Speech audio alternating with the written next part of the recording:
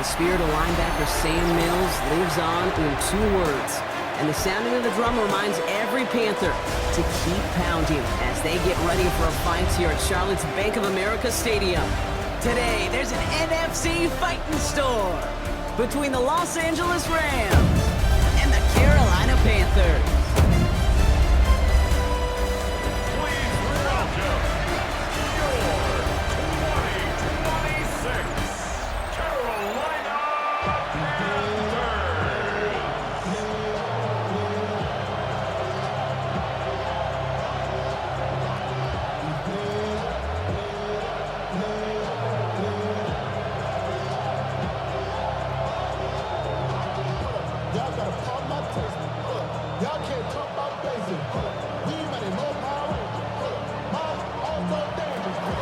His punter Ethan Evans gonna send this one away. And off we go from Bank of America Stadium. Set to return, it's Chuba Hubbard. And this drive will start inside the 25. So now out comes the Panther offense for its initial drive of the game. And they're brought out by someone still trying to live up to that #1 pick status from the 2023 draft. Now in his 3rd season from the University of Alabama, it's Bryce Young. Watching Bryce Young at Alabama, he just made the game look so easy. One of those rare prospects where everything just feels like it's in slow motion and he's in total control. Well, fast forward to the NFL, and he took a beating early in his career. Everything must have felt like a blur. But there's no denying the promise he has as a quarterback. That high upside that made him the #1 pick overall. No real secret. They were going to get him and his height involved early there, Kate. The secret was how is he going to be defended? Well, they chose to go physical. And that will plant a little thought in his mind. The next time the ball comes his way, he better be ready for some contact. This is Dowdle on 2nd down. And he's going to be stopped right around the 37. It's a pickup of 14 yards as the chains reset. And these are the type of games he's counted on to get when they're available. Unfortunately, we had tremendous vision to see the seam and get through it before that window could close. We've set it downs from the 37. To the air on 1st down. Young. Dumped off to his running back. And he's not going to be happy picking himself back up after this. They're set backwards on 1st down. He specializes in salvaging broken plays out of the backfield, but even he couldn't get anything out of that one, Kate. That defense, they were all over it. Everyone's prepped. It's 2nd down now. Shotgun snap now to Young. Defender arrives right as the ball does, and the hit knocks it free. Incomplete. Xavier Legette, the target on that throw. And that's going to leave him with a tough 3rd and long. Well covered on that play. Really not a large window for him to sneak that throw in. No connection on the last play, and now it's 3rd down. Here he goes, 3rd and long. That's Cox, hits the Arizona rookie. And a nice game here, but it's stopped short of the 1st. You can earn your money in the NFL in all sorts of different ways, but defensively, in a league where you're just not hitting as much in training camp, you're not tackling as much as they got to in the old days, when you can make a play in the open field, keep them short like that, I promise you some money will follow.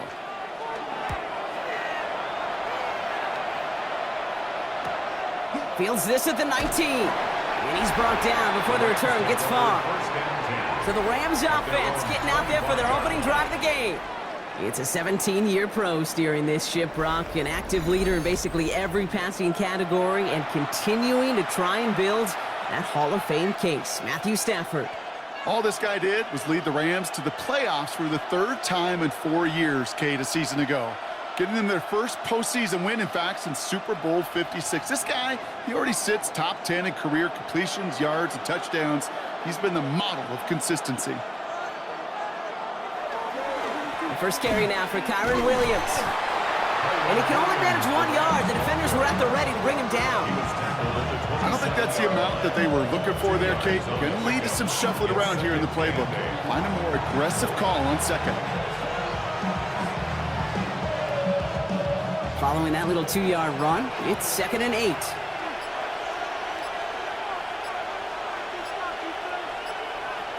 Stafford from the gun.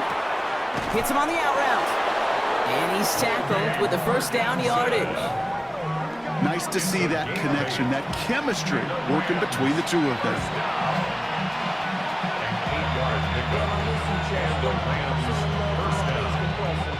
They've got first down here from the 36.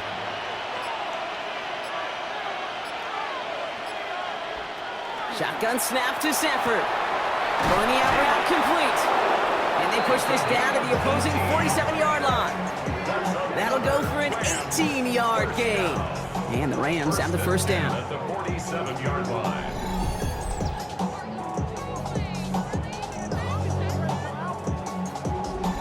That's a statement throw right there. A statement throw that lets the opposing defense know it's not just going to be check down Charlie today.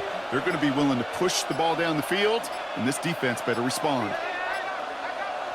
Stafford now off the play fake. He's got Smith again. Trying to make it happen, but no luck. This goes backwards on first down. Well, there was never a play in any playbook I ever saw designed for a lost yardage play when you throw the ball. But if there's any solace, at least it was first down. A couple more chances to make up for it. All right, here we go. Second down.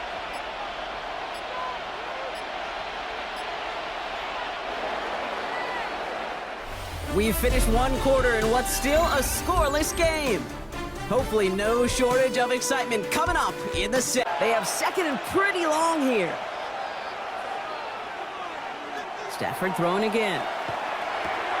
Has him on the quick hitter. And it's good yardage, but they tackle him short of the sticks. Sometimes you're looking to push the ball down the field. As I've said before, the crumbs lead to a cookie. And you never go broke taking a profit, and those big tight ends will often find you those easy check down yards. Third and just 2 to go. Here he is on third and short. He finds Adams, complete. And he's going to take this down to the 11-yard line. He'll move the sticks after ripping off a gain of 28. That's another Rams first down. First and 10 at the 11-yard line. From a great throw to a nice route and catch to moving the chains, there wasn't a whole lot not to like about that amazing play. Coming to the line for another first and 10.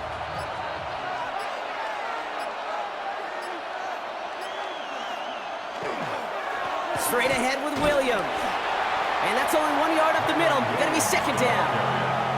Okay, that's a run that's ho-hum on the stat sheet, but if you see a bigger play on the ground later on, it'll largely be because of a play just like that one, softening up the front and opening the door for a bigger gap in the future. Last run only gained a yard. That means it's second and 9.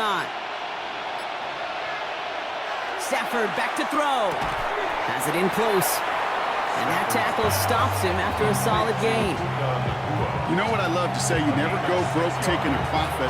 And you often gain profits when you use your eyes as a quarterback. Those hitch routes, those underneath throws, oftentimes it's the eyes of the quarterback looking downfield and then taking that short completion.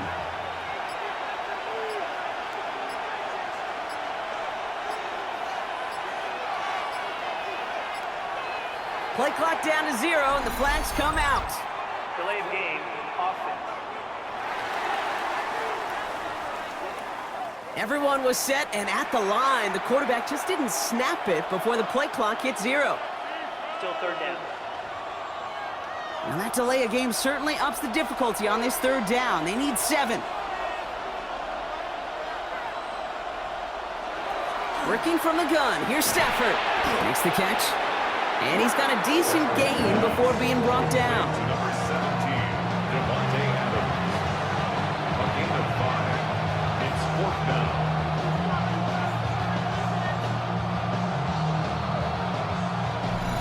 Now Brock still awaiting our first points of this game, and we've arrived at our 2-minute warning. More coming up from Bank of America Stadium. Stick around. They apparently don't want a field goal to start this game. They want 6. They're going for it. Going for it. It's Williams. And they stop him. No touchdown. No first down. That's a turnover on downs near the end zone. I think this defense was resigned to giving up 3 points on the opening series. Instead, well, they got the chance to deny them anything, and boy, did they ever attack it. The Carolina offense out and ready to go for their second drive. And they're certainly hoping for some better results here after that first drive ended in a punt.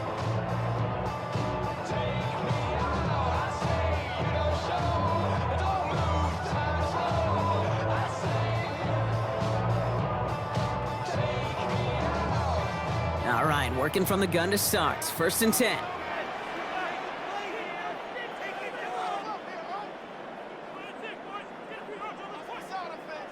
Out of the gun, Young.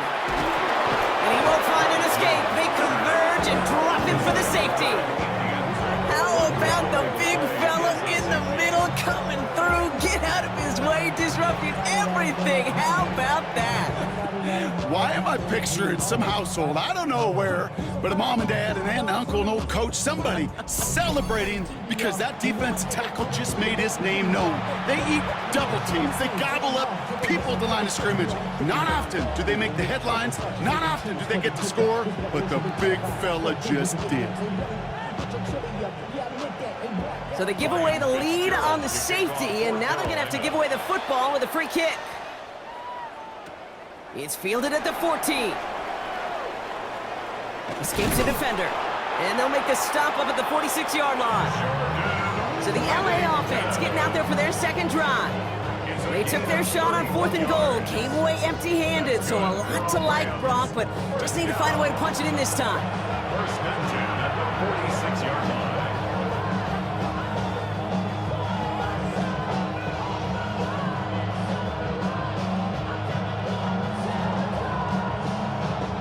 Good field position for the Rams as they get ready. 1st and 10.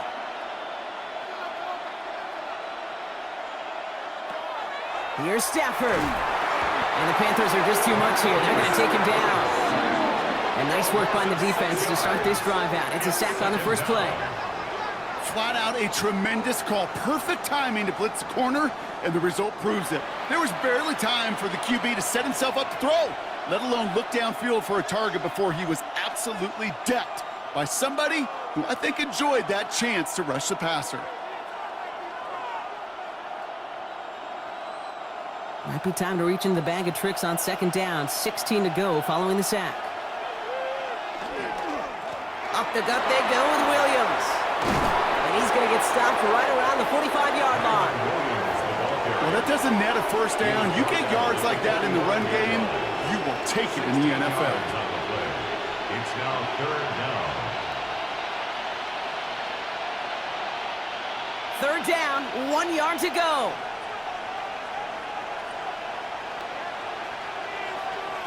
Looking to throw on 3rd and 1.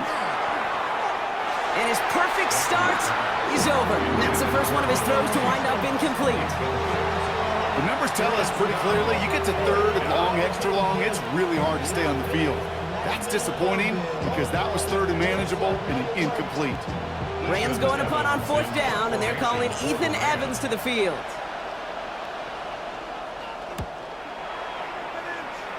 So this one will go out of bounds, and they'll start the drive inside their own 30. Here come the Panthers, taking over late in this first half. And we're a shade away from 50 seconds to go in the second. And it is enough time to put something together.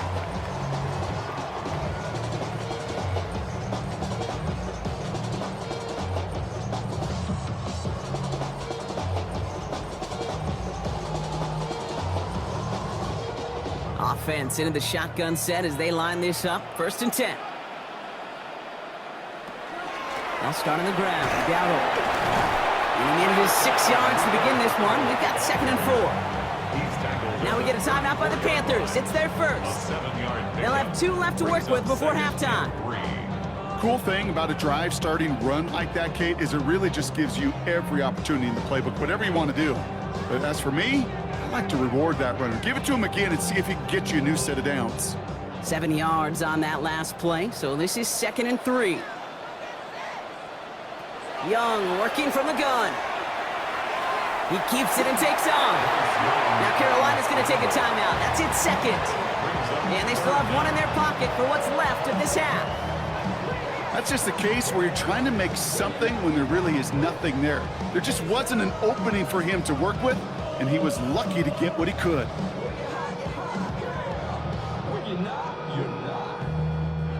Here we go, third and less than a yard.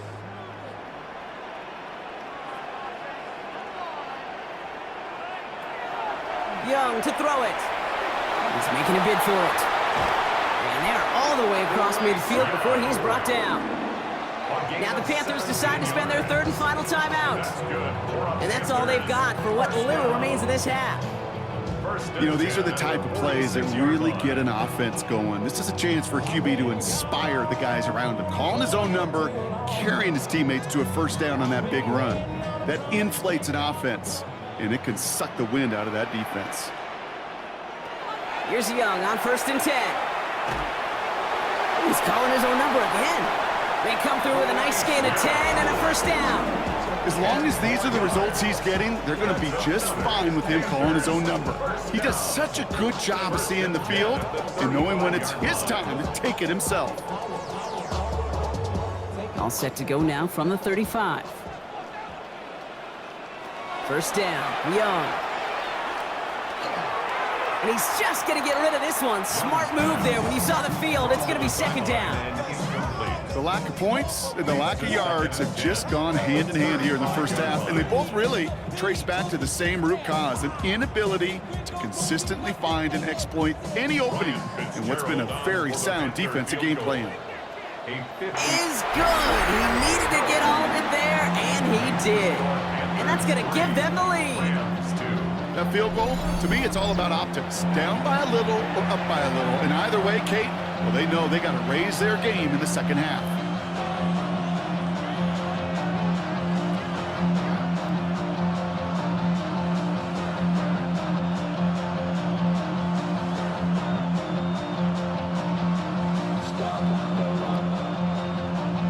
Time left for maybe a return plus a play here as they send this away.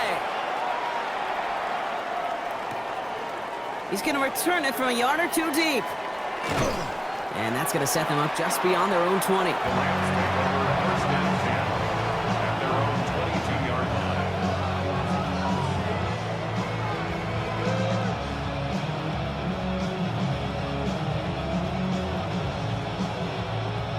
Probably looking at our final snap of the half here on first down. Here's a design run. So just a one-point game here at the break, Brock, as we go over to the EA Orlando. Our two teams here, no doubt, made some adjustments. It's a close game here as we get ready for our third quarter.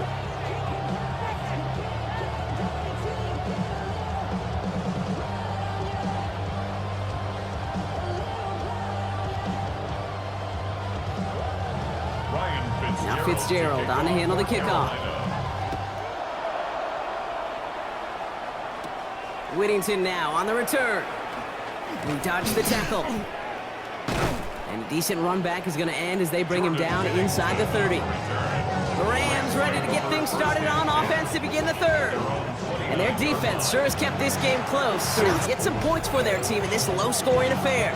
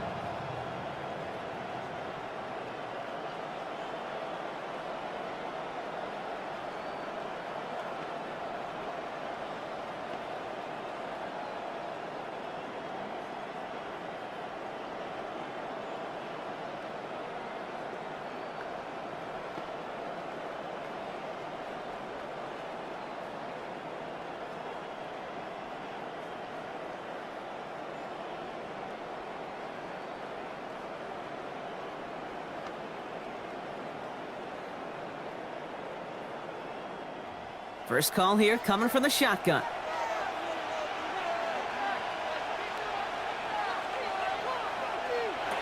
They fake the handoff, now Stafford. Nakua here, he's got it!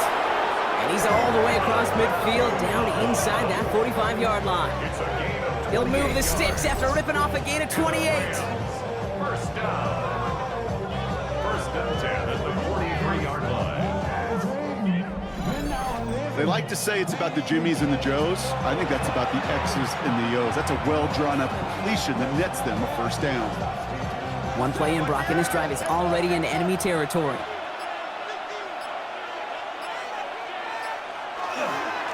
Williams now on 1st and 10.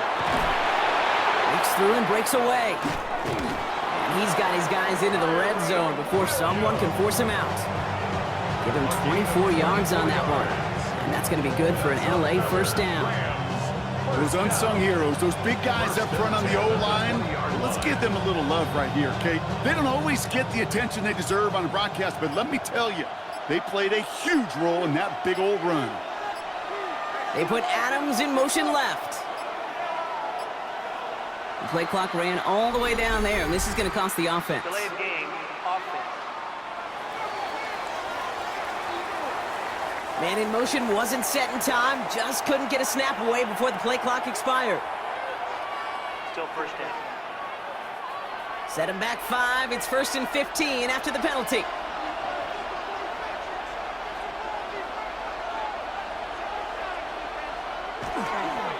Running it after the penalty.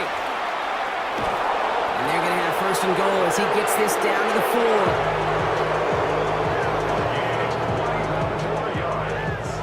That's another Rams first down. It is just so hard, Kate, to get these chunk, explosive runs. But what it does now is it especially sets the table in prime scoring position. Williams has nothing on that run. They stand strong and stop him at the 2. Okay, all right. There's a little progress on 1st and goal. You keep it safe, you push a little closer, and now you're set up for what you want to do on 2nd down. Ball at the 2 here for 2nd and goal.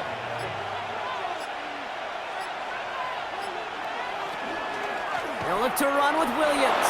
And he gets in. Touchdown! The Rams take the lead right away in half number 2. Kyron Williams, the touchdown.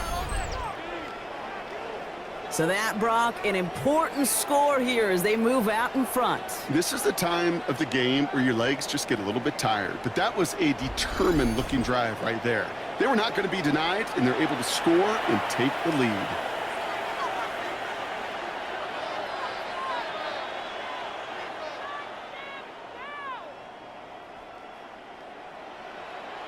Sean McVay had this call ready in advance, no doubt, Brock. They're going for 2.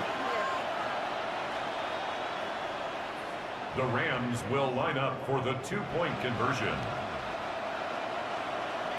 Stafford's going to throw for it. And the pass is caught.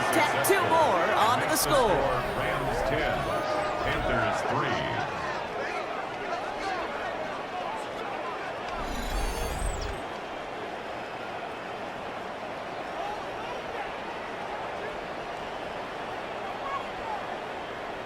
You know, we tend to say this all the time, and I'll say it yet again, Kate.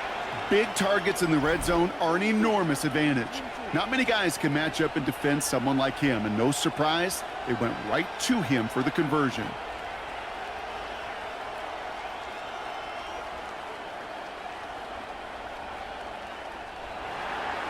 Here's Evans set to kick this away. Trevor Etienne to return this. Finds some space, he's past the 30. And he showed some nice bursts on that run back, didn't he? Getting them all the way out to their own 40. Carolina about set to go once again offensively. And they take over down 10-3 following that score.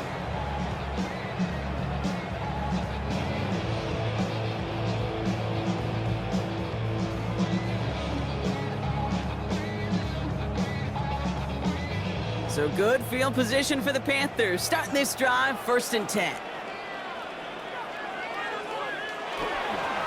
The inside give to Dowell. He Starts out this drive with a nice gain of 8. Second down. While that run may not have moved the chains, Kate, that is such a confidence builder. Sets the tone for more play action, maybe more runs. That's exactly how you want to start a drive. Nice run last play. Sets up 2nd and 2. Here's Dowdle again. And they'll get him down after he gets into the 48.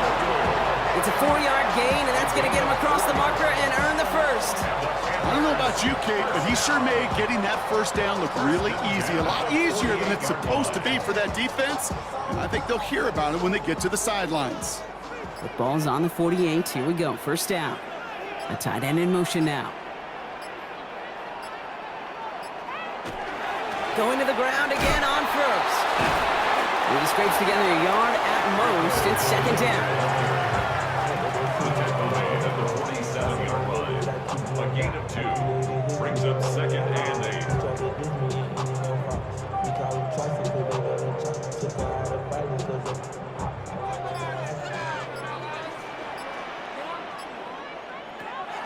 Changing things up. They're going to throw now. Too much lead on that throw. That falls incomplete ahead of his target. Yikes, as that pass falls to the ground, Kate, you kind of just sense their desperation, just kind of oozing out of them. Running out of time to start connecting on more of these, really break open the scoring in a way they just have not been able to do so far. Last pass unsuccessful. Let's see what they do on third down. 3rd and long for him here. And he won't find anything here. They're there to drop him for the sack on what's likely the final play of this 3rd quarter. And they're staring at a 4th down now after that sack.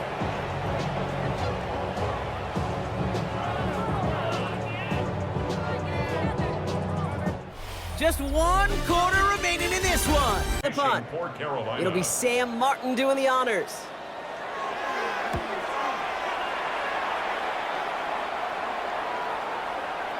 And great special teams execution on that punt. It's inside the 10, reaches the 8.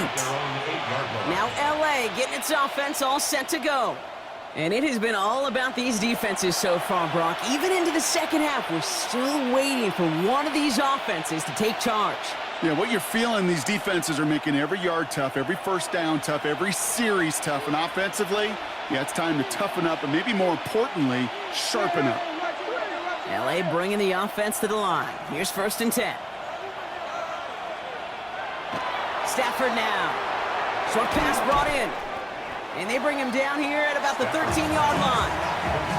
Every once in a while, it's fine to be conservative on first down, especially when you get enough to stay on schedule and get a little something coming out of it, too.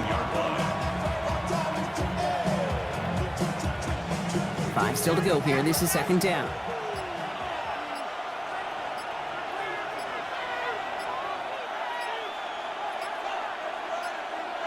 They're just going to let the clock run out and take this delay. Delayed game, offense. Must have lost sight of the play clock there, Brock, because the quarterback could have snapped it in time, but instead, they take the penalty. Still 2nd down. Snap should come quicker here. It is 2nd and 10 after the penalty.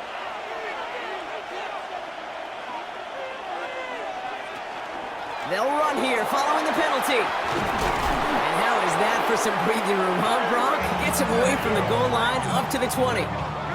12 yards on that play, and a good call nets him the first. This offense will take that from their ground game every time. But I know, because I've been around this league a long time, runs like that, they're really hard to come by. It takes everybody, and maybe a little breakdown there on defense, too, to take advantage of. And they'll let the clock run all the way down and expire. Delay of game, offense. Everyone was set and at the line. The quarterback just didn't snap it before the play clock hit 0. Still 1st down. So they should be a little prompter in snapping this, you'd hope, Brock, after that delay of game. Now Stafford to throw. Finds him on the crossing route. And he's going to be brought down up the 28-yard line. Part of the reason I leave you pregame, Kate, and get down to that field and watch these guys throw and catch is I want to see their timing. I want to see their anticipation. That is picture perfect right there. A crossing route thrown that quickly tells me these two are on the same page.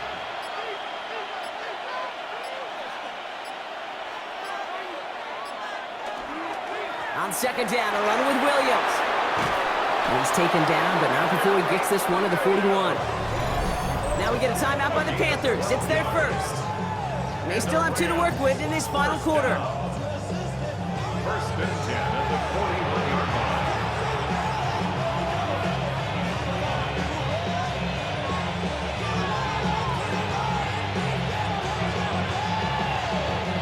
So first down from the 41.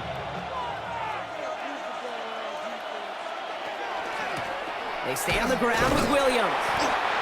And they're going to stop him after he wiggles his way forward for 2. Now Carolina's going to take a timeout. That's its second. And with another one gone, they're going to have just 1 remaining this game. Okay, the 2-yard run on first down, I think that keeps you ahead of schedule, but you're going to have to pick up the pace.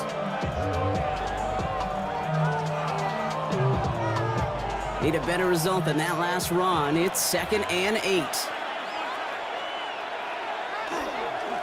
Another run for Williams. And once again, he doesn't manage much before getting brought down. Now the Panthers decide to spend their 3rd and final timeout. And this could be an issue the rest of the way with no way to stop this clock.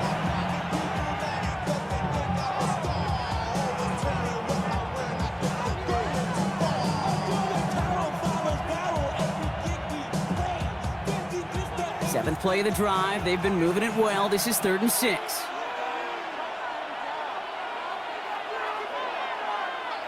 Back to throw it. They did it. He made the interception. And the Panthers have some new life in the 4th.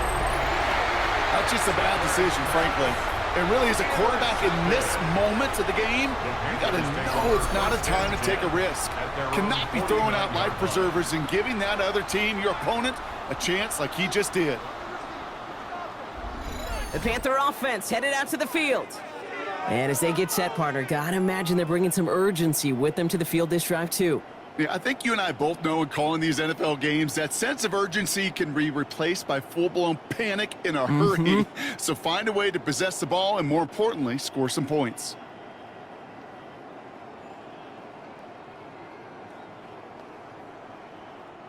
So good field position for the Panthers. Starting this drive, 1st and 10.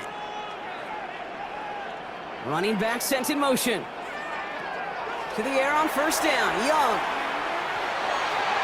That one's incomplete. Had the connection, but some stone hands got in the way there. That drop ruins the payoff to a well-designed play. It got a man open, it beat the coverage. That's a call they can revisit in the future with hopefully a much better job finishing the catch. After the incomplete pass, here comes 2nd and 10. Flag down. This could be a free opportunity for the offense. Pulled in by Tommy Tremble. And good tackle, but a flag is down, likely against the defense. All right, so they like the results on the field, and they're going to decline this penalty.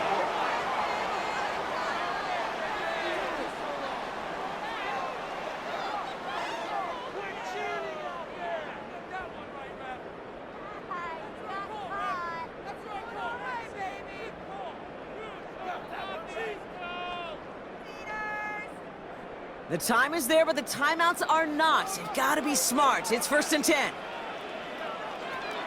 Shotgun snap now to Young. Connecting on the slant. And he's able to take this one down to the 25. Good luck defending that short yardage slant. Just not going to happen. There's a reason this is a go-to play for just about any quarterback in every situation. We've reached the 2-minute warning from Charlotte. Panthers losing by 7. 2nd and 3 now.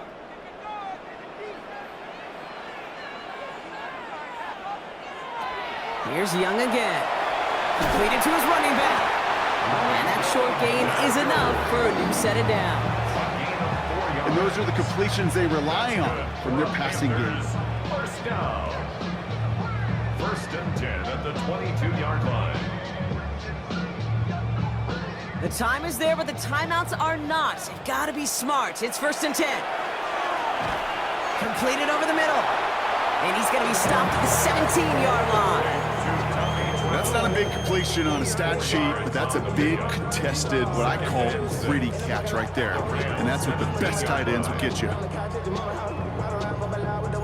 This is 2nd and 6 coming up. Setting up to pass. He doesn't see a window he likes, so he just got rid of that one. And it brings up 3rd down. Well, that's one you chalk up to the pressure earning that incompletion. They came in before he could find a target, hit him, altered that last-second attempt to get rid of it. 7th play of the drive. They've been moving it well. This is 3rd and 6. Throwing now. And he scores. Touchdown, Carolina. The Panthers cut it to a point late in this one. So they get the all-important touchdown here late in the game, Brock. Now the question, play for the tie or go for 2 and the lead? And I know they've got all these charts and numbers and analytics to tell you what to do, but this comes down to the gut and the trust of the head coach. Does he trust his offense more to go get this 2-point conversion, or is he going to lean in his defense and believe that they can get the stop? On for the PAT, and a make would tie us up late. And everyone can breathe easier now. His try is good, and they found a way to tie it late in the 4th.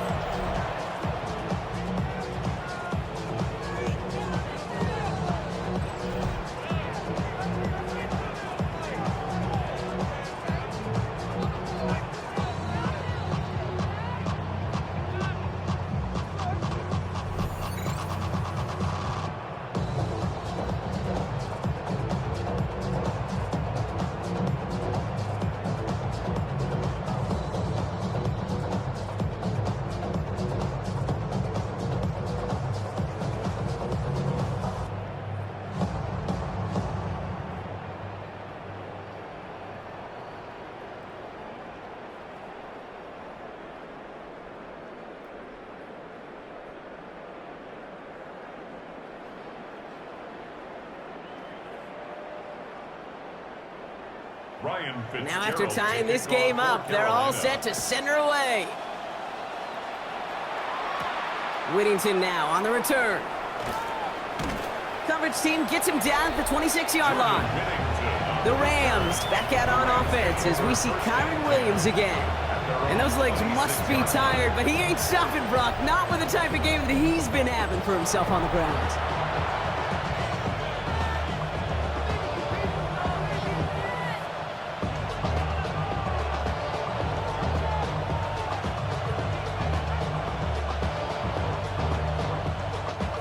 Starting out trips right here. 1st and 10.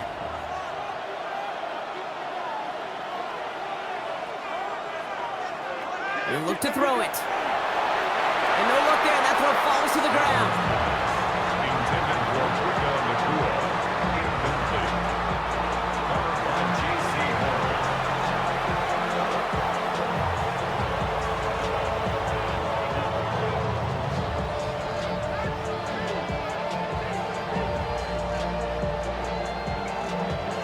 Clock has fallen into its final minutes. Here comes 2nd and 10. Here he is to throw. Has him on the quick hitter. And he's going to be pushed out up near that 40-yard line. It's a 13-yard play, and that's enough for the 1st. It sure seemed like he knew exactly where he was going with that right off the snap. A gain of 13 yards. 1st down, Rams. Wary of the clock here, Brock, but at least all their timeouts are still available. It's 1st and 10. Back to throw. That one is incomplete. Couldn't hang on through the contact. Tough one to retain through that hit. And now they face 2nd down. No surprise to see the quarterback go back to that well. That security blanket that's been his tight end all game long, but finally, this defense has an answer. We're approaching 50 seconds to play. It's 2nd and 10. It's Stafford once more. Throwing the out route complete. And he's tackled after getting this to the opposing 46. Now the Rams will use the first of their timeouts. And they still have 2 available for them as we approach the end of this game. 1st down, Los Angeles.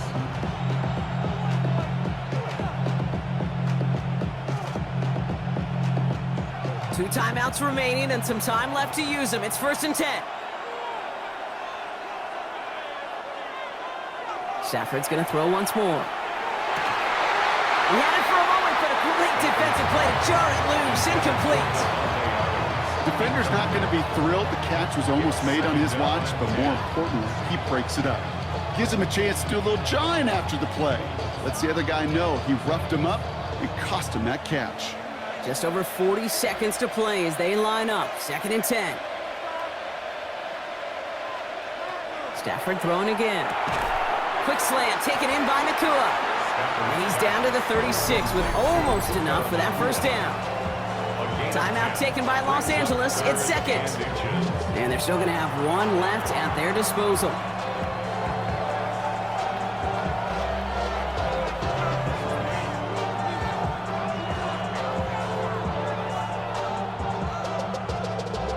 One yard, all that's needed. This is 3rd and inches. Running for the marker with Williams. And this is going to make it down to the 24-yard line. They'll move the chains after that pickup of 12. That is your old school meat and potatoes call right there. Don't even think about throwing it. Just rush it ahead and get what you need. So a new set of downs. Here we go, 1st and 10. So they call a timeout. So that is their final one. And with time left for maybe 2 plays, let's see what they do. Do they chance it or do they just kick it now?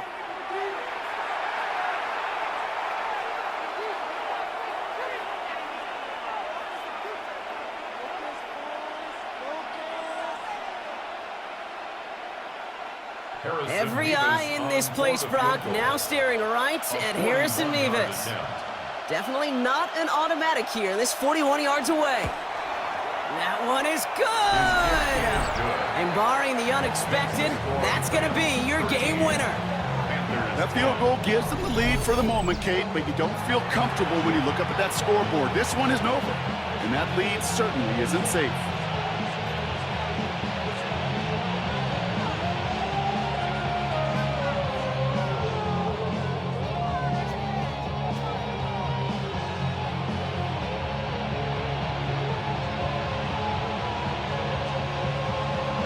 Here's Evans set to kick this away.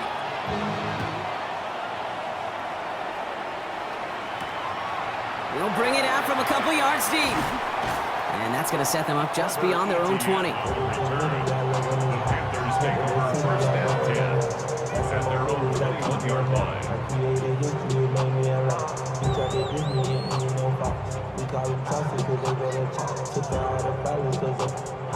Carolina offense to the line. Here's 1st and 10. One final shot here. Trying to push deep downfield.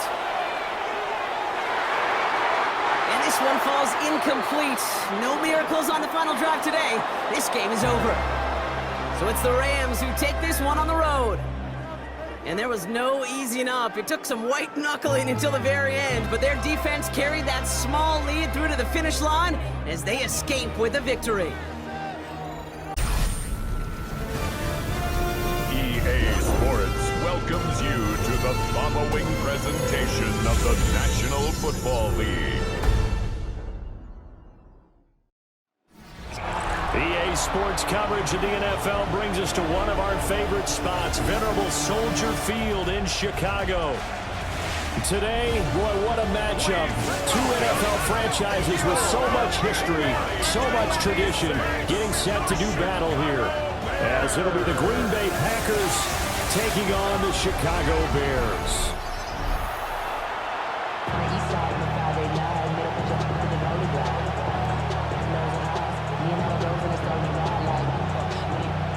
I see the bunch of me guys.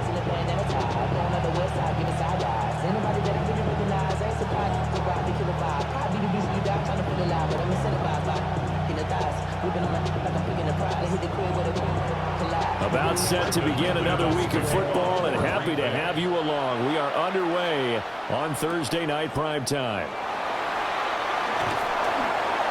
And a nice return sets him up pretty good here right at the 30-yard line. So here are the Bears now for their opening drive.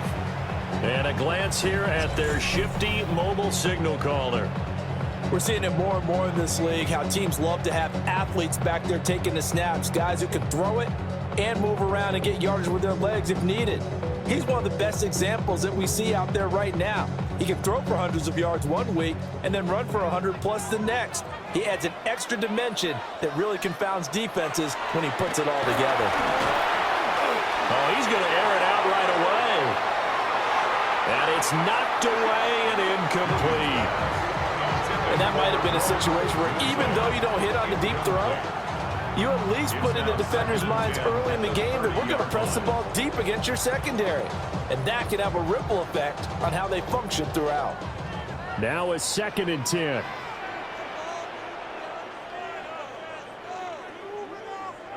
To throw, it's Williams. Pass caught by Burden. And he gets this up to the 34 out of bounds there. 4 yards the gain, and it'll bring up a 3rd down.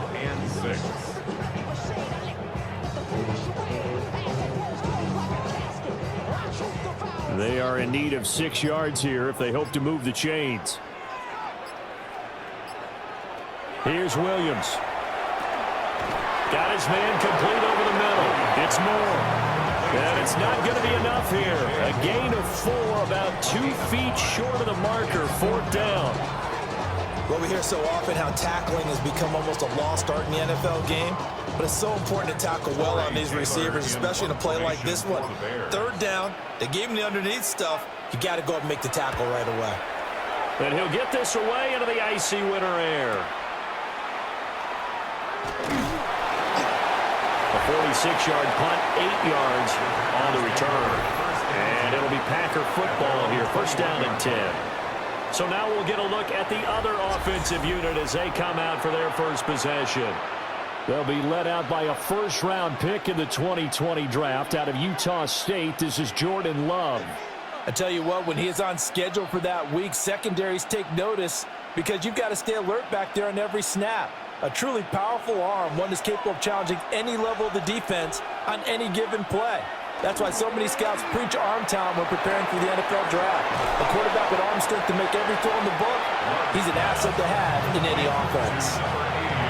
So 5 yards here, 5 on the play, and it'll be 2nd down. And let's face it, you can put any Halloween costume on him. You're not going to be able to disguise him because for a tight end of his size, difficult to sneak him anywhere, but that's what they tried to do. Lined up on his right, tried to work his way back to his left, but just a minimal gain as the defense was able to react quickly. First rep of the game for Josh Jacobs. He'll get a yard, that's all, as they get him down at the 28. Just not a whole lot of room to operate there on that carry. No, not at all. They did a really nice job staying in their proper places and not allowing any lanes to open up. They'll come up now 3rd and 3. Here's Love. Work in the middle of the field, and he's got a man complete. And they're going to have this across midfield and inside the 45. It was 3rd and short, and they go flying past the marker for a gain of nearly 30 yards. 1st and 10 at the 44-yard line. Normally on 3rd down and short yardage, you're thinking of throw to your tight end. It's just going to be a simple chain mover.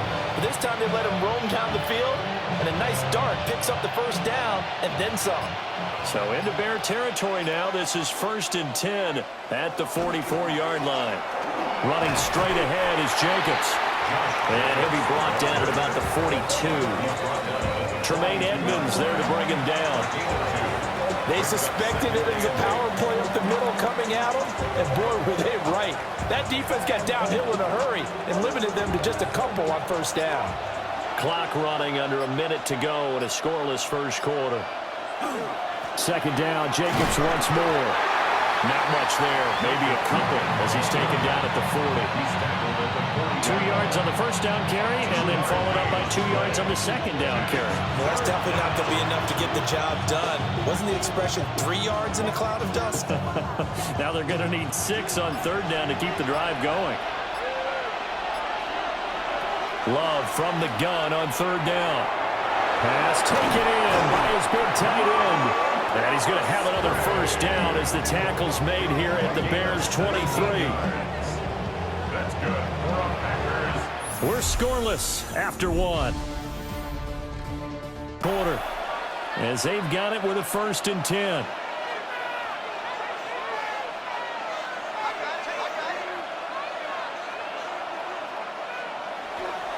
Here's a handoff to Jacobs. And he's going to be met at the line of scrimmage and taken down. Just a yard on the pickup there, and it'll bring up a 2nd and 9. That felt like a trap because it looked to me like the opposing front was on that play from the get-go. They had everyone crashing the ball carrier before he even made the line, and they hold him to just a yard. Love, they go play action now. Throw left side is complete to Reed. And he'll go out of bounds in the red zone just inside the 20.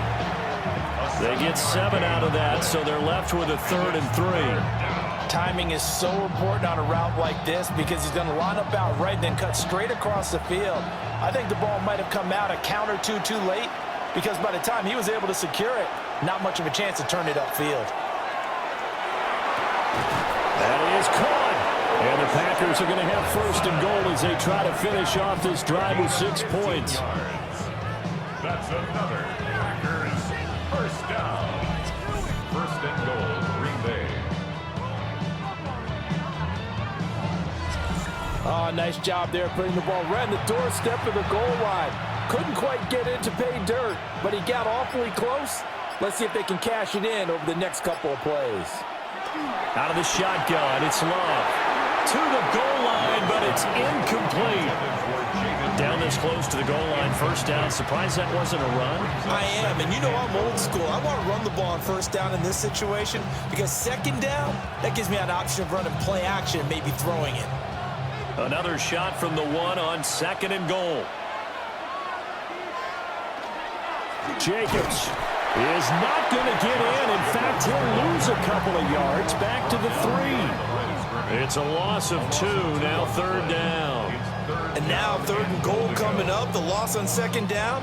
That just means this crowd's going to get even louder, and they'll get a little bit of extra help from the defenders as they exhort them to join them in the effort. Love, this is 3rd and goal. Oh, it's a screen pass, that's complete. And it's a Packers touchdown. Josh Jacobs from 3 yards out. And the Packers post the first points of the ball game as they take the lead here in this 2nd quarter. Certainly there are good things about quick strike offenses that score fast, but a long drive can also work to your advantage as well. In so many ways, Brandon, because number one, you get them tired, but the big one is mentally. They can't figure out how to slow you down, how to get off the field, how to get the ball back. They go to the bench wondering, what are we going to do next time in order to stop those guys? For the extra point.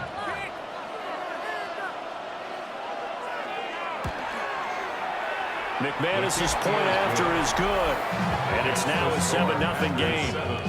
Bears nothing. That one in the books as a 12-play drive, and the result, a Green Bay score.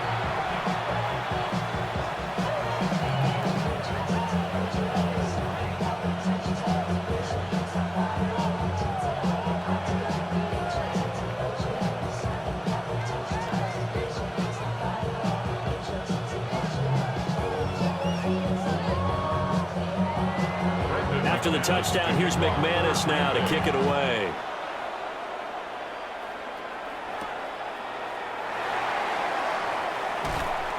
And good coverage there on special teams as they'll get him down shy of the 20.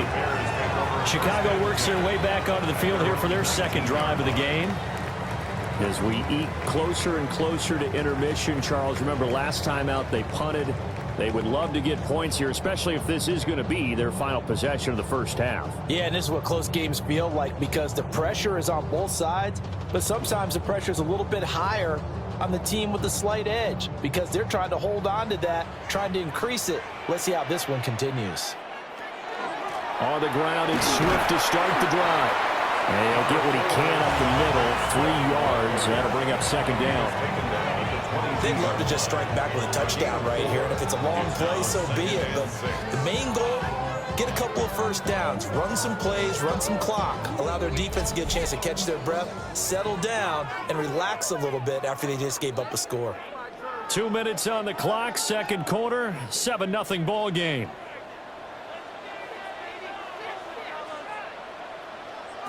To the air, Williams. He'll get this into the hands of the Doomsday. Just a gain of a couple there. And now we've got a 3rd and 4. Oh, it's time to give a little credit there to the defense. They played that very well because it was a drag route, and he ran it a little shallower than normal as he worked straight across the field. He was hoping he'd get lost behind the defensive line, but once he made the catch, nowhere to turn upfield and gain any yardage. Able to find the open man. That's complete.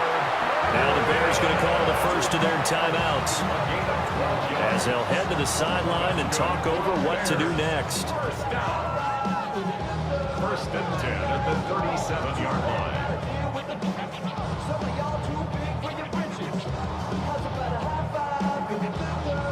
line. Line of scrimmage, the 37 on 1st and 10. Looking to throw is Williams. Over the middle, complete. It's Moore. And he'll be taken down across the 50 at the 45 in enemy territory. First down. First and 10 at the 45-yard line.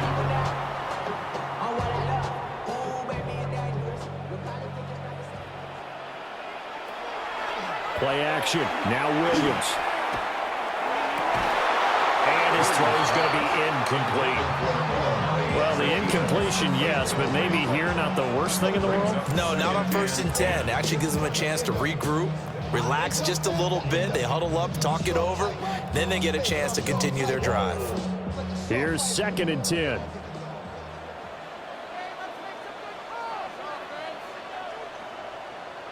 Throwing is Williams. And an incomplete pass. That'll stop the clock here with just under a minute to play in half number 1. They're putting together a drive here in the final minutes of the half, but the coverage has been tight all game long, and they certainly want to keep them off the scoreboard here.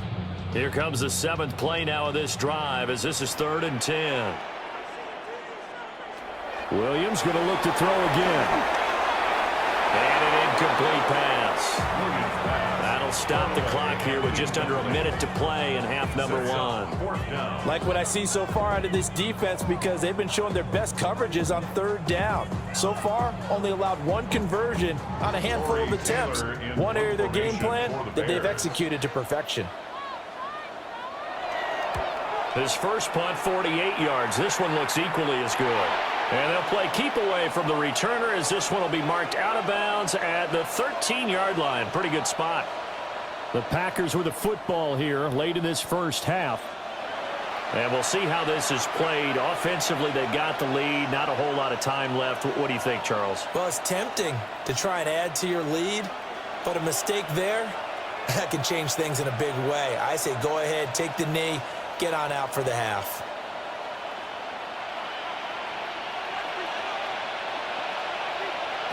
Love. Finds his receiver, Watson. The Packers going to use one of their timeouts as the clock stops here with 46 seconds remaining in the first half. And his play caller does a nice job of giving him an easy throw to start this drive, and he takes advantage of it. The completion sets up a manageable 2nd down. Here's 2nd and 3. Love looking to throw it. That's to Golden. He's got it right side. Now the Packers going to go ahead and use the 2nd of their timeouts as they'll stop it with just over 40 seconds to go in the first half. First and 10 at the 29-yard line.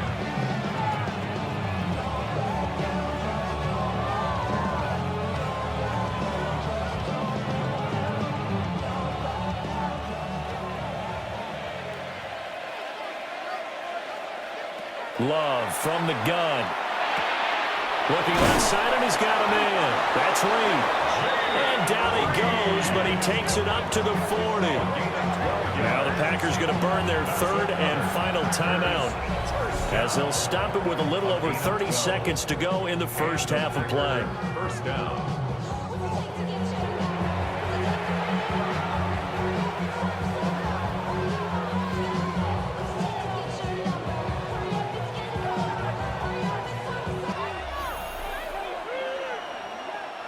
Love now.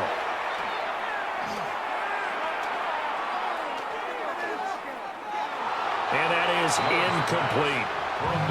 Not only did he have a chance to scan the field there, it felt like he had a chance to scan it twice. The protection was that good. Unfortunately for him, the coverage downfield, equally good. 2nd and 10.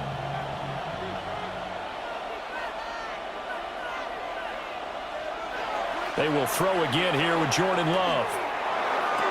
Throwing the out route and complete. That's Reed. 5 yards. Now it's 3rd and 5. It's a gain of 5. Brings up 3rd and 5.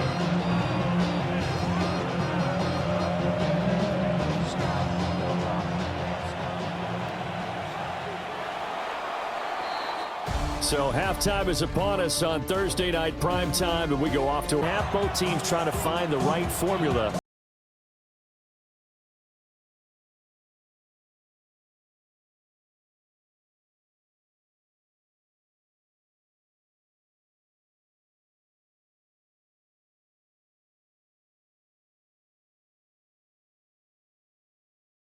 That first half, 7-0 our score as we get going in quarter number 3. And he's up across the 25 and down at the 28. The Packer offense ready to go to begin this third quarter. And Charles, they've got the lead. Put your coaching hat on here now. What's the game plan for the second half? I think getting the running game going a little bit more, because I thought in the first half they didn't get it moving the way that they would like. They had success throwing it, but I think these first couple of drives, they'll want to get those running backs going and give them more opportunities, and I will guarantee you that those guys were lobbying for them in the locker room at halftime. On the ground, Jacobs will get the third quarter started. And down right around the 32-yard line, 4 yards on the pickup. In the first half, he was held in check on the ground, but despite that lack of production, they still have the lead. And they've got to feel fortunate about that. If they could actually get production from their lead horse, that would help open up this offense and widen this margin too.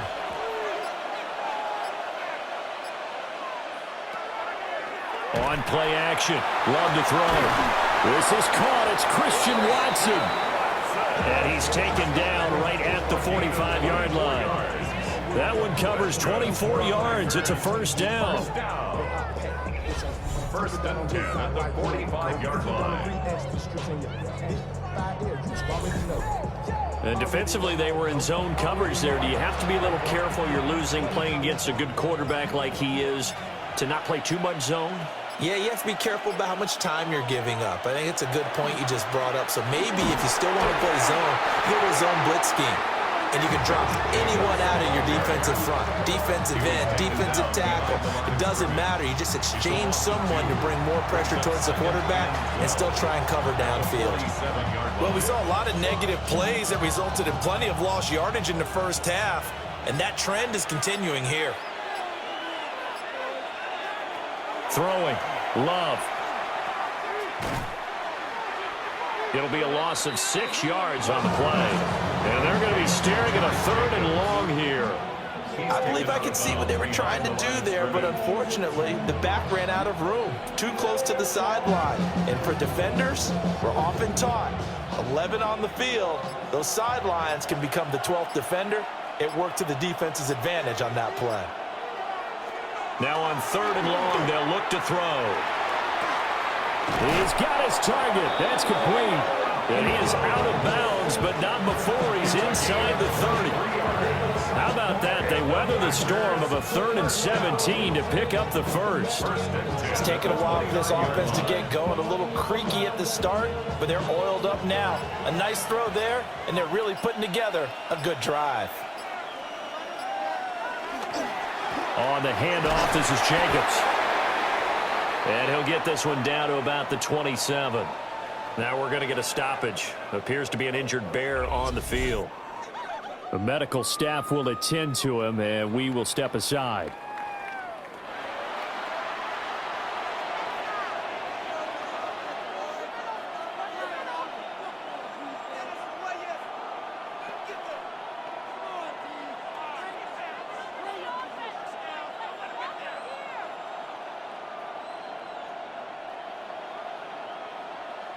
Man, I just love being in this stadium. So much history, tradition, so many great teams and games, and we're seeing a pretty good one right now. Hotly contested in the 3rd quarter. It's a 4-yard pickup there, and it leaves him with 3rd and 5. Well, they're hoping that the second half is better for him than the first half. They've got to find a way to get him going. He's a big part of their offense.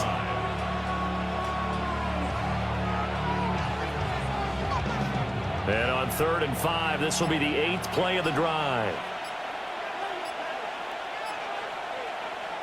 Now Love. He finds Watson complete. And they've got it inside the 10 at the 8. They're able to convert on 3rd down, and that sets up a 1st and goal. Packers first down. 1st and goal at the 8-yard line. And Brandon, from our time in college football, where receivers weren't running the traditional NFL route tree, one thing they did learn, find open areas, find soft spots, and set up and catch the ball. And I think we just saw that there. Yeah, we saw that indeed, picking up the first. A complete once again to Watson. And he's brought down right at the 5-yard line. Give him 2 on the play. The goal of a wide receiver screen is get enough blockers in front to create a wall and let him pick his spot to run the football. How about the defense there, swarming to it and not allowing that to happen? Did not let him get downfield.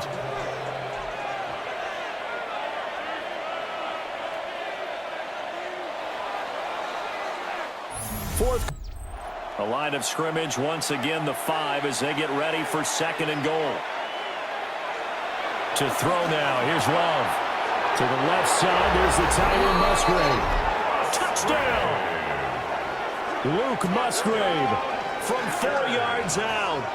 And the Packers have opened up a 2-touchdown lead here in this 4th quarter. But that makes this a 2-score ball game. And, you know, the way this thing has been going, Charles, 2 scores kind of feels like 3 or 4 scores. Yeah, that's a great observation. It's been a heck of a battle, hasn't it? And points have been at a premium throughout this game. So you have to wonder, is this going to be too much for them to overcome?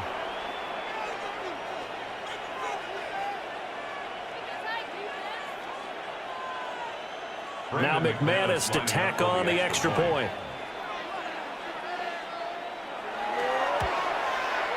And it's good to make it 14-0. So that one a pretty time-consuming 10-play drive. And it ends with a Packers touchdown.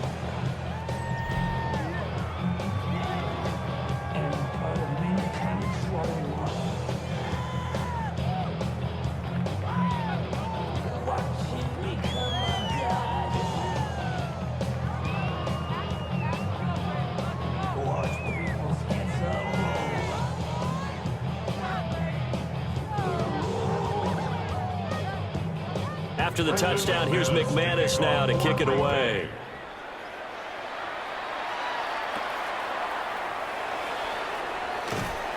And he'll get it up past the 20 to about the 22. The Bears offense ready to get going again. And you're still in this game. I mean, yeah, you haven't scored. Offense obviously has struggled, but you're only 2 scores down, so all hope not lost. Not at all, because we're talking about the NFL, and teams can score fast in this league. Quick strikes, you're right back in it. You're exactly right. Keeping hope alive. 1st and 10, and kind of tipping their hand at running the ball. 3 tight ends are out there.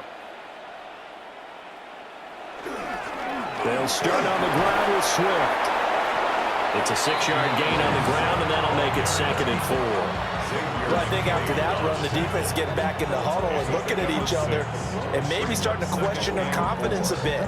They gave up a significant run, 6 yards, and now you're saying to yourself, how do we stop them, and do I have enough confidence to make a play?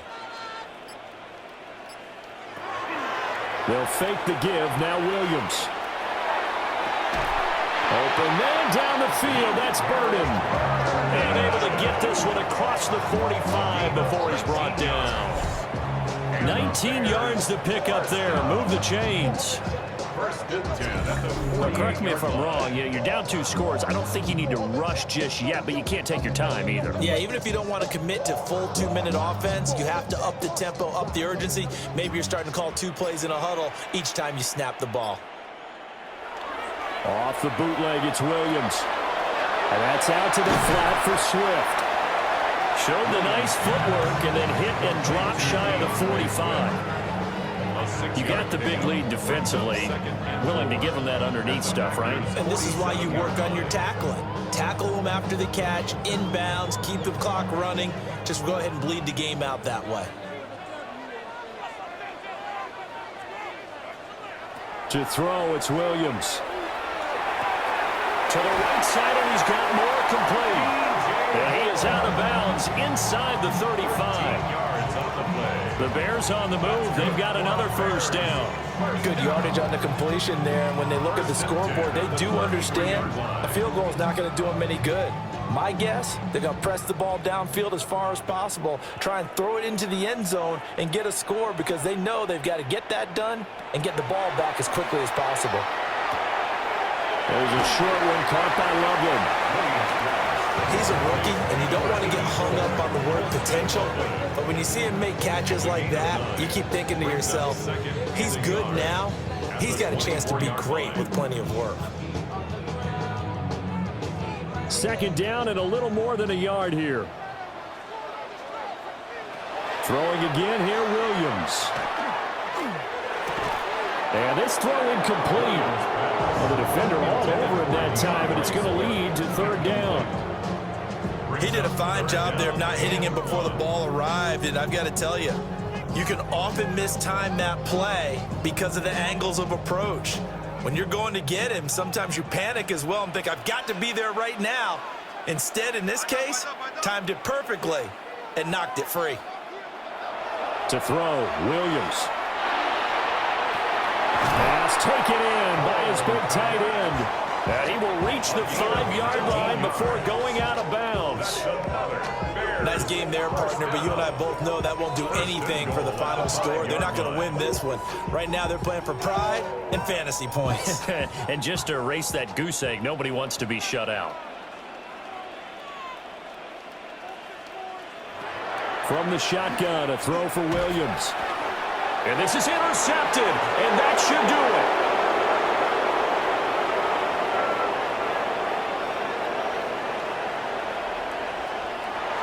And into the end zone, it's a pick-6 and a Packer touchdown. And that pick-6, that was the first turnover forced by the defense in this ballgame, CD. And what's even better is when they finally forced one, they kept the effort up and were able to return it for a score. They could hear their defensive coaches saying to them, hey, getting the interception's great.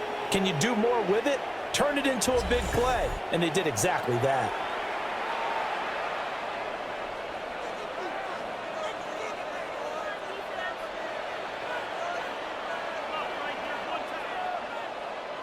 Now McManus for the extra point.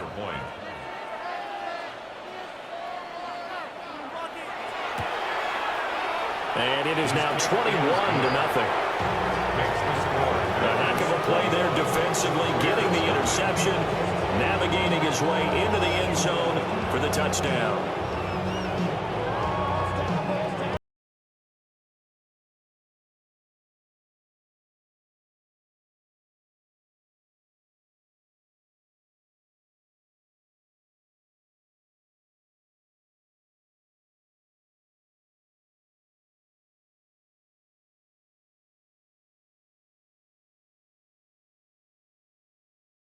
On offense following that pick six, and now the kick is away.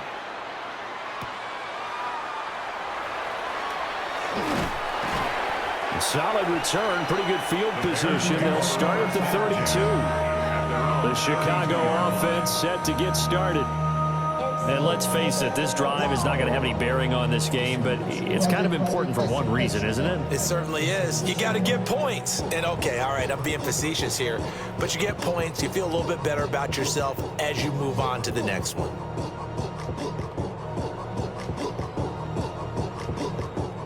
Looking to put a drive together.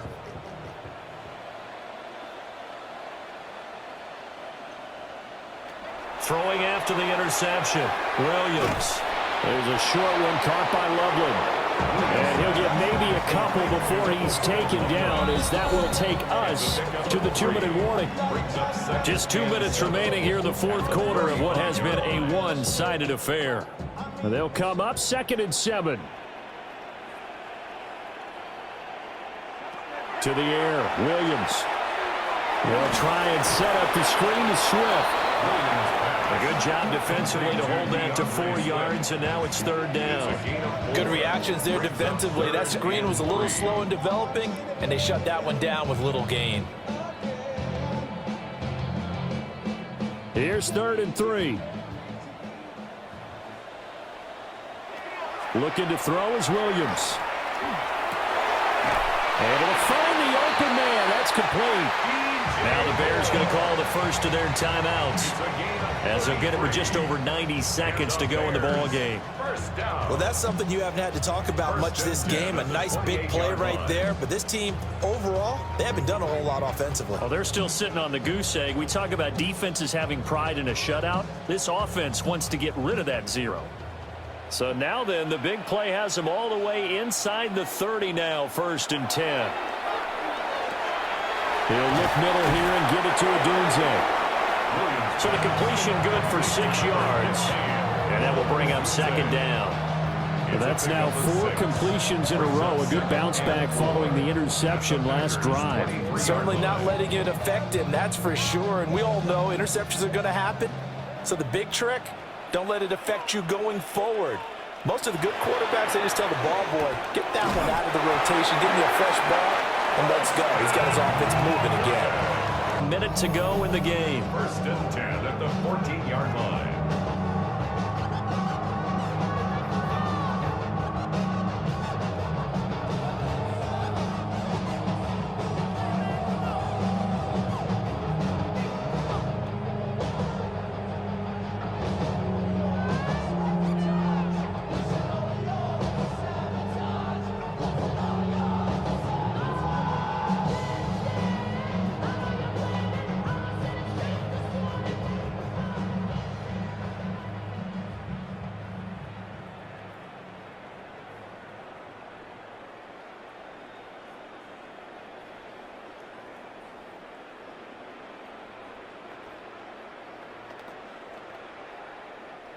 Here's a 1st and 10 at the 14-yard line.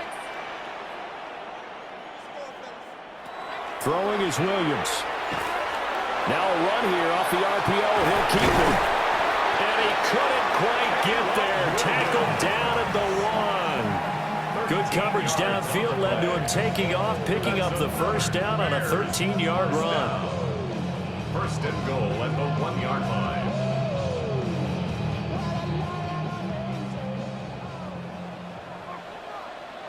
Here's Williams. Now he'll take, and he takes this one in for a Bears touchdown. Caleb Williams taking it in from a yard out. And the Bears are finally on the board here in the 4th quarter.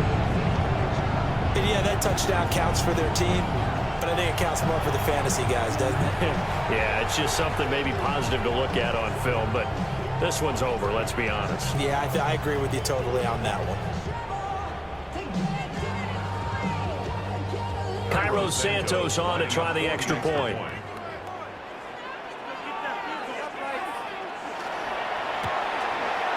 It's up, it's good, and that'll cut the lead to 21-7. So that winds up a 7-play drive all told. And it ends with a 1-yard touchdown run.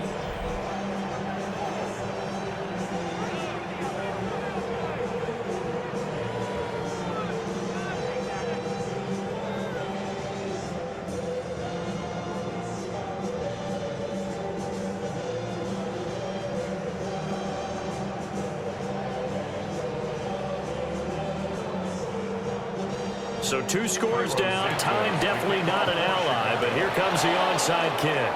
And this is going to be recovered by the hands team. And that should just about put a capper on this one.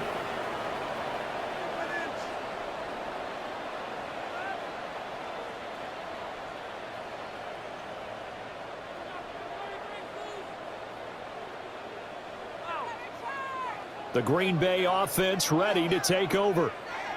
And this one all over but the shouting, you might say. Now, there's one timeout remaining defensively, but probably no real need to use it here. Yeah, the only time they would use it, strictly for pride.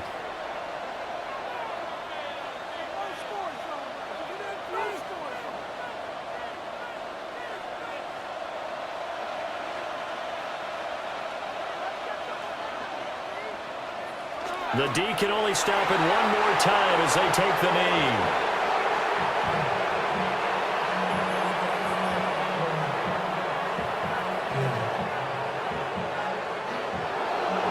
So it's all over. A Green Bay victory. And it was their defense that really paved the way to this victory as they allowed the 1 touchdown, and that was all she wrote. Almost want to do the defense chant right now, right? Defense with a couple of claps in there, but no one wants to hear that from me. Let's just talk about how they got it done, though. When you take care of every aspect of the game, shut down the run, control the airways, right? Make sure the quarterback is harassed. This type of performance you get. They can't fashion together any offense, no consistency, and they just took control. And for Charles Davis and our entire crew here at EA Sports, I'm Brandon Gaudin saying so long, everybody. You get a look inside Everbank Stadium in Jacksonville, Florida.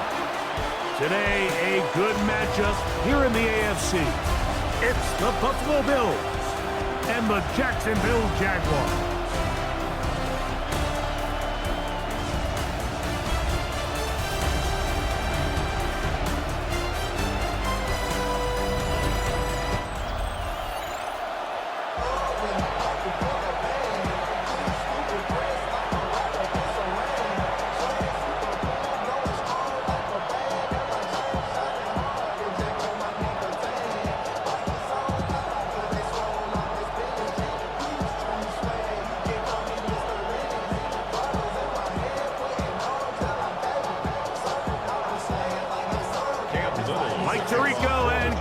With you, the second-year man, Cam Little, has the honors. And off we go from Jacksonville.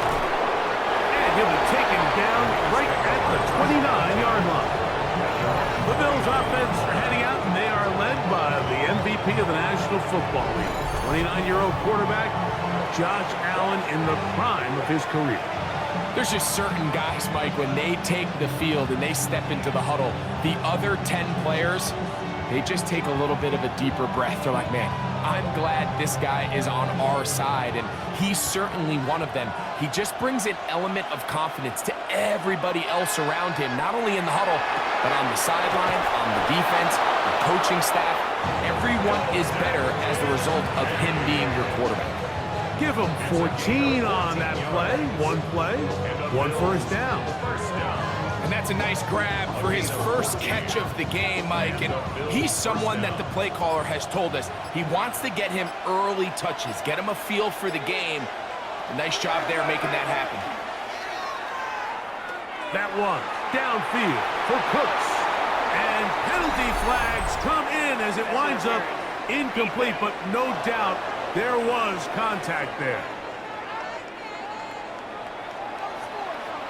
Automatic first down.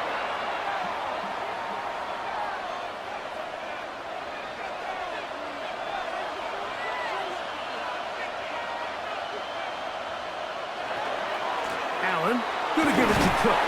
He'll take this ahead. It's a pickup of 3. Devin Lloyd, the linebacker, there to stop. Down at the 20-yard line. 4 yards on the pickup. second and 6. From the 20, here's 2nd and 6. From the gun, throw here for Allen. That one's incomplete. Good coverage there. Made it uncomfortable for the receiver. Couldn't hang with it, and it brings up 3rd down. All things considered, it's actually a pretty good pass. I mean, he puts the ball in a place where only his guy can catch it. But I think he hears those footsteps coming from that nearest defender, and he's not able to secure the catch through contact. Got his man at the 6. And he will easily pick up the 1st down. They've got 1st and goal coming up. Good for a Bills 1st down. 3rd downs, Mike, those are quarterback downs. Those are the downs where you tend to find yourself in a must-pass situation, and that's where the top guys in the league are still capable of overcoming it. So throw the ball downfield, be accurate with the ball. Winning on 3rd downs, that is a recipe for success. Trying to create some space, but will not find much. He'll get a yard. They'll mark it at the 3. It's a gain of a yard. Brings up 7th and goal.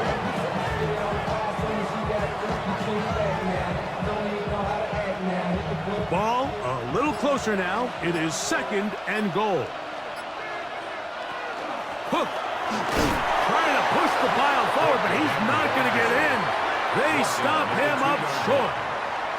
And with that run, Mike, even though it brings up 3rd down, it still keeps this offense in what they call a 50-50 downs. It means with the down and distance provided, you can call a run or a pass, and both are equal threats. And that's what makes it so hard for these defenses to defend those situations. They'll run. It's Cook. And he's not going to get in. Tackled at the line. It'll bring up 4th and goal. How about this for a goal line stand, Mike? Your back's against a wall, back-to-back plays, you hold tight. They set themselves up here to defend a 4th and goal try. The veteran Matt Prater now out to try this field goal. This about as short as you can get. Prater's kick is good. And the Bills are out to an early 3-0 lead. You know, they did a lot of good things on this opening drive, Mike. I know they stalled out once they got down there into the red zone. They're going to need to work on finishing some of these drives as this game moves along. But that's a good 3 points to start this game.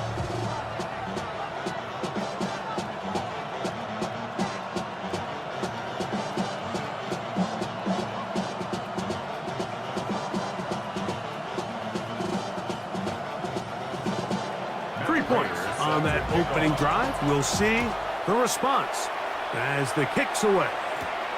He fields it at the 8. Across the 20, they'll mark him down before the 25-yard line. That's where the offense will take over. So here come the Jaguars, and Greg, it brings out Trevor Lawrence. Many ups and downs in his first 4 seasons. Now year 5 for the former #1 overall pick out of Clemson.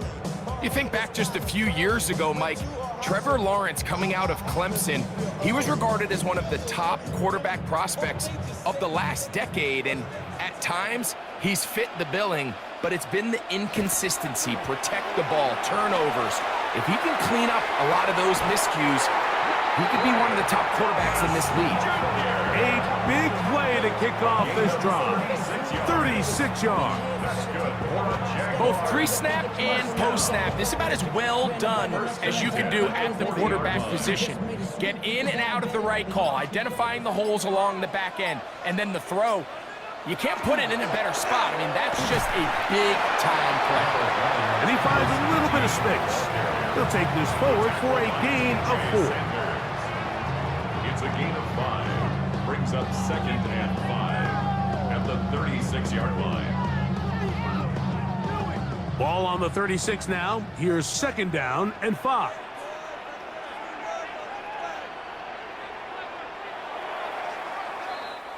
So just a lone field goal in the first quarter of play.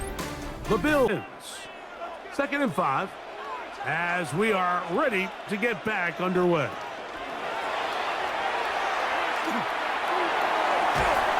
inside the 10. It is caught.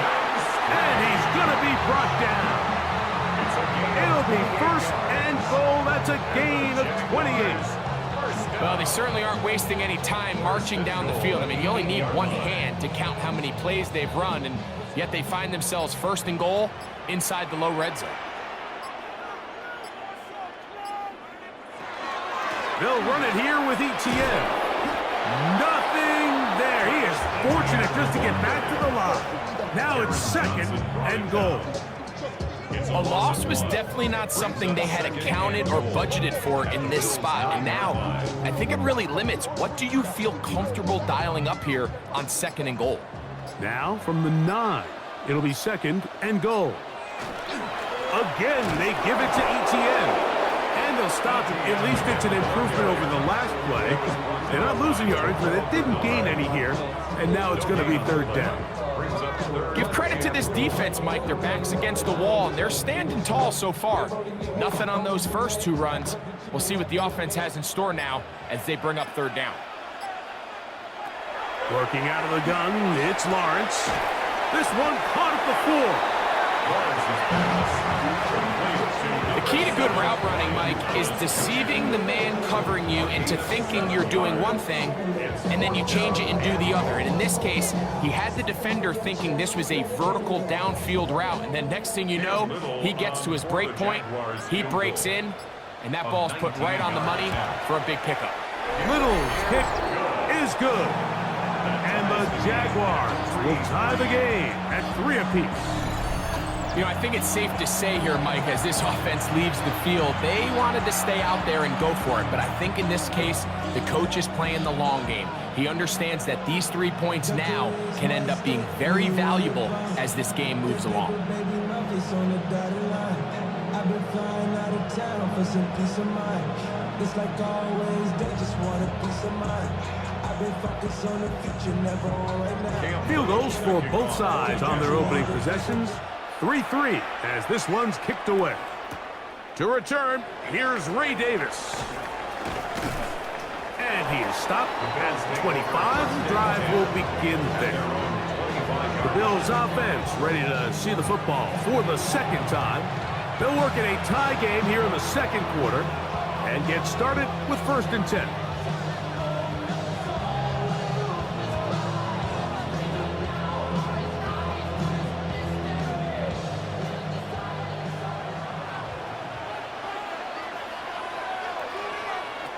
From the gun, here is Allen. And that keeps him ahead of schedule. That's a first down completion of 7 yards. It's a gain of 8. Brings up second and 2 at the 32-yard line. 3-3, our score. 2 minutes to go in this first half. Back with more from Jacksonville after this timeout.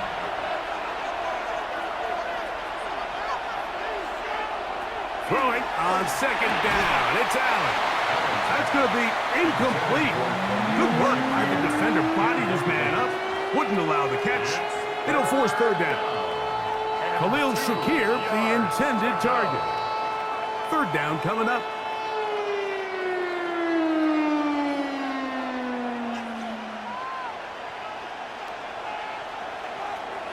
Out of the gun, here's Allen. Oh, in trouble, and down he goes. The Jags will use the first of their timeouts here, as they'll discuss what's to come as fourth down is looming.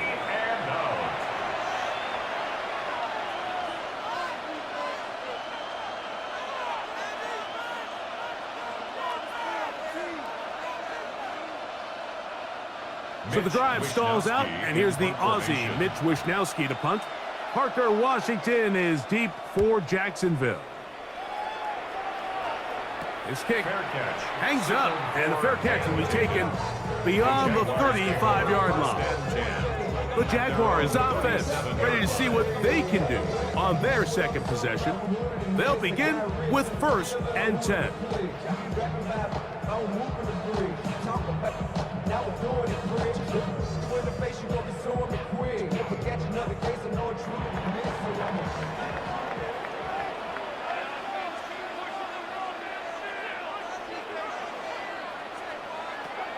from the shotgun. It's Lawrence.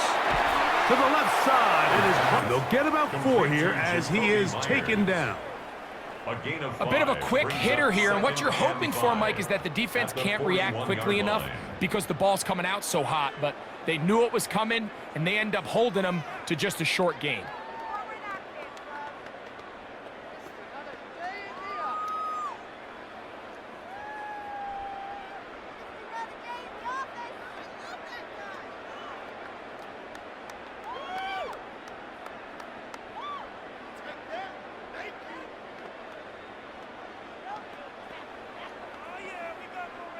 They'll come up here on 2nd down and 5. Now Lawrence. That's complete. It's Parker Washington. And that's going to be a 1st down. A pickup of 9. A gain of 9 yards. Now a timeout for Jacksonville. Their 2nd, as the clock will stop with 55 seconds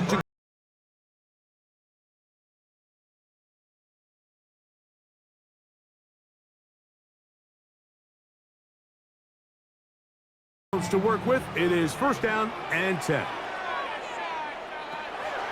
Now here's Lawrence. There's a short one. He's got screen. And this is where the versatility of the tight end position really starts coming into play. Not only do they have to line up with their hand on the ground, but they can occasionally split out in the slot. And man, they're too fast for linebackers, and a lot of times they're too big for defensive backs.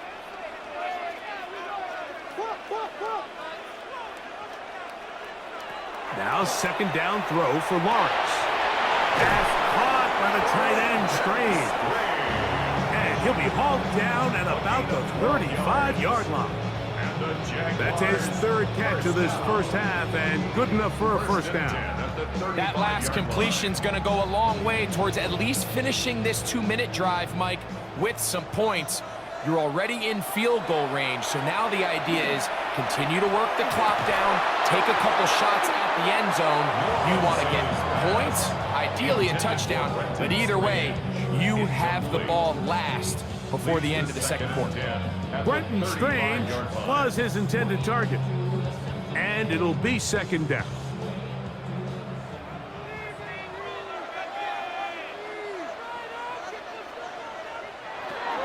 Lawrence now. That's brought in by Myers. And he'll get only a yard before he's out of bounds, and that's going to set up a 3rd down. So they have these rules for the receivers, Mike. They call them green grass rules, and the idea is if you're running across the field and you're looking at the quarterback, you're going to stay on the run. If you're not looking at the quarterback, that tells him, I'm going to sit in this soft zone. I'm going to what they call punch and pivot and stop. And that tells the quarterback to put the ball on your chest. That nonverbal communication between the receiver and the quarterback, recognizing when you're open, stay open, that's the stuff that makes a lot of these offenses so difficult to defend.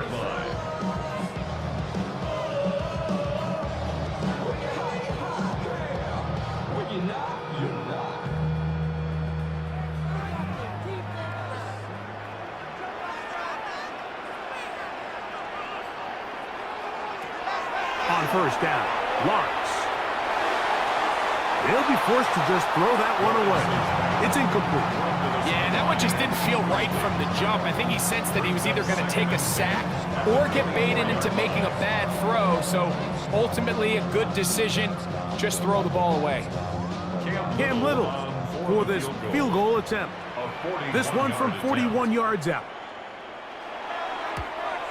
He is 2 for 2. That kick is good. And the Jaguars get 3 here late in the 1st half to take the lead.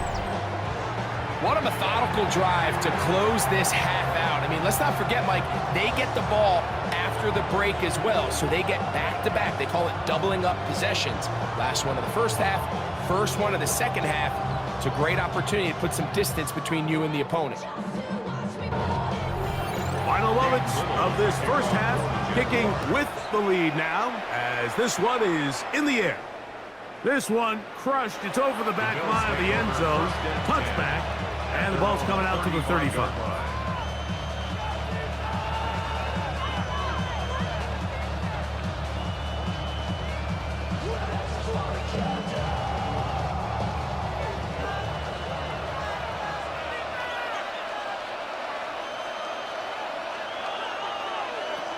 Here's Allen now on 1st and 10. Looking downfield for Coleman. That's going to be incomplete. They took a shot on the final play. Prayer very much. We'll see if adjustments at halftime change the course of this one. Likely to play a big role in who's going to walk away with a W.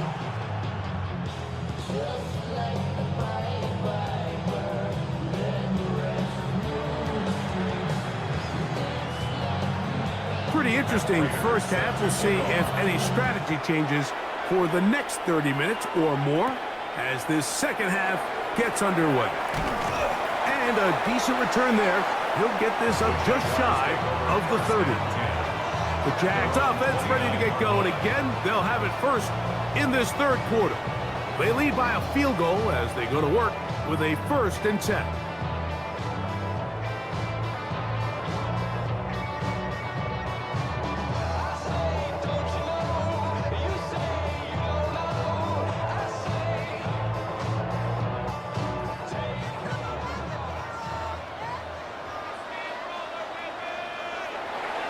They go play action for Lawrence. This one caught left side. That's strange. And he's out of bounds, but they're going to spot this inside the 25. A big one there to start the second half. A gain of 48. Everyone talks about all the physical qualities to play quarterback in the NFL, Mike, and of course that's a given. But it's really the cerebral approach to the game that separates the best from everybody else. And I think both of those things were on display there, as he did not only a great job of finding the vulnerabilities of the back end, but then once his guy was there, it was that arm talent that put the ball in the exact right spot to allow his guy to make the big play. At the 19-yard line. 2nd and 7.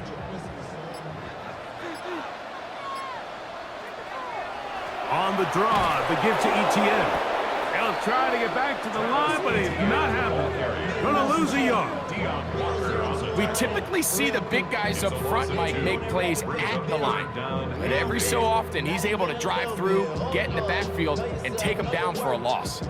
3rd, they need 8. Here's Lawrence to throw. That's into the hands of Travis Etienne. He's going to have the 1st down. So they convert on 3rd down with a pickup of 9. Jaguars, 1st down. 1st and 10 at the 11-yard line.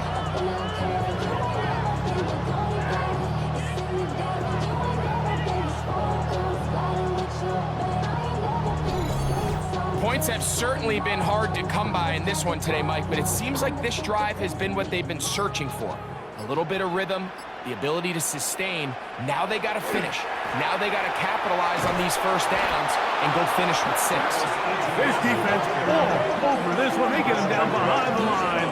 It's a loss of a couple. It's a loss of 2. So they go with the 1st down run, hoping to just get them some positive yards and get themselves into a good 2nd down situation, but now they find themselves in 2nd and long. So the more you give defenses the opportunity, Mike, to defend you one-dimensionally. So in this case, we're only playing you in the pass. It stresses your protection, it stresses your play caller, and ultimately, it stresses your quarterback. These hitch routes, they're usually just designed to pick up a few safe yards. An easy completion, get some rhythm for your quarterback. However, this time, he's able to make a little magic happen after the catch and turn it into something much bigger than even they were probably anticipating. Now Lawrence on the bootleg. That one taken in, middle of the end zone. Brian Thomas, touchdown Jacksonville. You can just see the comfort, Mike, that this offense continues to play with. The early momentum in the 1st half has carried here after the break, and you can see this group just slowly starting to pull away. And I'm thinking, Greg, about the guys on the other side. You're waiting at halftime, that other offense waiting to get back on the field. What happens? They come right out, extend the lead, and now the task gets a lot tougher for this 2nd half. Cam Little comes on now for the extra point. It's up and through. And the Jaguars move out in front, 13-3. Bills 3.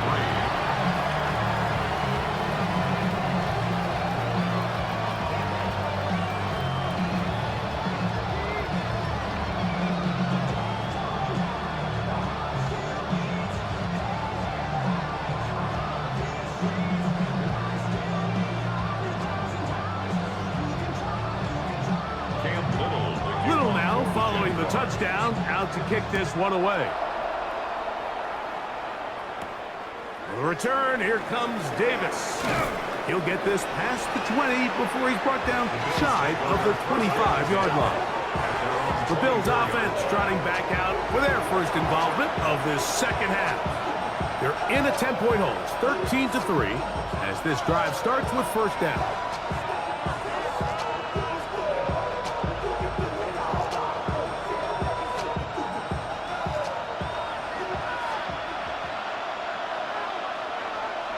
In motion goes Cooks. They'll go play action here with Allen. And they'll get about half of what they needed. It's a pickup of 5 and sets up 2nd and 5. It's a gain of 5. Brings up 2nd and 5 at the 29-yard line.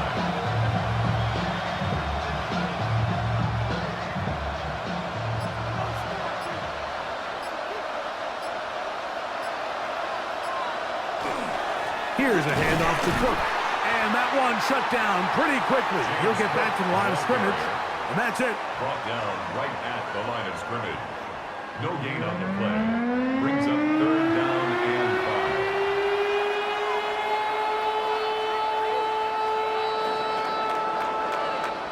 5. So, 3 quarters now in the...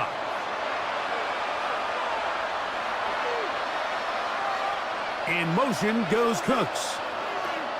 Allen on 3rd down. Open man is Palmer. It's complete. And they will bring him down on the other side of midfield. They get the conversion in a big way. That's good for 29 yards. A gain of 29 yards. First down, Bills. And this is a tricky part of the game for any defense. You find yourself protecting a late lead, and the age-old question is, do you remain aggressive? Do you try to just keep the ball from being thrown over your head and make everything be tackled and played in front of you? That's what every defensive coordinator struggles with, so they can't get too soft here as they try to hold on to this lead here late.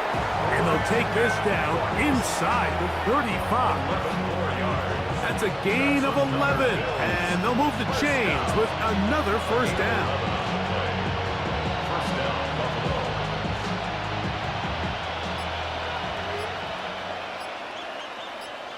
In motion, Shakir. 1st and 10, and it's Allen. And he can't get away. They rally to the football defensively. Bring him down for no gain. Really well done here by the defense, Mike, executing this zone defense, and they've got to be able to pattern read. You're not just going to drop back to a spot and just play like a robot. Based on what the receivers do off the line, the defenders have different rules of where their zones move to. Well, they had that one dialed in right from the jump, and they were able to stop that play really before it got started. It's a gain of 26, and it'll set up 1st and goal. And this is what the offense needed. Now, after that last completion, you still trail here in the 4th quarter. You need scores, and you need scores fast, so they cannot take their time. I wouldn't be surprised to get them right back up on the line of scrimmage and try to score here now that it's 1st and goal. Joshua Palmer was the intended receiver. And it'll be 2nd and goal.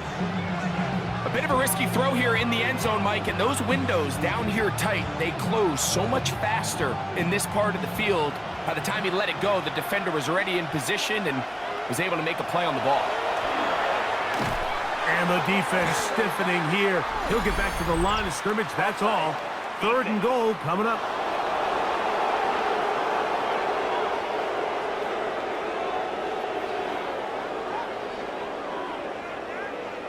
Still 2nd down. Penalty yards marched off, and they'll try it again on 2nd and goal. Now Allen. That's hauled in at the 2. And he will score. Game on. Kincaid. Touchdown, Bills. Greg, they are pecking away at this one now. Very big touchdown. Gets them right within reach of pulling this comeback off. Well, Mike, at the very least, they've given themselves a chance, but can they get a stop and get the ball back again for a chance to go down and really make this one interesting? Now the veteran Matt Prater for the extra point. The kick is good. Important extra point. The difference is just 3. A field goal here in the fourth quarter.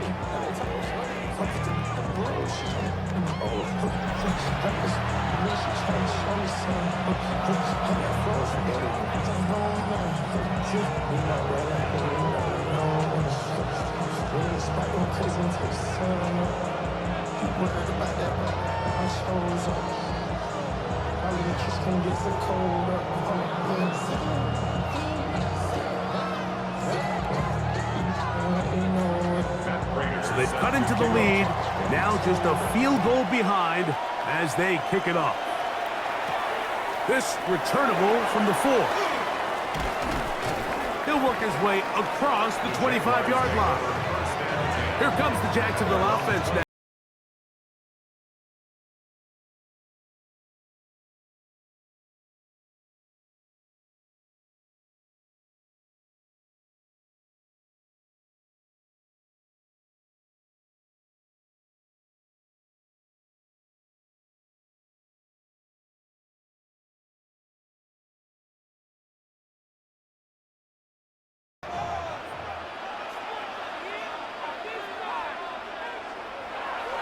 Off the play fake. Here's Lawrence. That is incomplete. No way to force the football in there. Good coverage. It'll bring up second down. And they got the look they were hoping for, one-on-one on the outside.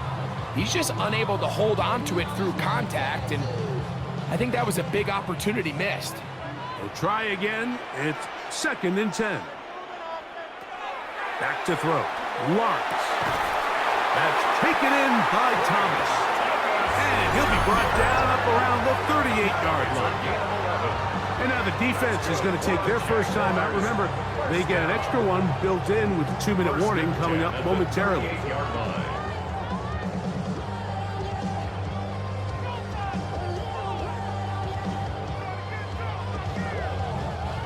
So, 1st and 10 here now at the 38. Now, off the bootleg, he'll look to throw here. And he's going to be out of bounds right around midfield. That's 11 yards again, 2 plays in a row. And another first down. A lot could go wrong anytime you decide to put the ball in the air here late in the fourth quarter as you're trying to run out the clock and protect this lead. But at the same time, I like that they haven't gone super conservative. Just handoff right, handoff left, and it just turns into tackling practice. So I like the balance of making the defense defend everything, because right now, possess the ball, protect the ball, and ultimately just run the clock out. Jacoby Myers was the intended target. And it'll bring up second down.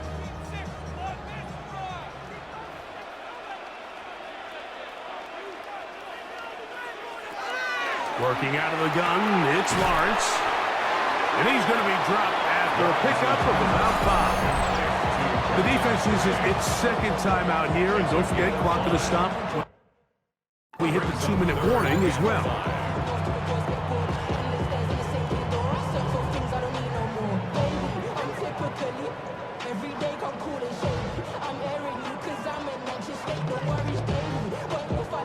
Third down, they need 5.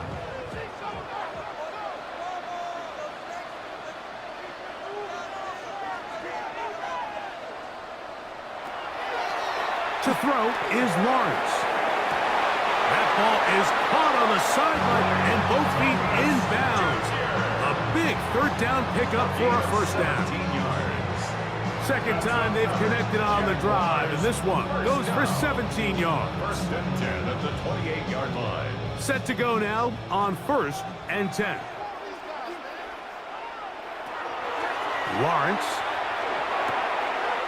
complete to ETN.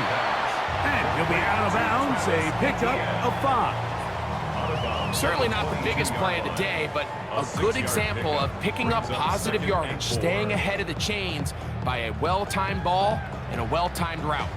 From the 22 now, here's 2nd down and 4. From the shotgun, it's Lawrence. That is caught at the 3. And he'll take this down to the 2-yard line, but they are in business. 1st and goal coming up. Jaguars, 1st down. 1st and goal at the 2-yard line.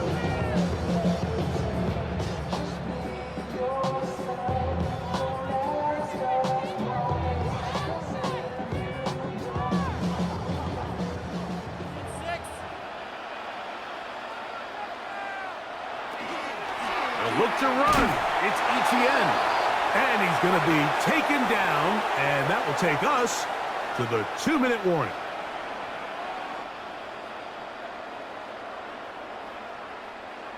From the 1, 2nd and goal. He'll try to run this one in. And he is not going to get to the goal line. In fact, he's even going to lose yards on that play. And now it is 3rd and goal. You know, at this point, the defense has to sell out and stop the run. You know exactly what the offense is trying to get accomplished by keeping the ball on the ground. But now the question remains, are they willing to take some risk here and put the ball in the air on 3rd down? Or do they play it safe and keep running the clock by keeping the ball on the ground? Oh, the pressure too much. He goes down.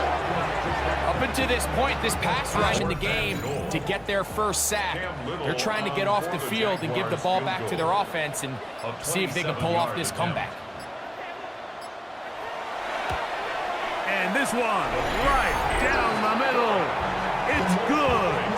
So it is still a 1-score game, but a little more breathing room now.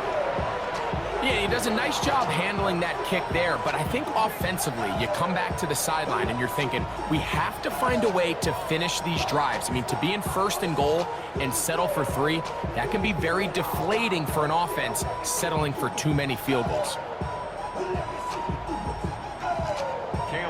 So the kickoff team out there one final time in the final minute as they kick it away. Davis now to return it. And he'll be brought down just beyond the 25-yard line. The Bills' offense getting things in order as they trot out for this next possession. They'll start it here with a 1st and 10.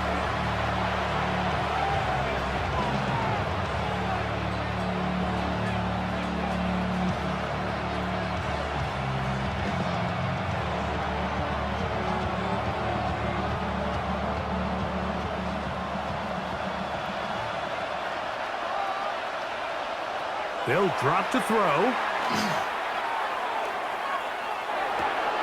He'll get this out wide. And he's going to make his way out of bounds. That did not hurt his plan. Good size loss to take on 1st down. Defense does a nice job here initially using zone coverage to take away the middle of the field. That's the most valuable real estate in football. Quarterback gets off his 1st read, sees some openings to the sideline, and him and his receiver are able to connect. They'll be forced to just throw that one away. It's incomplete. This is one of those situations that plays directly into the hands of the defense because think, Mike, they know this offense has to be one-dimensional. This has to be a pass. So what do? They bring in extra defensive backs. They clog up the back end. And at the end of the day, there's just nowhere for the offense to go with the ball. Allen to throw on 3rd and long. And they'll get maybe a yard out of that. Not nearly enough. It'll be 4th down. Walker on the stop. A gain of only a yard. It's 4th down. So it's a win here for the Jaguars. They were the aggressors from the start, able to dictate the pace of play. In the end, they come away with the victory. Fans are done waiting. They are ready for some football here at Lincoln Financial Field in Philly. Today, we're ready for an entertaining battle. It's the San Francisco 49ers and the Super Bowl champion Philadelphia Eagles. Alongside Brock Heward in the booth, I'm Kate Scott. And Brock, we usually at this point talk about quarterback, talk about a game-breaking running back, a home run hitter when it comes to wideouts. No. Today, before this one, we're talking about a couple of tight ends. And what a great game it is, Kate, to spotlight that position because we have two of the league's best. And when you go back and you watch the tape after the fact, when the ground game's running wild, it's usually these tight ends making blocks. When the passing game is getting it done, well, they play a role in the air as well. They don't get the headlines like you talked about, but these guys, man, they are cornerstones of their offense. Ready to get this game started, here's Eddie Pinheiro. And we're underway from Philadelphia. Set to return it, here's Will Shipley. Coverage team gets him down at the 26-yard line. So here come the Eagles for their opening drive. They're led out by the newly minted Super Bowl champion, now in his 6th season, Jalen Hurts. He just missed that Super Bowl a couple years ago, but Hurts and those Eagles, they got it last year, Kate. And remember, he was the MVP in that win. And kind of like he was all season, he's just a stabilizing force. He makes people around him better. He's a Super Bowl champ to boot. All right, let's get this show on the road. It is 1st and 10. On the play fake, it's Hurts. Pocket isn't holding up. They're able to drop him. After one play, this drive might already be in trouble. That's going to push him back for 2nd down. Kate, we're one snap in, and already this defense has potentially killed this opening drive. And remember how valuable every possession is in the NFL. Talk about setting an immediate tone by this defense.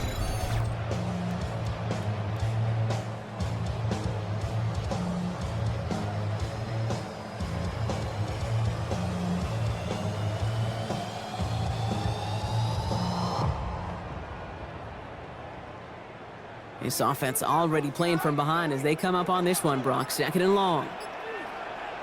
Operating from the gun, here's Hurts. That's caught. It's Saquon Barkley. Great coverage all the way to the sideline. They're on him to end that quick pass before he can get vertical. He specializes in salvaging broken plays out of the backfield, but even he couldn't get anything out of that one, Kate. That defense, they were all over it. So a really tough spot here. This is 3rd and a country mile. 3rd and long for him here. Gets his tight end on the corner route. And he gets his offense in better field position here to start. Up close to the 30. That's a statement throw right there. A statement throw that lets the opposing defense know it's not just going to be check down Charlie today. They're going to be willing to push the ball down the field, and this defense better respond. Now on 4th down, on comes Braden Mann to boot this away for the Birds. Fair catch, but we can see both a flag and a punter on the ground. Let's see if this is a call for 5 or 15 yards. A fortunate break for them as they get a gift with roughing the kicker. Their offense heading back out to keep things going. Automatic 1st down.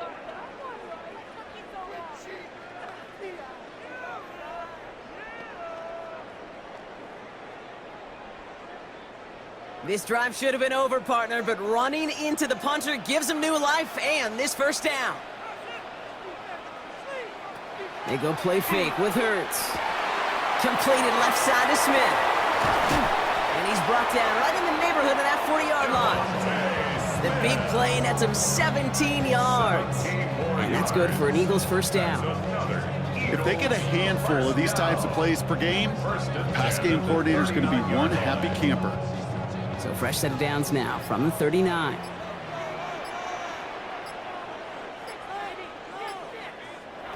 Hurts on 1st down. Has him on the quick hitter. And he's got a decent gain before being brought down. Now the completion rate is strong, partner. The yards, you got to imagine, will start to come soon enough. You never go broke taking a profit. And you know this one too, Kate. The crumbs always lead to... Oh, the cookie. Now I'm hungry. 5 still to go here. This is 2nd down.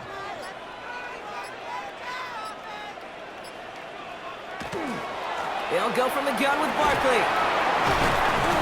And they're going to get just inside that red zone on the big play down to the 19. That play gains 15, and it moves the sticks. That's just not the guy defensively you ever want in the open field. Frankly, with the amount of space he had at one point, they're lucky to have limited to the gain they did. So a new set of downs. Here we go, 1st and 10.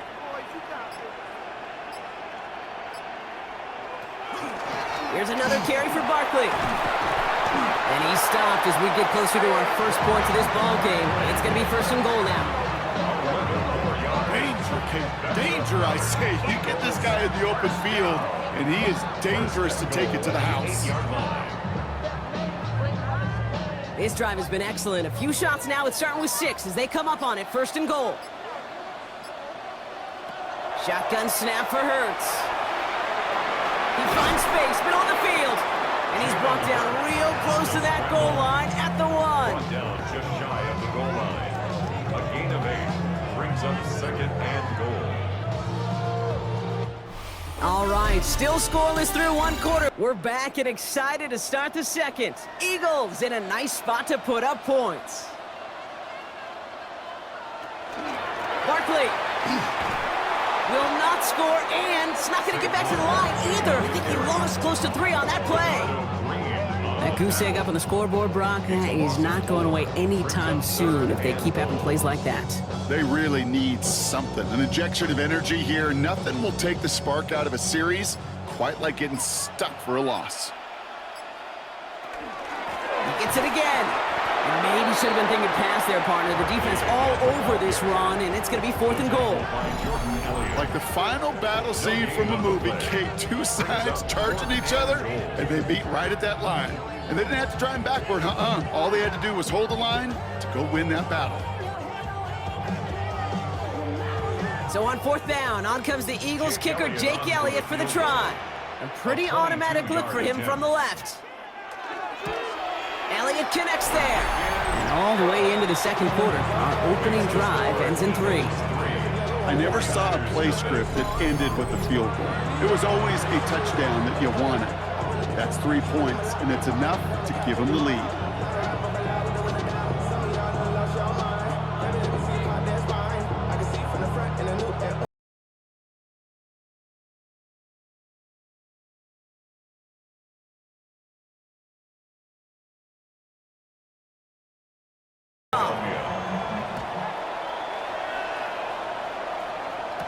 Here's Sky Moore on the return.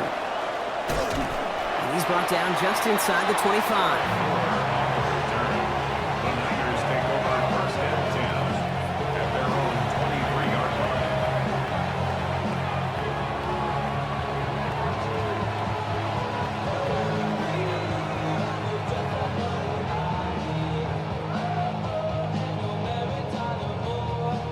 San Francisco to the line. It's 1st and 10.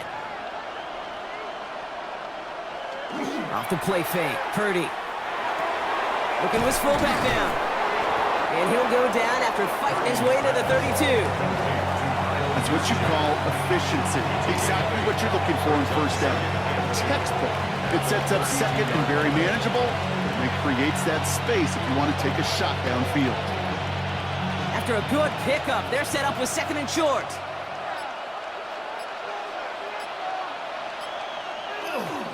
Here's the first carry for Christian McCaffrey. And this is headed the wrong way. They're going to lose yards here. It's going to bring up 3rd down. A great call in a short yardage situation right there, Brock, and that was exactly the type of front that defense needed to have. Yeah, I agree with you. I love the X's and O's of it, and then even more, the guys going out there and executing it, pulling the trigger to create that loss. 3rd and short. Here's Purdy. And it's Bourne with a catch outright. And he is stopped as he reaches that 46-yard line. He finds him 16 yards and a new set of downs. And the 49er first down.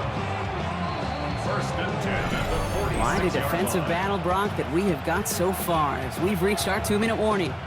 More football from the link coming up in just a moment. 1st and 10 now from the 46.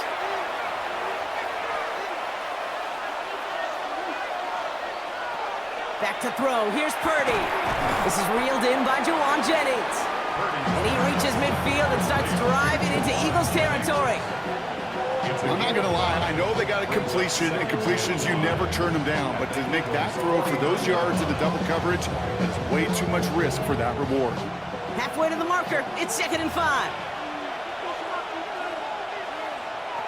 Shotgun snap for Purdy. Finds his man. It's Ricky Pearsall. And he's marked down, looks like at the 32-yard line. A pickup of 17. And that means it'll be first down, San Francisco. First down. First and 10. I may love watching a great thrower, but I love watching a well-done route too, Kate. Make that guy think you're trying to stack him only to drop your hips and cut right inside. Some good work to help reset those chains. On the toss, it's McCaffrey. And this one's going the wrong way. Nice win for that defense as they send him backwards. So some immediate revenge for that last play, Brock. I don't know. What do you think? Is it going to take away the pain from giving up that big run the prior play? Not necessarily, because it really does take a group failure to give up a big run like that in the NFL. But it also takes a whole lot of teamwork to knock him behind the sticks. Job well done there. From the gun is Purdy. Short pass brought in. Decent gain here, but short of the first. To get a timeout here taken by the 49ers. That's going to be their first. They'll have 2 left to work with before halftime.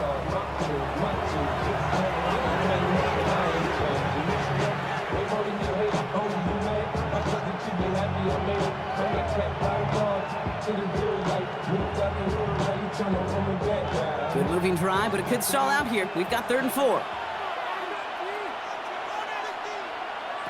Working out of the gun, it's Purdy. Kittle makes the catch. And they bring him down at the 18-yard line. San Francisco calls it 2nd timeout. And they still have 1 in their pocket for what's left of this half. First and 10 at the 18-yard line.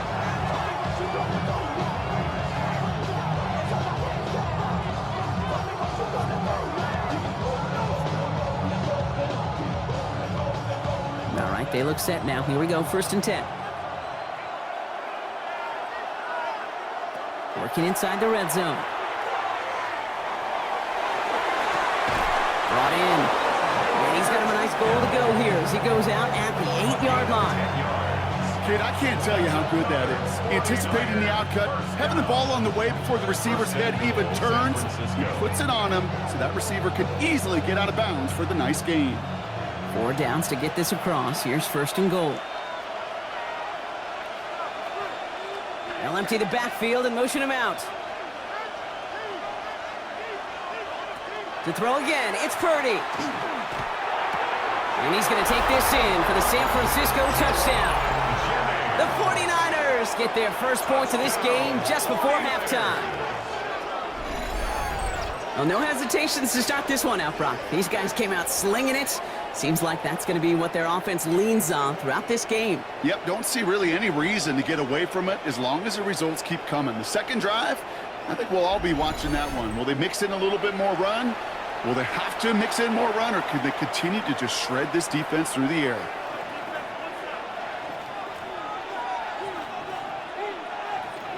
Eddie Pinheiro on now for the extra point.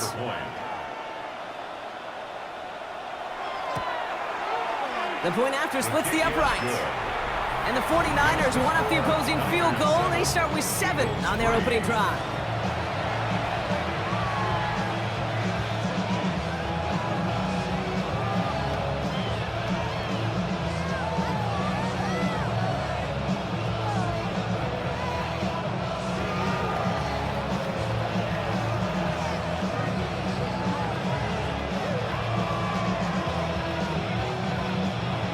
Now Pinheiro on to handle the kickoff.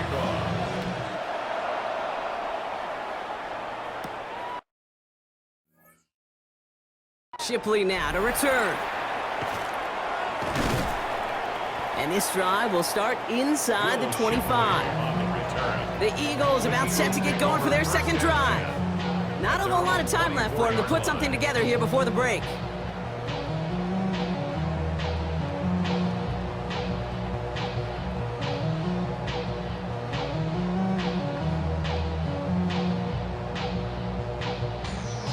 We'll see how they choose to use these final 22 seconds, Brock, of our first half. Receiver in motion, going left. First down throwing for Hurts. Finds him over the middle. Timeout taken by the Eagles. That's going to be their first. They'll have 2 left to work with before halftime. Okay, when Bill Walsh was implementing the drag route with the 49ers in the 80s, it sounded the same way as it did with Mike Holmgren and me with the Seahawks in the 2000s. Versus man on a drag route, run away. You see zone coverage, settle down, give your quarterback his numbers, and you could find a completion just like that. All set to go now from the 35. On 1st and 10, it's Hurts. Completed over the middle. And they'll take him down at the 43-yard line. Philadelphia going to spend its second timeout. And they still have 1 in their pocket for what's left of this half. That is a textbook first down completion. Sets up second and very manageable and creates space to take that shot downfield. Offense is set. This is 2nd and 2.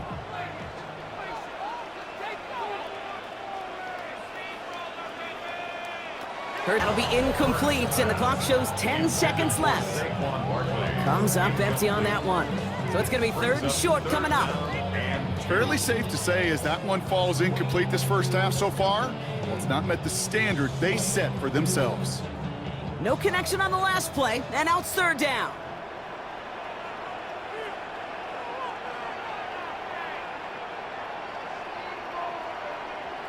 Looking to throw.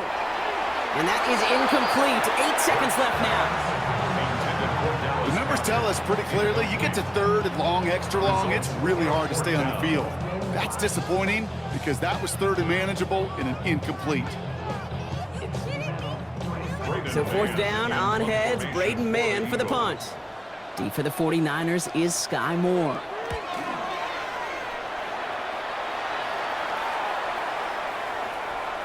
Wow, beautiful punt there. They have them backed up all the way to the 2-yard line.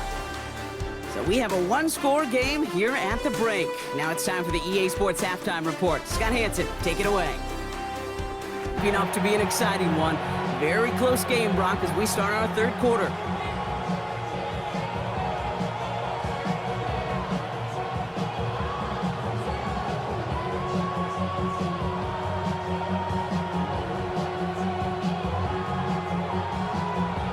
Elliott's all set for the kickoff. Isaac Gorindo to return. Making some progress here. And an excellent effort there. Sets him up almost at midfield. San Francisco headed out for its 2nd possession of the game. And it has been all about these defenses so far, Brock. Even into the 2nd half, we're still waiting for one of these offenses to take charge. Yeah, what you're feeling, these defenses are making every yard tough, every first down tough, every series tough. And offensively, yeah, it's time to toughen up and maybe more importantly, sharpen up. Great starting spot here for the 49ers. They're headed up 1st and 10. Purdy looking to throw. Finds his fullback. And they get him out just before he can move those chains, partner. It's a gain of 9 on 1st down. You know, Kate, over the years, I've heard defensive coordinators say, hey, you got to earn the right to rush your passer. You got to earn the right for me to call blitzes. And when you call a blitz and you don't get home and you don't hit the quarterback, you've earned nothing. In a good spot here, 2nd and inches. Sending him on the dive. And he works this to the 38 before going down. 6 yards on the play and enough for a first. You know, Kate, if you notice those guys that love to feed themselves on the field, right? They love to just get more and more. They're hungry for even more. I'll tell you what, that tackle, it prevented something that's going to be a lot bigger, but that back remains hungry. On 1st and 10, it's McCaffrey. And some nice running there on that 7-yard gain. Make it 2nd down. Well, that doesn't net a first down. You get yards like that in the run game, you will take it in the NFL. At the 30-yard line. Nice run last play. Sets up 2nd and 2.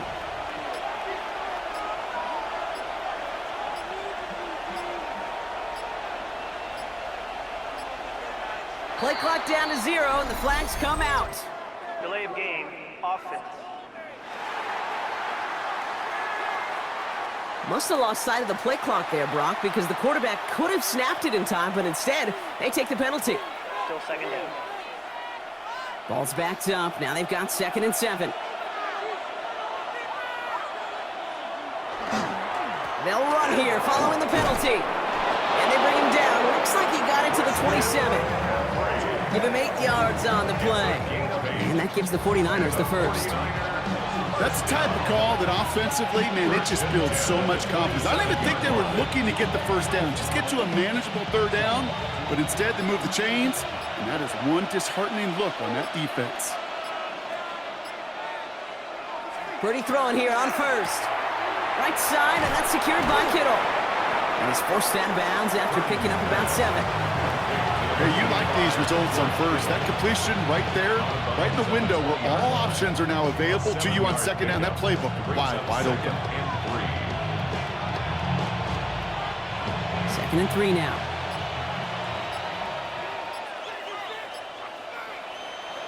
Now Purdy. That's Cox. Again, it's Kittle. And they get this down to the 7-yard line. That's a gain of 13, and it sets them up with 1st and goal. I know the Combine tries to test everything it possibly can physically, but I don't know how you test courage at the Combine because there's nobody defending you. Nobody wants to hit you. But that was the epitome of courage to make that in cut and make the catch. On the counter, McCaffrey.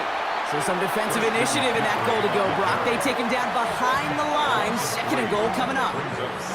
With each carry he gets, Brock, I'm starting to wonder, is this going to be the last touch that he gets in this game? Because it hasn't been a great performance for him.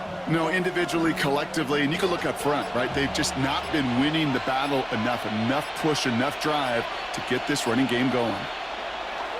Here's McCaffrey again. And his defense standing tall. They keep him out of the end zone. Only a yard on that pickup, and it's going to be 3rd and goal at the 9. This may be one of the only spots in goal-to-goal situations I wouldn't even consider a run. Now, as a quarterback, you better be aware of those eyes defensively because they're going to be all over you in the passing game.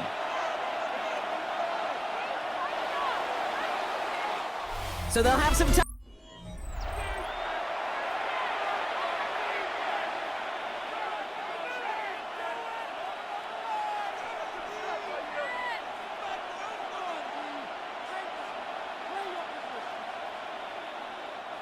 Big play coming up here as everyone gets set for 3rd and goal. Here he goes, 3rd and long. And he brings it in. Touchdown, San Francisco. The 49ers now lead by 10. All right, partner, what do you think? Was that a design read, or did he just see space and he was reacting more on the old quarterback instinct there? Yes. I think yes on both of them, and that play happens so fast that it really is instincts on both sides.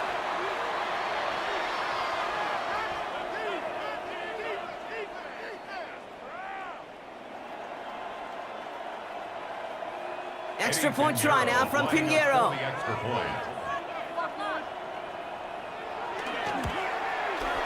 Extra point sent right down the middle. And the 49ers drive their lead to 11. 14, Eagles 3.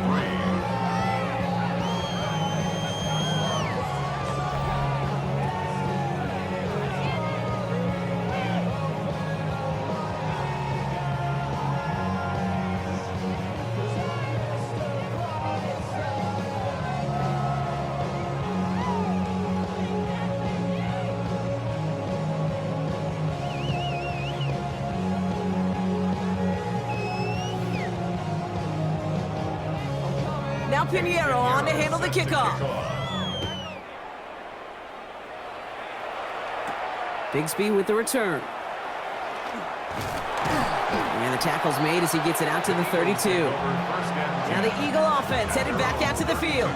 And they just saw that lead stretch out to a 2-score margin now. Really makes this a must-score series late. And Kate, you know I believe this. You can never play this game in a state of desperation, but a state of urgency got to be at sky high right now. 1st and 10 from the 32.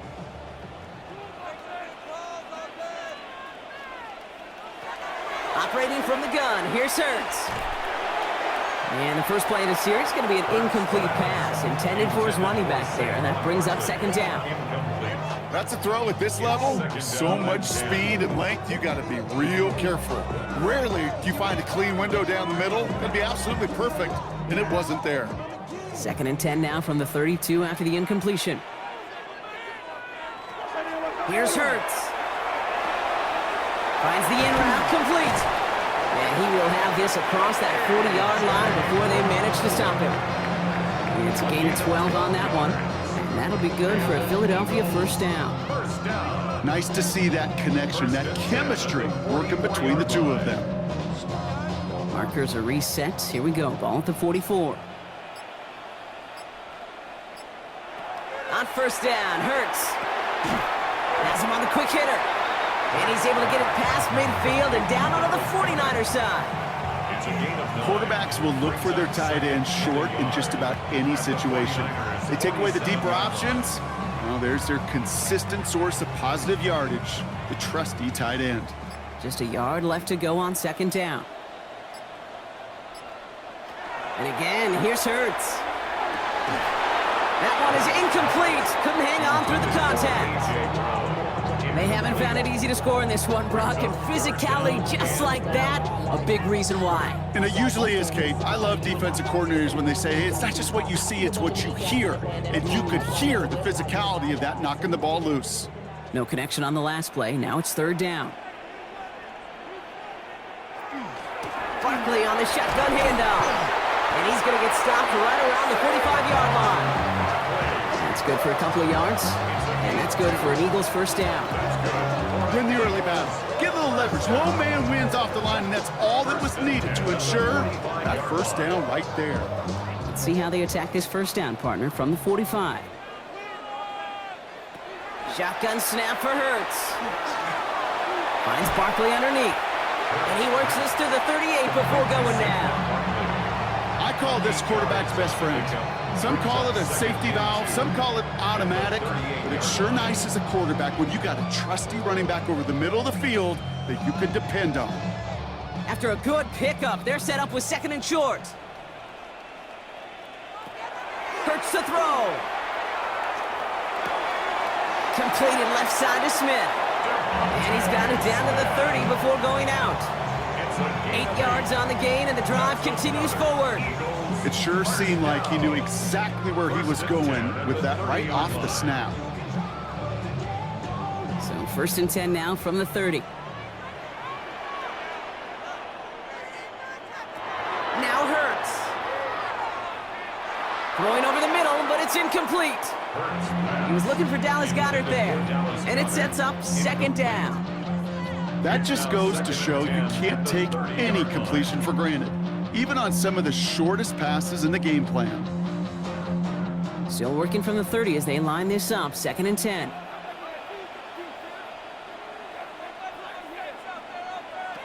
Hurts yet again. A throw left side, caught by Brown. And this one doesn't go far. This is one of those kind of win-win situations. Both sides feel good. As an offense, I get a completion. I get a win. As a defense, I keep everything in front of me. I make the tackle for a short gain. I get a win, too. Sometimes you can get to win-win.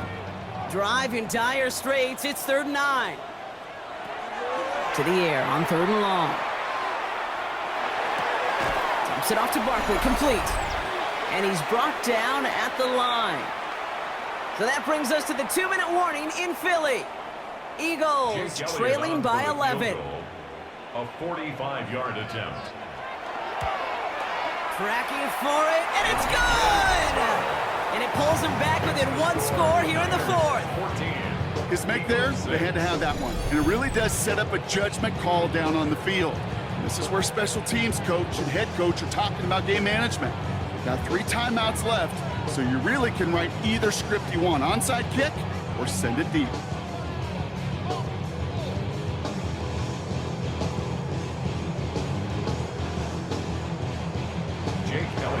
All right, that lead cut down to 8 after that score, and the kick is away. Window to return it.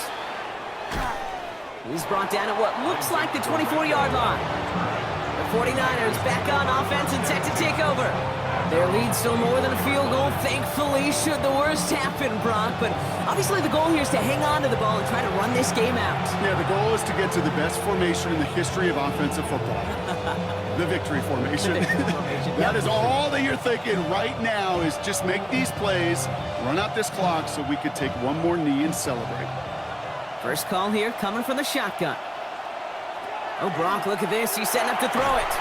On target to his back. Here's Christian McCaffrey. And he's tackled after gaining a handful.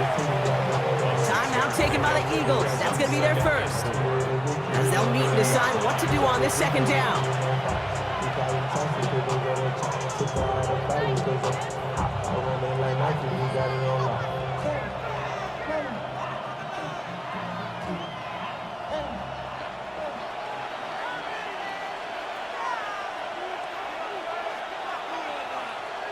They're going to pass it here. That's going to be caught by his back. McCaffrey. And he will have the first down there for the 49ers. And that should do it, Brock. They can take down this win. Philadelphia going to spend its second timeout. And they are quite frustrated having to call that after giving up the first.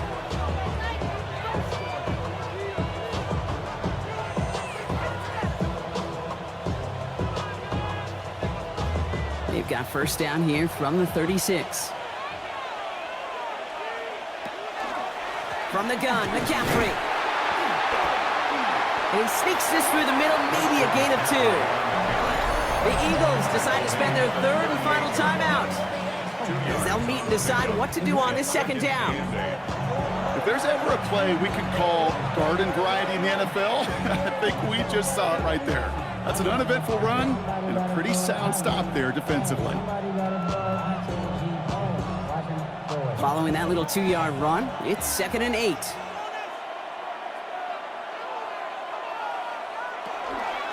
Going run again with McCaffrey. And they're all the way across midfield before he's brought down. The end result there, 15 yards and a first. They had the first down by a comfortable margin right there. Remember that play call. Put that one away. It could be a money play for them the next time they're in a similar spot. Victory formation here. Looks. Here's a design run.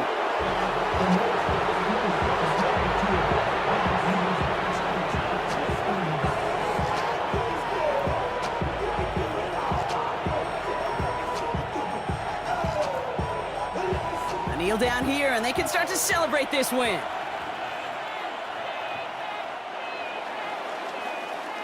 So it's a win for the visiting 49ers. This is the type of game everyone was hoping they'd see when they entered this stadium, Brock, you and I included. A close one that went all the way down to the final whistle. And Kay, this is one of the bigger adjustments a college player has to make to the NFL.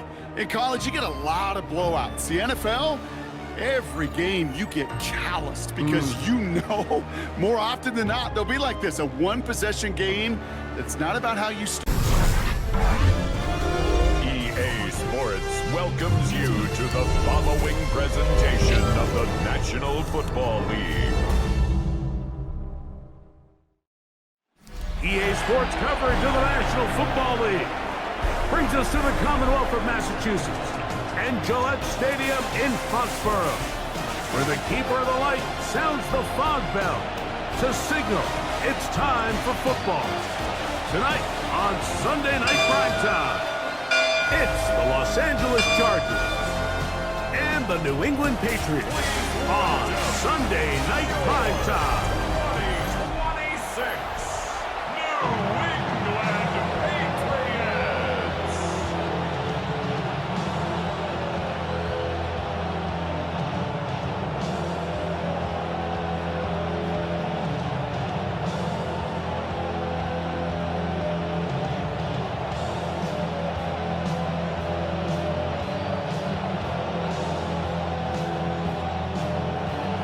Mike Tirico and Greg Olson on hand as Cameron Dicker is set to kick things off. Off we go on Sunday Night Football. And it'll be brought down past the 25. Decent field position to start this drive. So here come the Patriots, and Greg, they are led by their second-year quarterback, the number 3 overall pick in 2024 out of North Carolina, it's Drake May. And we all know how talented this guy is, Mike, right? From the physical sense, that's obvious. But what really separates him, and it really came through when we had a chance to talk to him this week, is really his ability to operate from the neck up.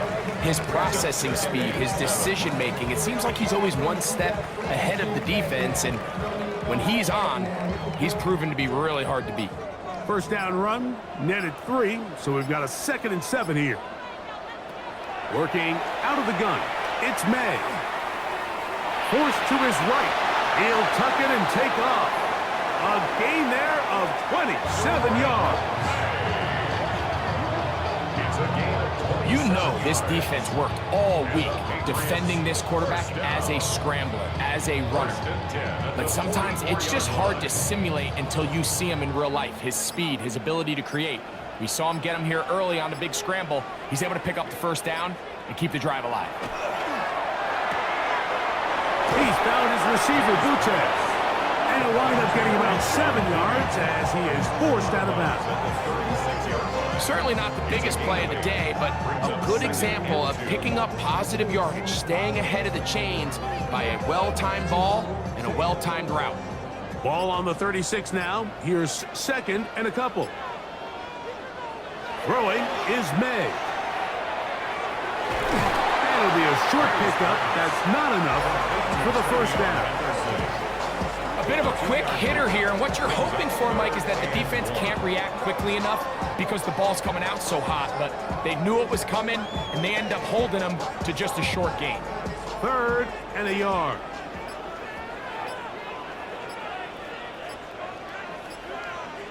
They'll run the sneak. And that one shut down pretty quickly. They'll get back to the line of scrimmage. Nothing more. That's good for a Patriots first down.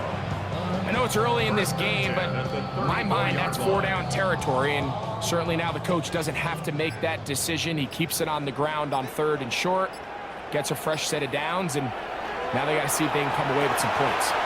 Open man, Demario Douglas. And they bring him down inside the 25-yard line. Pickup of 11 yards on that one. First down, New England. I always think you can tell pretty quickly how comfortable a quarterback is in their offense, Mike, by how fast they work through their progression and get the ball to their check down underneath. And in this case, with the depth of the defense, a lot of space in the short game, get him the ball, pick up the first down. And he tries to get to the edge, but cannot do it. Good job by the defense, no gain. Well, that defense had that pegged from the jump, Mike. They tried to catch him a little off guard by doing a jet sweep to the wide receiver. There was no going anywhere on the outside. Great pursuit by the defense, no gain. Throwing on 2nd down, May. He'll get about 6 before he's taken down. I'm not sure what was the more difficult aspect of the play, winning his route versus man coverage or catching this pass, because that quarterback, he put a little extra sauce on that one to get it there on time, and he's able to secure a really nice catch.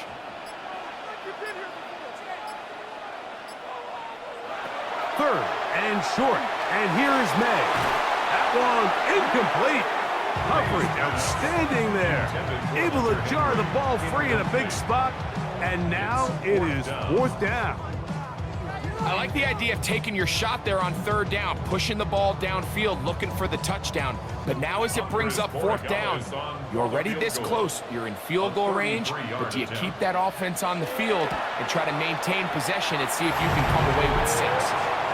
You know, they did a lot of good things on this opening drive, Mike. I know they stalled out once they got down there into the red zone. They're going to need to work on finishing some of these drives as this game moves along. But that's a good 3 points to start this game. 3 points on that opening drive. We'll see the response as the kick's away. Here's Darius Davis to return it. And he is stopped at the 25. The drive will begin there. So here come the Chargers, and it's year 6 and year 2 for Justin Herbert, Greg. It's year 2 with Jim Harbaugh, but the 6th season for the 6th overall pick in the 2020 draft. There's just certain guys, Mike, when they take the field and they step into the huddle, the other 10 players, they just take a little bit of a deeper breath. They're like, man, I'm glad this guy is on our side, and he's certainly one of them. He just brings an element of confidence to everybody else around him, not only in the huddle, but on the sideline, on the defense, the coaching staff. Everyone is better as the result of him being your quarterback.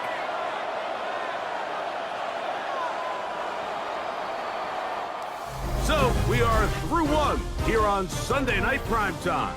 3-0 is our second quarter. They've got it second down and 6 to begin. Now it's the rookie, Omarion Hampton. And not much there. He's back to the original line. No gain on that one. A gain of a yard brings up 3rd and 5.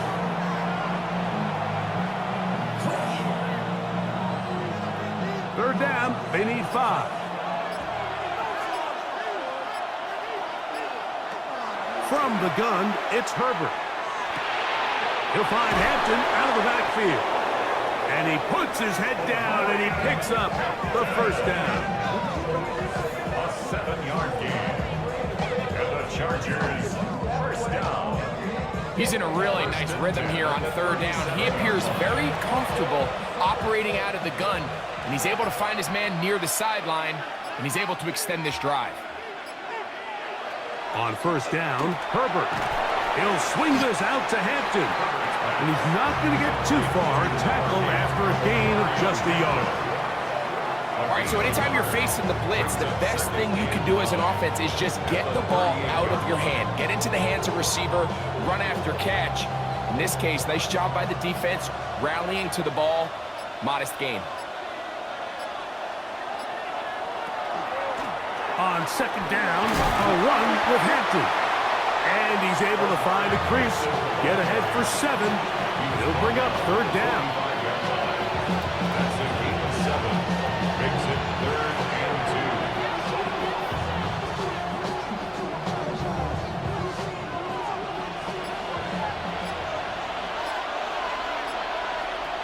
2. Shotgun now for Herbert. He's got the open man. That's McConkey. That's his first reception of the ballgame, and it really comes at a good time as they get the conversion on 3rd down. First down. 1st and 10 at the 37-yard line. 3rd downs, Mike, those are quarterback downs. Those are the downs where you tend to find yourself in a must-pass situation, and that's where the top guys in the league are still capable of overcoming it. So throw the ball downfield, be accurate with the ball. Winning on 3rd downs, that is a recipe for success. And he's not going to get too far, tackled after a gain of just a yard. I think the days where cornerbacks are either unwilling or unable to be involved in the run game, I think those days are over, Mike. I think when you look around the landscape of today's NFL, yes, you have to cover, but you also have to be able to come up and tackle. 2 minutes remain in a 3-0 first half. We're back to Foxborough after this. Here's a 2nd and 9. Out of the gun, here's Herbert. Short pass taken in by the tight end. Get about 6 before he's taken down. That's a gain of 7. Makes it 3rd and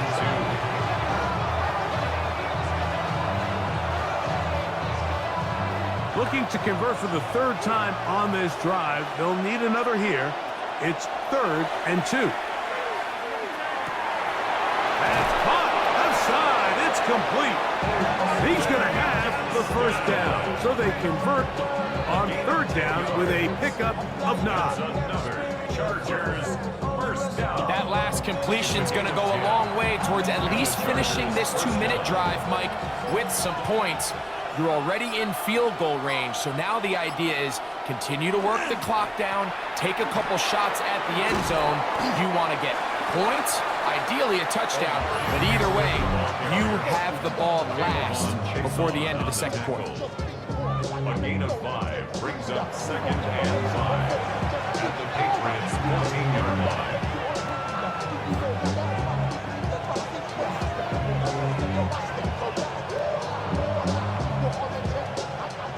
They'll break the huddle. It's 2nd and 5. Conklin goes in motion. Another run here with Hampton. And the defense there to meet him. They'll hold them to 2 and bring up third down. Now the Patriots going to use their first timeout as they get the stoppage with just under 50 seconds remaining here in half number 1.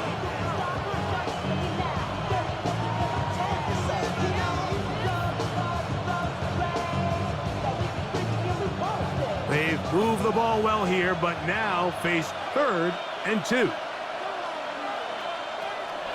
Throwing now is Herbert. He gets this one complete to Johnston. And they're going to have enough to convert here. And it sets up 1st and goal. First down. 1st and goal, Chargers.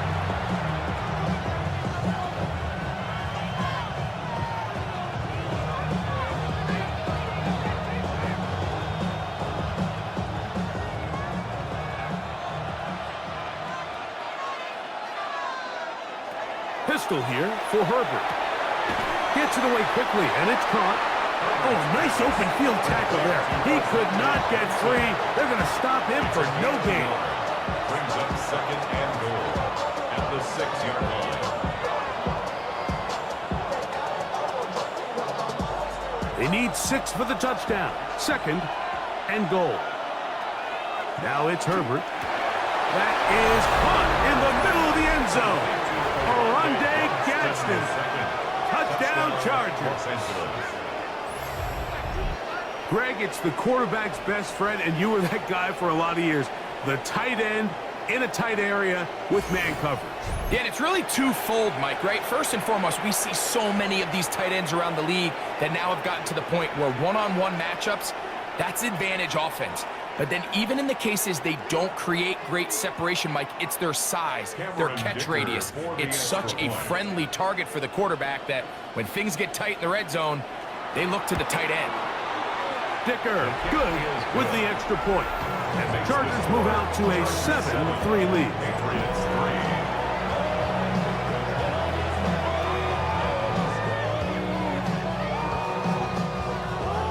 Halftime, coming close, and not much time left as this one is kicked away. And no chance to return this one through the end zone for a touchback. The Patriots offense going to get it one last time here late in the opening half. They'll start it here with a 1st and 10. Operating from the shotgun, it's May. And this is where the versatility of the tight end position really starts coming into play. Not only do they have to line up with their hand on the ground, but they can occasionally split out in the slot. And man, they're too fast for linebackers, and a lot of times they're too big for defensive backs.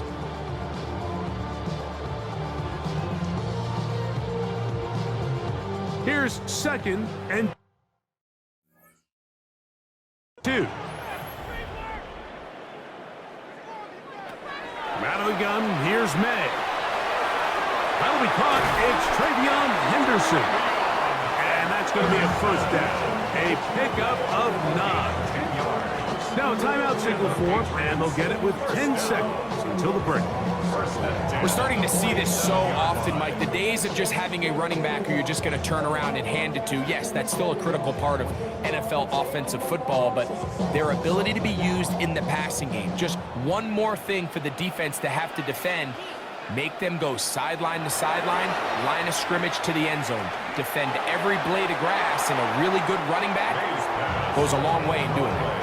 You can't fault the quarterback on this one, Mike. He really didn't even have much of an opportunity. By the time he hit the top of his drop and got his eyes downfield, the defense was all over him, and he really had no choice but to just get that ball out of his hand and live to play another snap. To throw again is May. He'll take a shot here, back of the end zone. To the end zone, it's intercepted. Picked off by the rookie from Clemson. Halftime coming up. We'll get you down to Scott Hansen and our EA Sports Halftime Report. Teams trying to find the right formula as they come out for the second half. It's about to get underway. First half played out a bit as we expected. We'll see if there's a surprise coming up. Both teams set to go, and the second half is underway. The Chargers offense ready to get going again. They'll have it first in this third quarter. The lead sits at 4, so they'll try to add on to that. This drive begins with 1st and 10. Play action now. It's Herbert. The pressure gets there, and down he goes back inside the 20-yard line. Chase-off. He's in for the sack. It's going to be a loss of 8 to begin the drive. And it might have taken longer than they would have liked, but that's the first sack of the game, and it came at the perfect time. This defense desperately has to get off the field, and that play gets them a lot closer to doing so.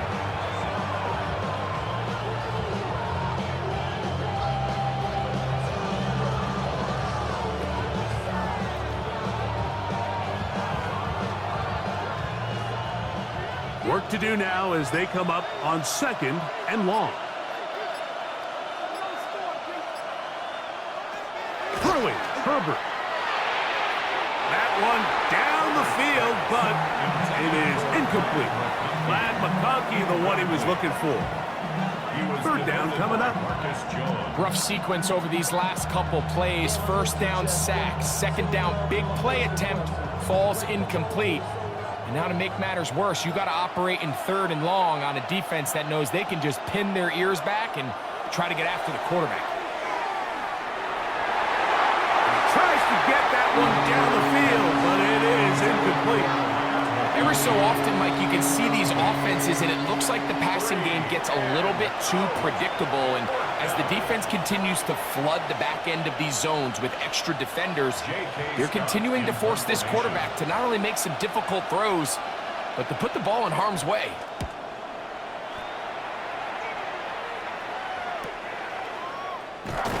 And not much doing there. They made sure he would not get free.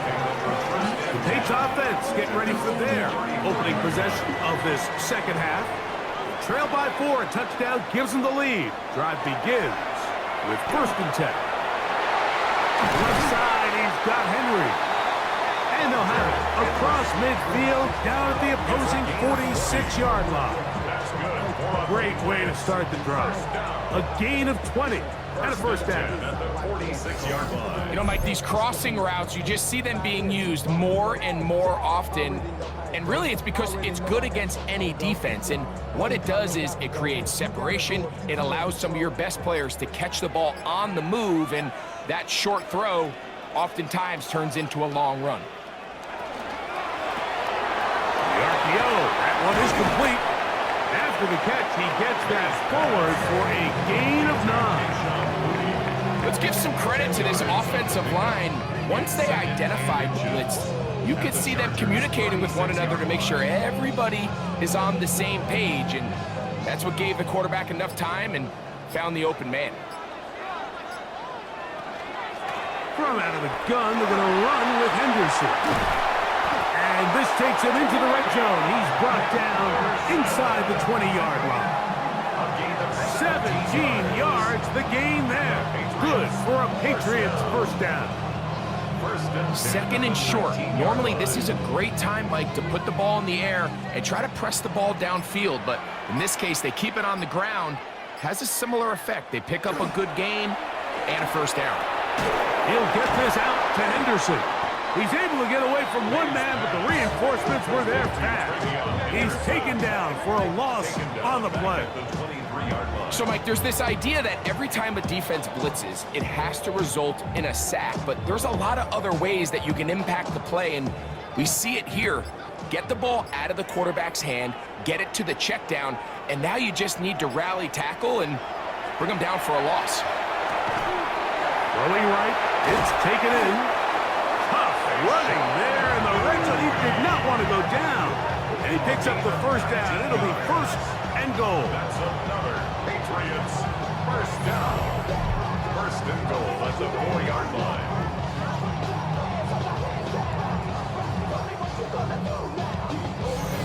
I love the way the ball's been moving around to different guys this drive, Mike. I mean, it really keeps the defense guessing and off balance. And now, this defense is going to have to figure out how to keep this offense out of the end zone. That is caught by the tight end, Hunter Henry. Touchdown, New England. Tight spaces down there. Things happen quick. Greg, a quick decision and great execution for the score. You're exactly right, Mike. Down here this close to the goal line, everybody's clock has to speed up. Not only the quarterback processing to get the ball out of his hand, but you have to win as a receiver quickly and give the quarterback somewhere to go with the ball. It was that quickness at the line of scrimmage that led to that touchdown. Now Andres Borregales for the extra point. It's up and good. And the Pats are on top. It's now 10-7.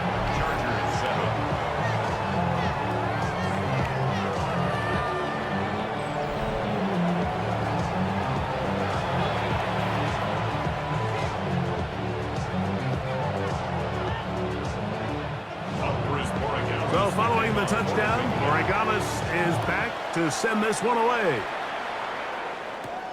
The return starts from the 5, and he'll be brought down just beyond the 25-yard line. So now here comes the Chargers as they get set to take over once more.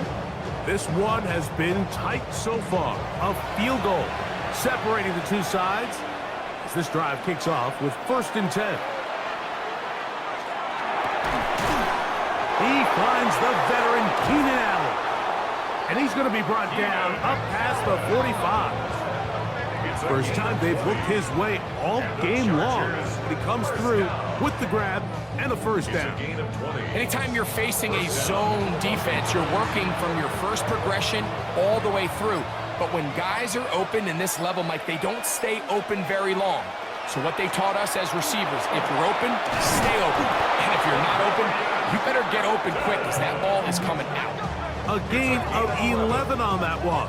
First down, LA. Well, after not having much success in the first half, they're able to get something going on the ground here to start the third quarter. I'd love to see the play caller mix in some play action, mix in some pass game. That should open up some of these holes for better situations to run the ball. And they'll take this down inside the 35. So points at a premium. Defensive battle so far as we are through 3. And Sunday Night Primetime continues after this.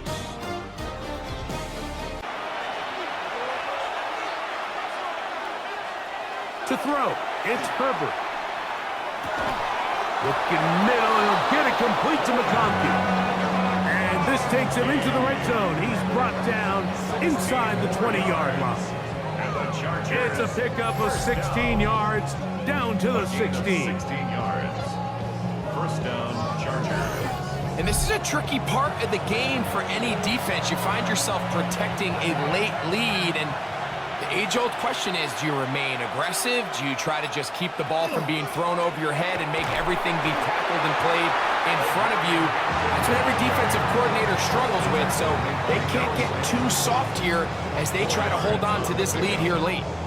So I think as you look back over the course of this game, it's really been the inability of this offense, Mike, to create any sort of balanced attack to get anything going. And whether you look at the rushing yards, whether you look at just the points scored, this offense has to find a way going forward to generate more big plays and more balance, both run and pass. That's one he'd love to have back. An opportunity to score 6 was right there for the taking. Just wasn't quite meant to be. Big play coming up. This is 3rd down. Herbert to throw. He's got his big tight end. Oronde Gadsden. Touchdown, LA. His 2nd TD of the game, and this one gives his team the lead. What a game this has been. Back and forth we go, and that 4th quarter score changes the lead one more time. And we've seen the lead go back and forth, Mike, and now the question is, can they get a stop? Can they find a way defensively to hang on to this lead and get themselves this big win? Point after now from Dicker.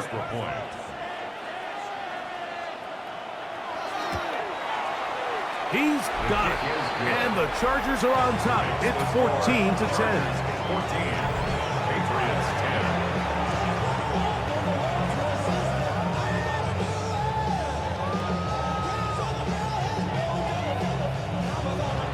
10. So now playing with the lead after that fourth quarter touchdown. Time to kick it back the other way. Now, here comes a return from the 9.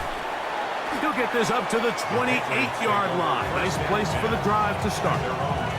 Patriots offense ready to see what they can do with this next possession. They'll start out first down and 10.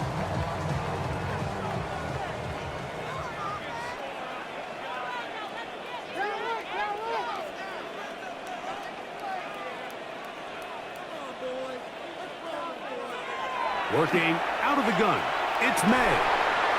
He'll get this to the veteran tight end, Austin Hooper. A great connection there. They're going to bring it down inside the 35-yard line. It's a big play when they needed it the most. An even 40 yards. Big-time play there as they try to cut into this fourth quarter deficit. At this point in the game, Mike, remember, you're just going to get a couple more possessions, so you have to make the most of them, especially with the lead being this close for the taking. Throw over the middle, and they can't connect. It's incomplete. Austin Hooper was the intended target. And it'll bring up second down. It's rare to see an offense that finds themselves trailing and say, well, their quarterback's been actually one of their biggest bright spots. Usually that doesn't go hand in hand, so it's a little surprising to see him miss a throw like that on a day where he's completed passes at a highly efficient rate. And they will take him down at the 20-yard line. Good-looking screenplay there, a gain of 11 and a first down. Really nice job there, Mike. I mean, he sees the blitz coming and just gets the ball out of his hands. Understand where your outlets are. It results in an easy pitch and catch and move the chains. The zone read, a give to Henderson. And that'll be a pickup of 3. Standing down at the 17-yard line. It's a pickup of 3. Brings up second and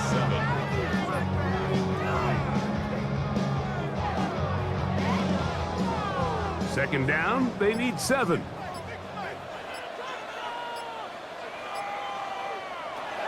Here's May. Sure pass caught by Henry, the tight end. And he's going to be dropped after a pickup of about 5. The drag route is such a good way to get the ball early into the hands of your tight end and take some pressure off the quarterback and give him an easy completion. The size and the athleticism allows them to try to pick up more yards, but do it after the catch. A big play in the game now. Third down and 1. They'll let the fullback try to push the pot. And he's going to have the first down. Just past the marker. It is first and goal. Nice run right there. You get down here into the red zone area, Mike, and yards are hard to come by. He's able to stick his head in there and sets him up for first and goal. They'll drop to throw. He's got it at the 3.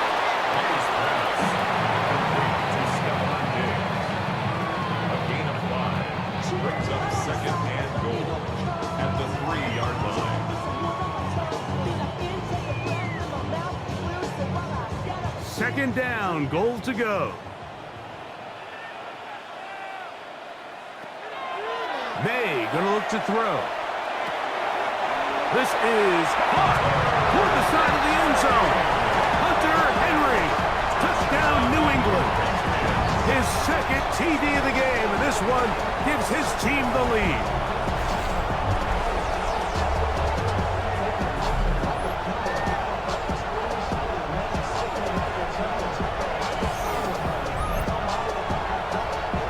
And this is where it pays to have a strong arm to throw this sort of outbreaking route, Mike, towards the boundary in tight coverage. You got to have a lot of faith that you're going to get that ball there. If you're a little late or this ball is underthrown, it could result in a pick six the other direction. Instead, he fires it and he puts it on the line, and the result is a touchdown. Makes the score Patriots 17, Chargers 14. So now playing with the lead after that fourth quarter touchdown, trying to kick it back the other way. This is going to be taken in at the 3. Return up near the 30-yard line, but that penalty marker could impact the spot. Let's get the call. Here's first down.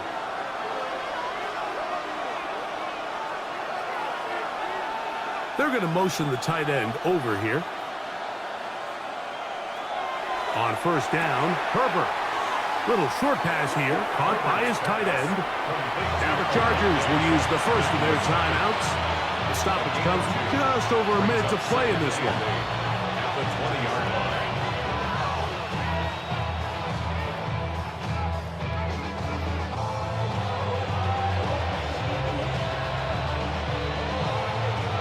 Second down, 8 yards to go.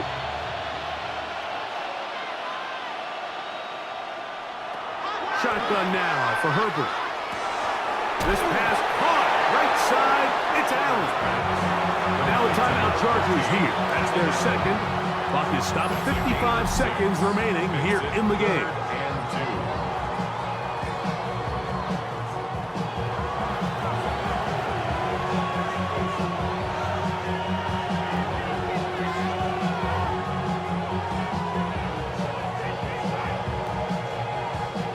This crowd into it now. It's 3rd and 2. They send the tight end in motion. Herbert looking to throw on 3rd and 2. Now the ball thrown deep for Johnston. They desperately needed that one, Mike. Down here late, they've only got a few remaining snaps to go, and it puts all of the pressure of the game now on 4th down.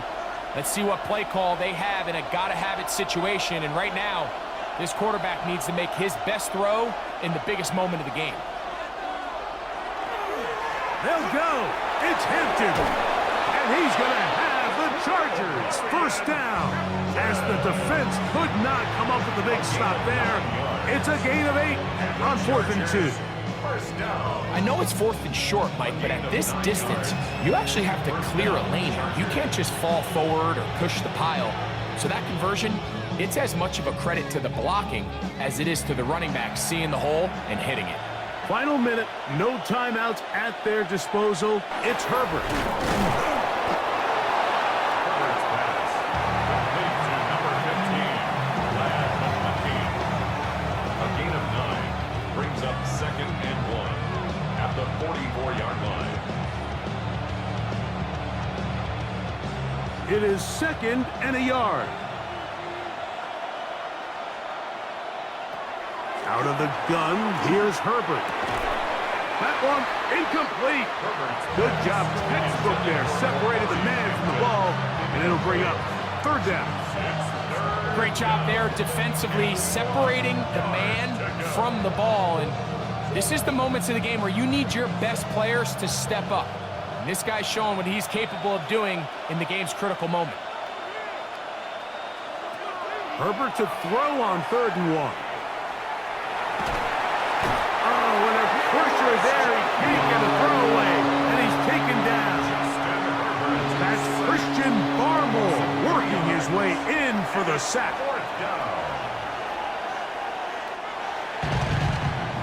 So it's a win for the Patriots.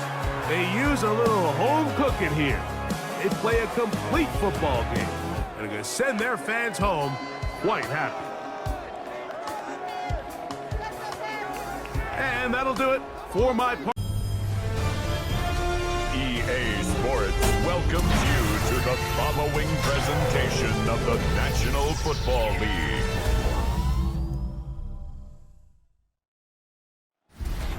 It is always a good time for football here in the city of Pittsburgh. Welcome to Acrisure Stadium. Tonight, a good one here in the AFC. It's the Houston Texans and the Pittsburgh Steelers.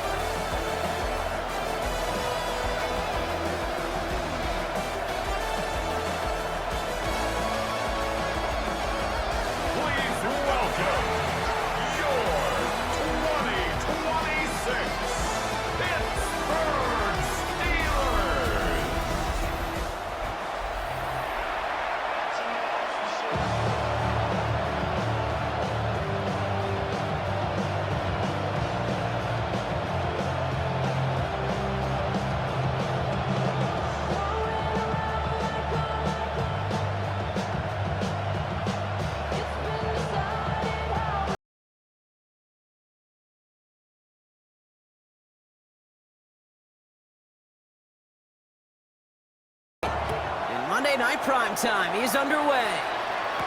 Kenneth Gainwell now to return.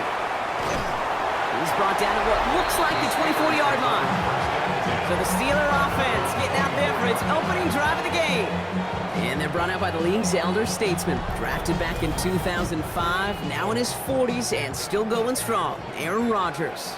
Well, love him or hate him, Rodgers not ready to leave the league until he's satisfied with how his final chapter reads. He didn't get the storybook ending he wanted last year. He's taking another run at channeling all that doubt into success one final time.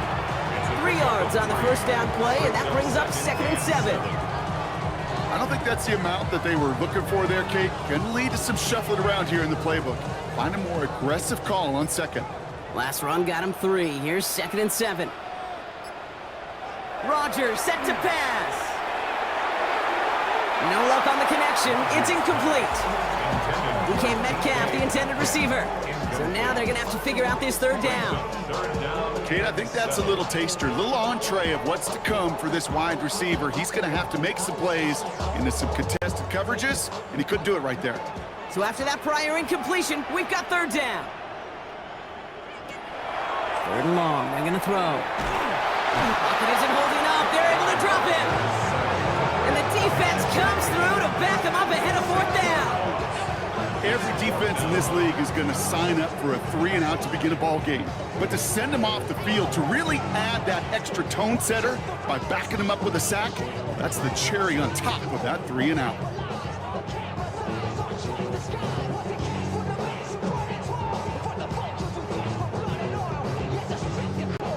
On 4th down, it's Corliss Waitman on for the Steelers to punt this away. And I imagine they were hoping they wouldn't need to bring him out so soon into this game. And he's calling for a fair catch, which is made at the 33-yard line. So now it's the Texans' turn to take the field for the first time. Leading them out, our 2023 Offensive Rookie of the Year. Now in his 3rd season out of Ohio State, it's C.J. Stroud. A lot of quarterbacks, Kate, who earn postseason wins each of their first 2 seasons. And that's exactly what CJ has done. He has become the face of the franchise down there in Houston. And now a little more help around him, and hopefully a better offensive line to protect him this year. 12 yards on that play, and a good call nets him the first. A run like that, Kate, it just gives everybody a little bit more bounce offensively because you also know it can set the table for more. Here's Stroud on 1st and 10. That one is incomplete. Couldn't hang on through the contact. Jaden Higgins, the intended receiver that time. So that brings up 2nd down. No real secret. They were going to get him and his height involved early there, Kate. The secret was how is he going to be defended? Well, they chose to go physical. And that will plant a little thought in his mind. The next time the ball comes his way, he better be ready for some contact. On 2nd down, Marks. And this almost ended worse, but he gets a yard out of it. Patrick Queen ranging in for the tackle. Okay, that's a run that's ho-hum on the stat sheet, but if you see a bigger play on the ground later on, it'll largely be because of a play just like that one, softening up the front and opening the door for a bigger gap in the future. 3rd down here, need 8 on the play. Here he goes, 3rd and long. That's complete to the rookie out of Iowa State.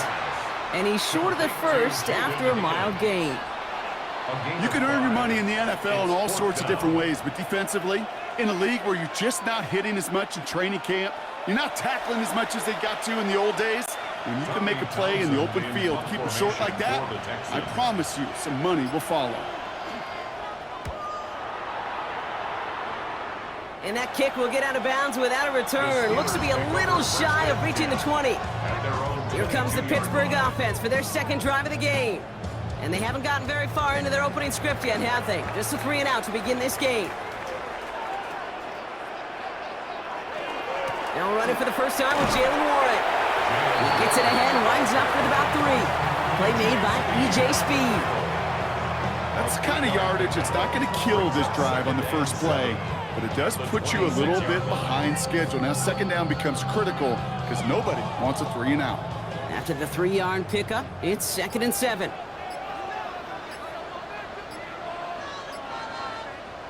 Play action here with Rodgers. Defender arrives right as the ball does, and the hit knocks it free. Incomplete. He was looking DK Metcalf's way there. So it'll be third down. Defender's not going to be thrilled the catch was almost made on his watch, but more importantly, he breaks it up. Gives him a chance to do a little jawing after the play. Lets the other guy know he roughed him up and cost him that catch. Rodgers going to throw here, third down. He's got his man. This is Austin. And they will finally catch up to him just a second before he could reach that 40. It's a 13-yard play, and that's enough for the first. First down. First and 10 at the 39-yard line. You know, they call that the money down for a reason, because you're just simply not going to last long in the NFL if you don't convert a good portion of your third downs. It's the money down. And nice to see them roll the dice and continue the series.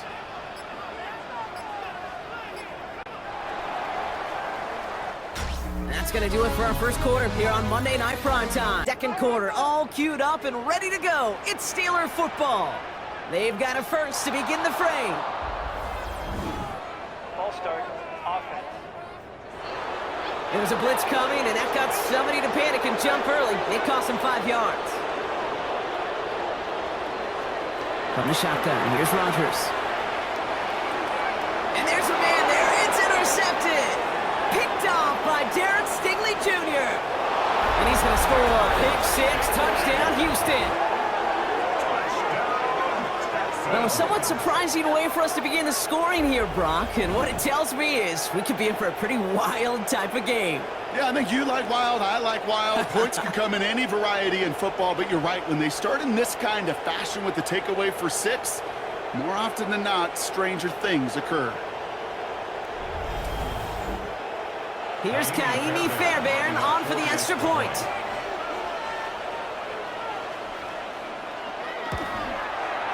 The point after splits the uprights. And they add one on to their first touchdown of the contest.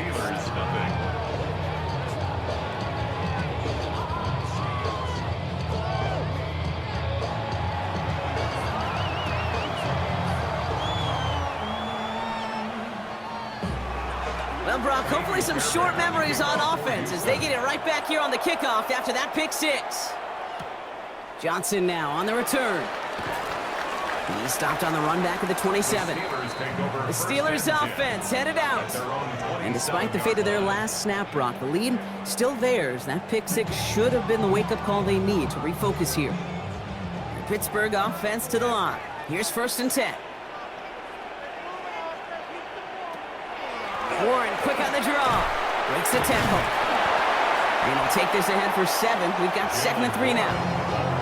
While that run may not have moved the chains, Kate, that is such a confidence builder. Sets the tone for more play action, maybe more runs. That's exactly how you want to start a drive. 7 yards on that last play, so this is 2nd and 3. To throw is Rodgers.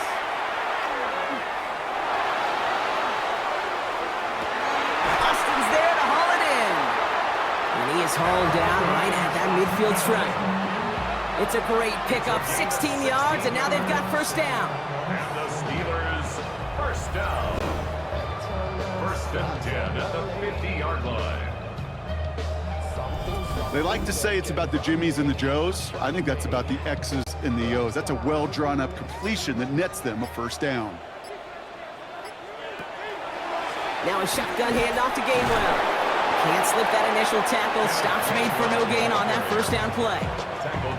It'll be this group's job watching the film to find all these plays, the ones that amount to really very little statistically, and identify what was needed to just make them a little bigger, stretch them further. Afterthought plays now, they could be the big gains of next week. Rodgers from the gun. That's who is running back, Kenneth Gainwell. It looks like he's going to be marked just a little shy of that first down. Ball at the 41, 3rd and short. I call this quarterback's best friend. Some call it a safety valve, some call it automatic, but it's sure nice as a quarterback when you got a trusty running back over the middle of the field that you can depend on. It's Warren on 3rd down. That's Gets the first down, and he's still going. Down to the 10. And he's going to be hauled down at the 2. That sets up first and goal. And we are still waiting for the scoring for anybody really to get going as we've hit our 2-minute warning. More from Acrisure Stadium in just a moment. From the red zone now. And he will score. Touchdown, Pittsburgh. The Steelers earn the chance to tie it before halftime. No hesitation on that throw. He got the guy he wanted right away, and he got it to him for the touchdown. You know, it's great, Kate, to draw plays and have all sorts of different options, but it's even better when you don't have to get to your second read. His first broke open just like they planned, and that's 6 in the end.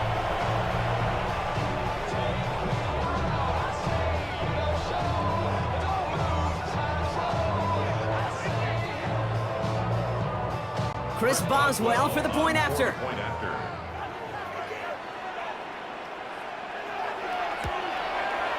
Extra point set right down the middle. And the Steelers tie this game 7-7.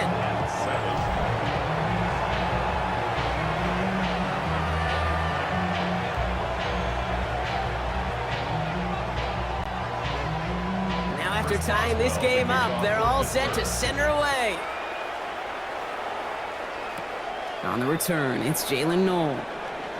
Making some progress here. And he showed some nice bursts on that run back, didn't he? Getting them all the way out to their own 40. This Texans offense readied up for its second drive of the contest. And they're certainly hoping for some better results here after that first drive ended in a punt. The Texans set up nicely as they come up to the line, 1st and 10. They'll start this drive with Marks. And he'll be stopped after just about a yard. 2nd and 9 coming up. This offense is now left with some ground to make up a little bit here on 2nd down after that drive starts with a very minimal gain.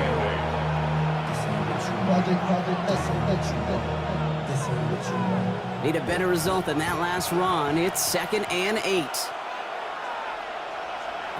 Operating from the gun, it's Stroud. Throwing the out route complete. And he's going to be driven out of bounds. The gain gets this down inside the 35. A gain of 26 yards there. And it'll be a first down, Texans. From a great throw to a nice route and catch to moving the chains. There wasn't a whole lot not to like about that amazing play. First down now, ball at the 33. From the gun, Stroud.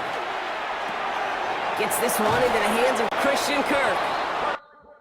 And he pushes this down to the 22-yard line. And that one goes for a gain of 11. And it'll be first down, Houston. I know the Combine tries to test everything it possibly can physically, but I don't know how you test courage at the Combine because there's nobody defending you. Nobody wants to hit you. But that was the epitome of courage to make that in cut and make the catch. Timeout coming from the Texans. That's their first. They'll have 2 left to work with before halftime.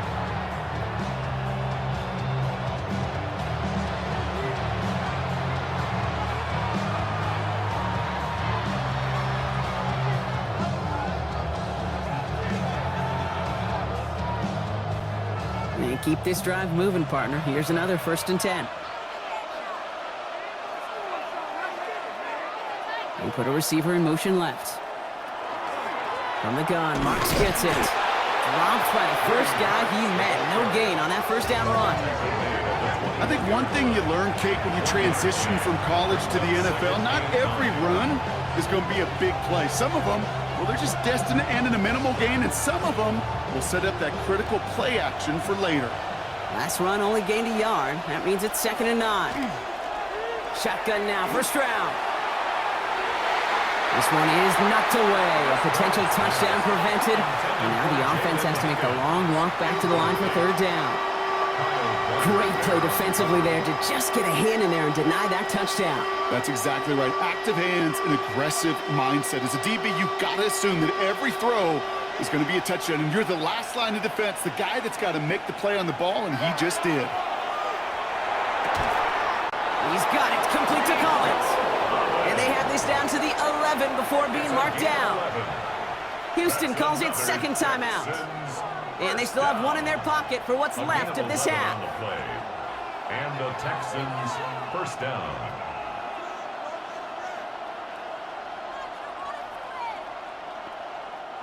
Offense getting set. Here's 1st and 10.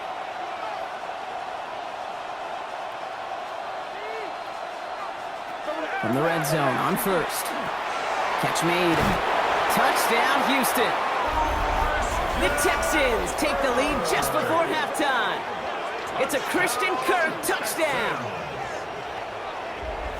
So, Brock, this offense starting to find its rhythm a bit as they finish things with a touchdown there to give them the lead. And the key word there that you said is finish, because you want to have that mindset, even early in the game, that field goals aren't going to cut it.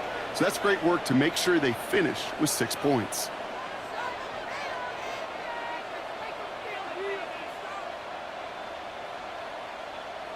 Fairbairn now for the PAT.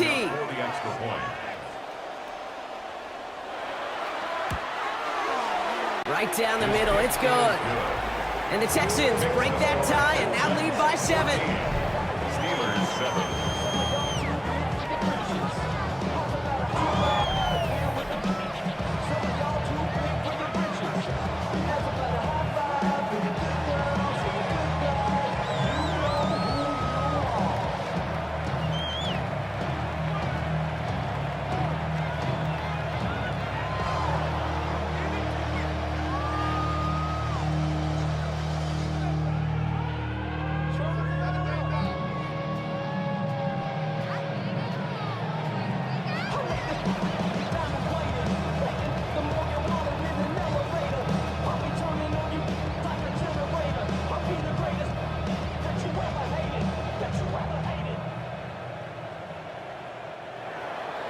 Fairbairn has it all set up for the kickoff. On the return, here's Gainwell. And in the end, he's able to get it to what used to be a touchback. Gets at the 25-yard line. The Steelers getting to take the field one more time here in the half. And with field position and the clock against them here, probably not going to see anything of substance. Looks like they'll play it safe with a run to the outside. And the drive starts out small, just 1 yard on that play. Only 2 yards, and it brings up 2nd and 8. A gain of 2 brings up 2nd and 8 at the 26-yard line. So we have a one-score game here at the break. Now it's time for the EA Sports Halftime Report. Scott Hansen, take it away. All right, Kate, thanks very much. Scott Hansen and our great crew here in the Orlando studios set for an abridged version of the Halftime Report. This game, to this point, a little slow to begin with, but in the second quarter, the offense... Got a one-touchdown game here as we get you back down to the field. Now Boswell on to send this away. Noel to return this. And he's brought down just beyond that 25-yard line. So as we get set to begin the third quarter, it's the Texans offense who's going to be out there first. And they take the field in good but not great shape, Brock. They've got that lead, but no doubt they'd love to see it grow. Yeah, and just having the lead does take some pressure off. It doesn't change the sense of urgency. It's always on tilt in the NFL, but it should allow them to operate a little more freely. Quarterbacks will look for their tight end short in just about any situation. They take away the deeper options. Well, there's their consistent source of positive yardage, the trusty tight end. This is 2nd and 6 coming up.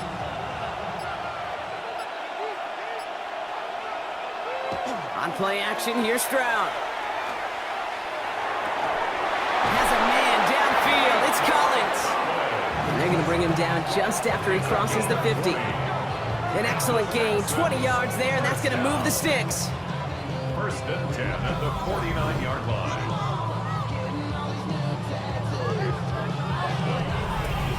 Double coverage, deal breaker for a lot of QBs, Brock, but less so when it's a target you trust. You know, it's interesting, Kate, even 20-something years ago, watching Marvin Harrison and Peyton Manning work, every defense would go into every game trying to double cover him, but yet those two, well, like we just saw right there, just got it done regardless. He's going to bring this down to their 35. That play gains 15, and it moves the sticks. What a great sign to start the second half for this offense, because with a lead, well, the ground game becomes your best friend, the centerpiece for this offense, trying to chew up that clock. First down, it's a run with Marks. And he gets this one down inside the 30. That's a gain of 5.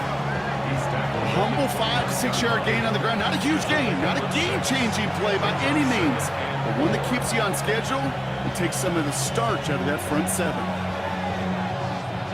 First down run gets him 6, so now it is 2nd and 4.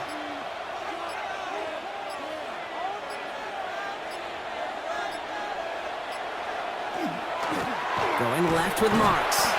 He's unable to get away from that tackle. Good work by the defense. Nothing gained on 2nd down. I know from the position of the quarterback, Kate, sometimes you hand that ball, you put it in the belly of the running back, and you send him right into the teeth of a buzzsaw. You can feel it from the jump, and that call from the defense, well, it came at the perfect time.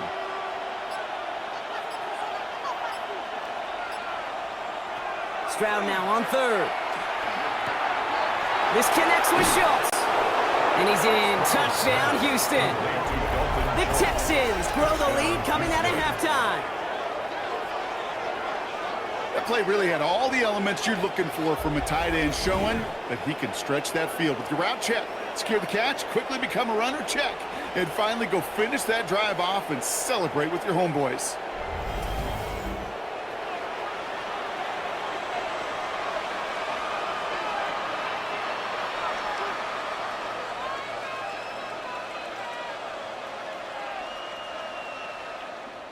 Fairbairn now for the PAT. For the extra point.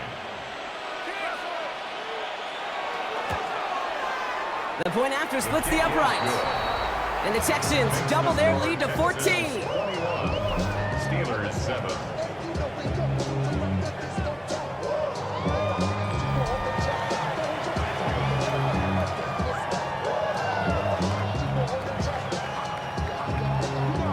Fairbairn has it all set up for the kickoff. Johnson with a return here.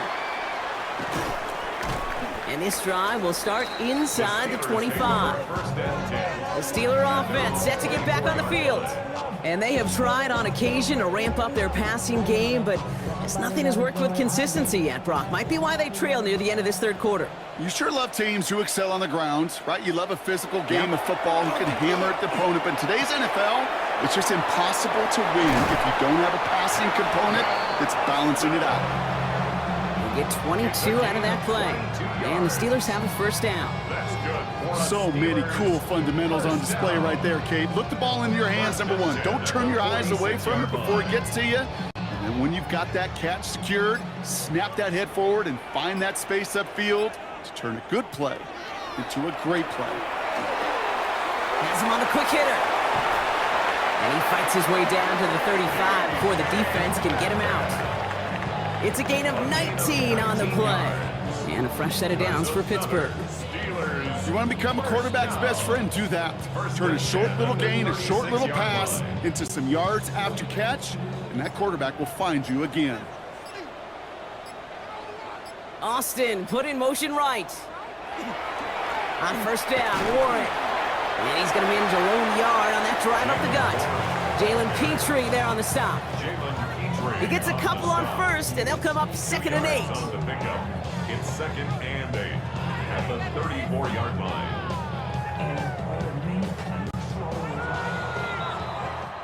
All right, we've reached the final quarter of Monday Night Primetime. It's Steelers football. A nice help for them as they trail entering the quarter.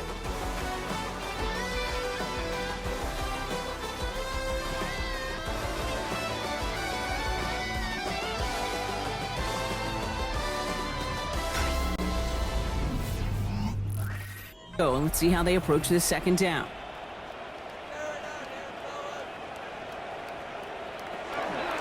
From the gun, a give to Gainwell. Not much space available there. Maybe 2. That brings up 3rd down. Well, no springing a big play on that one. It's just going to simply be used as a setup play. Whether that's another run or eventually what I love, setting up a play-action pass off that counter action. 6 yards to go here. It's 3rd down.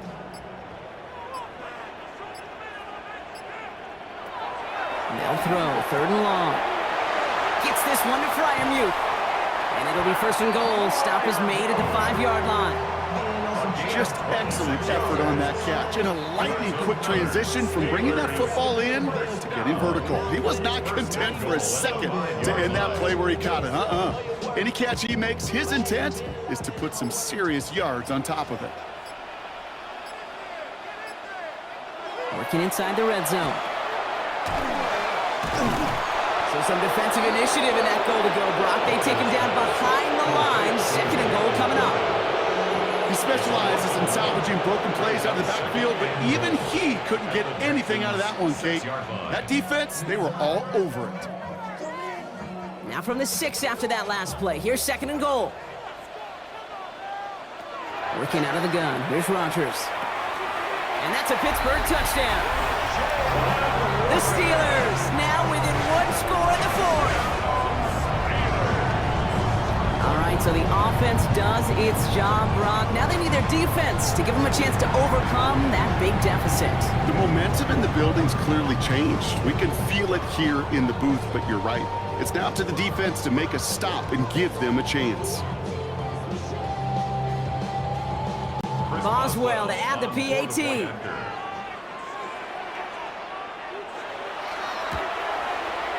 Extra point sent right down the middle.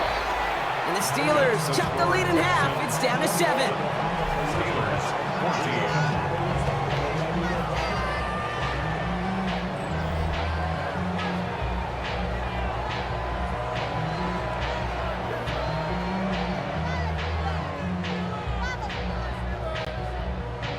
And just like that, we're back to a one-possession ball game as the kickoff is away. Noel to return this. And in the end, he's able to get it to about the 25-yard line before he's hauled down. Here come the Texans as they get set to take over on offense. And this really looks like a whole different ball game after that touchdown, doesn't it? They really need to go on a drive here. Running the toss here to Marks. And he's going to just get this across midfield before he's taken out of bounds. He'll move the sticks after ripping off a gain of 28. Kid, I want you in the audience to imprint that play in your mind. When you hear me or any announcer say, oh, he's running downhill. Oh, get running downhill. Oh, you want to hit it downhill. That right there, that was running downhill. Here's a handoff to Marks. Can't slip that initial tackle. Stops made for no gain on that first down play. The Steelers calling their first timeout. May still have 2 to work with in this final quarter. Made it all look so simple, didn't he? That linebacker sorting right through the traffic, finding the runner. That's instincts come to life. First down run netted him nothing. Here is 2nd and 10.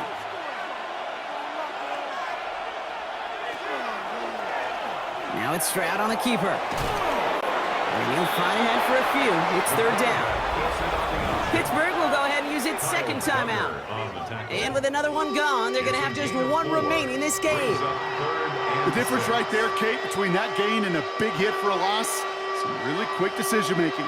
He made a quick read, saw the running back was going to get hit if he handed it, and he pulls it himself for a positive gain.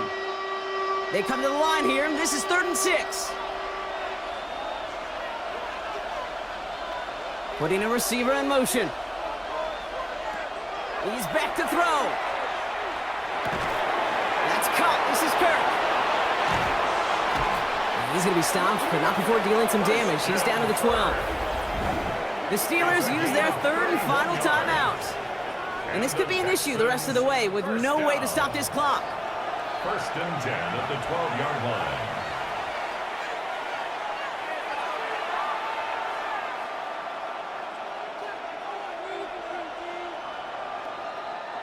What a spot for a big play, huh, Brock? It has him well into the red zone now with 1st and 10. Here's Chubb up the middle. And they try to power it forward, but only a couple of yards there. The Texans ball carrier. He was taken down at the 10-yard line. A gain of 2 brings up 2nd and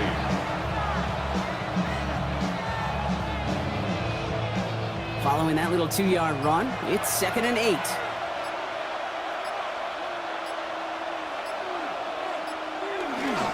Staying on the ground here with Chubb. And once again, he doesn't manage much before getting brought down. That run good for a gain of 2, and just like that, we've hit our 2-minute warning. Quite the drive they've had, Brock, but they're up against it. 3rd and 5 now. Back to throw it. And that is the catch that should end this game and seal this win. Touchdown. Well, they definitely wanted to get that one out quick, Brock. They did just that, and it ends in 6. We hear it all the time, but it is so true, Kate. This is a game about matchups, and when you see a throw that quick, it really was determined pre-snap. It was great design and tremendous execution.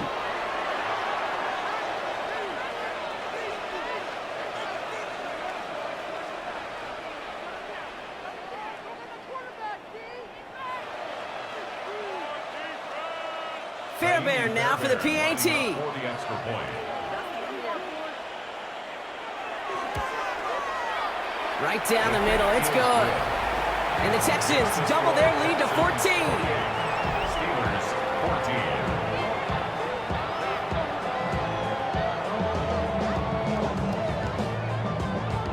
14. Fairbairn has it all set up for the kickoff. Kickoff for Houston.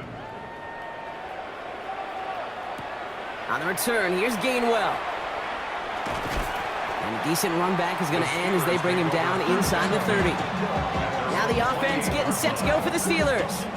This could be the decisive drive. Down 2 scores late. They've got to find some points to get it back within 1. All right, working from the gun to start. 1st and 10. Here's Rodgers. Finds him on the crossing route. And they'll stop him here, but not before he gets out to the 47-yard line. Give him an 18-yard pickup there. And the Steelers have a 1st down. You know, Kate, you'll find teams go to this crossing route concept sometimes a dozen times a game. A lot of times it's for shorter yardage, but sometimes things break in the right coverage for a much bigger impact play, just like that. Finds a seam down the middle. And they make the tackle at the 38. He finds him 16 yards and a new set of downs. Part of the reason I leave you pregame, Kate, and get down to that field and watch these guys throw and catch is I want to see their timing. I want to see their anticipation. That is picture perfect right there. A crossing route thrown that quickly tells me these two are on the same page. And this time they're going to get to him before he can get that pass away as he goes down. And they've got a little extra distance now to make up here on 2nd down. Final quarter, this quarterback's just feeling the need to do a little extra, try to make something happen outside the pocket. The problem, defense wouldn't let them. They have that same kind of urgency. They want to make some plays of their own before they hit the showers, and they've got one right there with that sound. Short pass brought in, and he stopped just shy of that 1st down at the 28. 3rd down upcoming.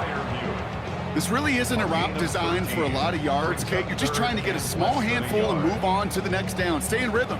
But anytime you can work some magic after the catch and stretch it out, those are welcome bonus yards. Texans bring out an extra DB on this 3rd down. Looking to throw it. He's got his man. This is Austin. And he stopped just before he reaches the red zone at the 21. A 7-yard gain. That's another. So the Texans come away with the road win. Well, as they celebrate to the boos of the home crowd, I'm sure you're having flashbacks, buddy. It's got to be music to their ears, hearing those fans voice their displeasure. It is so sweet, Kate, when you win on the road for a couple reasons. Yeah, I do remember. I remember silencing those road.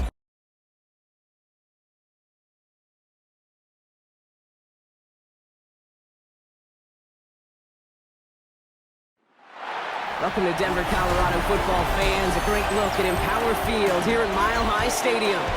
Today, we're ready for an entertaining battle. It's the Buffalo Bills and the Denver Broncos.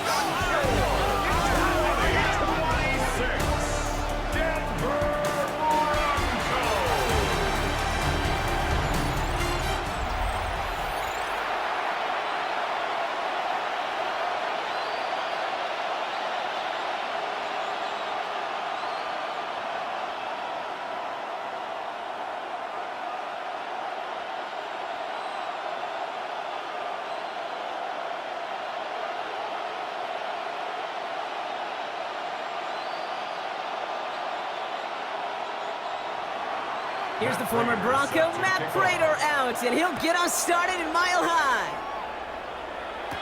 Here's R.J. Harvey on the return.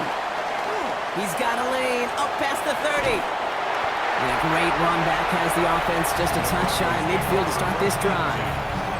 So the Broncos offense getting set for their first drive. And bringing them out. He was a rookie last season when he took the Broncos to the playoffs for the first time in 9 years. Now a sophomore, it's Bo Nix. Those Denver Broncos have been looking for their next quarterback after Elway and Manning, and it was a dark period until Bo Nix stepped into the fold. He led all rookies in passing yards, touchdowns. It was 29, by the way, and he finished third for Rookie of the Year. The Broncos, they found their quarterback.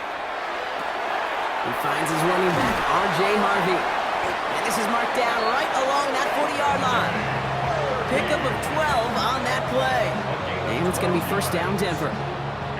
Play like this, that's exactly where you want to get him the ball. Right on the outside, where he's got the space and a lot more room to work. From the 40-yard line now, this is first and 10.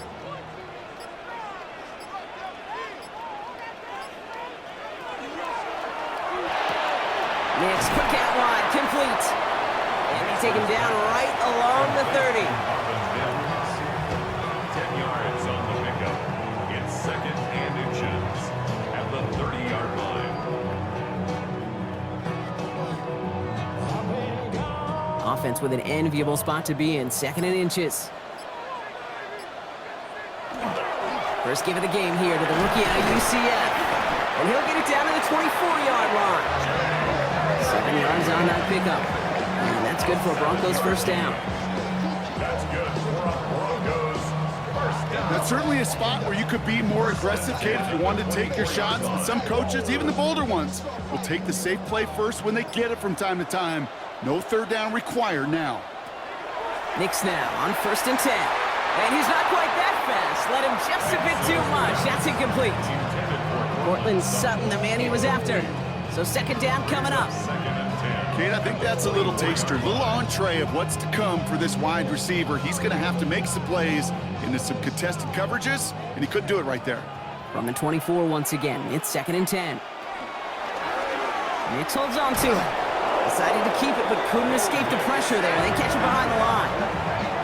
And that right there, an early look at somebody who might just be the impact player in this ballgame. Yeah, there's no question this strong safety loves to come downhill.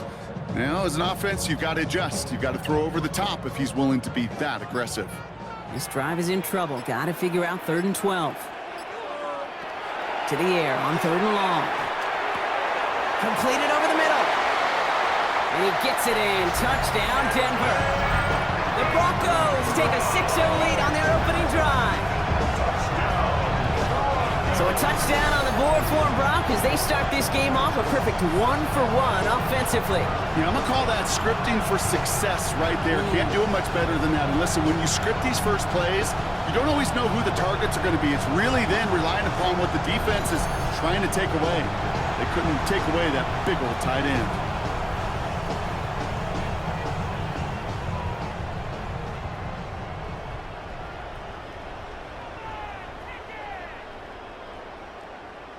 Will Lutz now on for the extra point.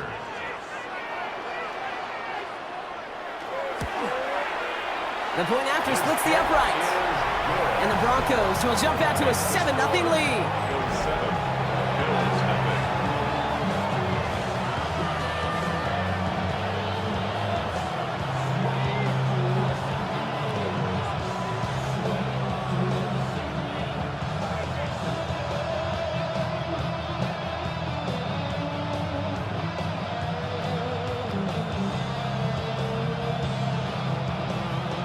Here's Lutz set to kick this away.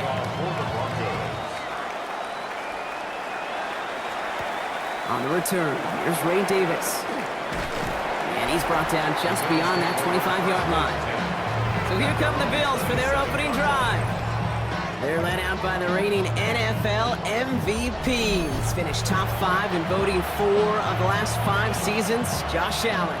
He won the MVP award. We all knew he'd capture at some point of his career. And to me, Katie really did so because he further elevated everybody around him. That's what MVPs do. It's exactly what Josh did a season ago. All right, Bills to the line now. 1st and 10. First tone of the game for James Cook. And they're going to have this up at the 44-yard line as they haul him down. A pickup of 17. And the Bills have a 1st down. Well, more often than not, it's the passing game that's asked to go from 1st down to 1st down in just one play. But when you get that big play potential on the ground, geez, it just infuses your offense with confidence. 1st and 10. Here's Allen. He's got this complete to James Cook. And he's short of the 1st after a mild gain. I'm not going to call this a must-score drive here in this 1st quarter, Brock, but when your opponents start the game with 6, it feels like you need some sort of answer. You need a response, right? You need a response. You don't need all these home runs or big highlights. You just need to keep matriculating that ball down the field.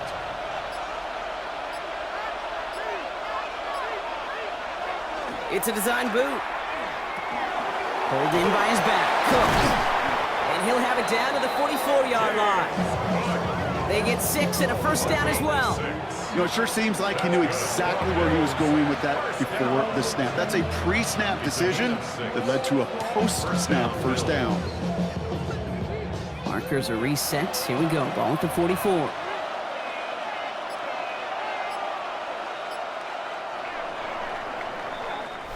So before they can get set and snap it, the clock runs out on quarter 1.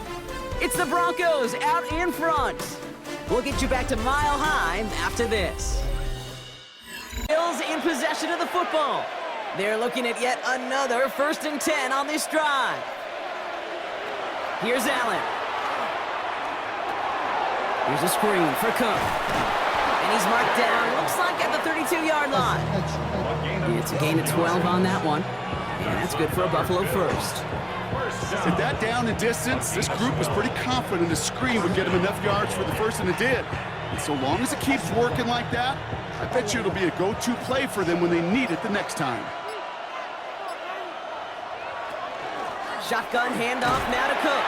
And he'll knife his way through for a pickup of 4.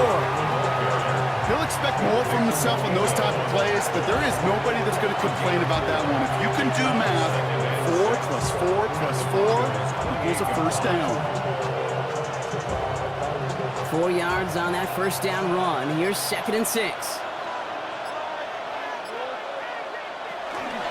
Another one for Cook. And they're on him after about a 2-yard gain. Alex Singleton makes the tackle. Okay, that's a run that's ho-hum on the stat sheet, but if you see a bigger play on the ground later on, it'll largely be because of a play just like that one, softening up the front and opening the door for a bigger gap in the future. 7th play of the drive, offense facing 3rd and 3. From the shotgun, it's Allen. He has the 1st over the middle, and he'll pick up enough to move the chains. It's not just imperative that a quarterback knows man or zone. Same thing for a receiver, especially on a drag route. When he sees zone coverage like that, just settle down, find the soft spot, and give your quarterback a chance. All set now, 1st and 10. Hand off to Cook here, out of the zone read.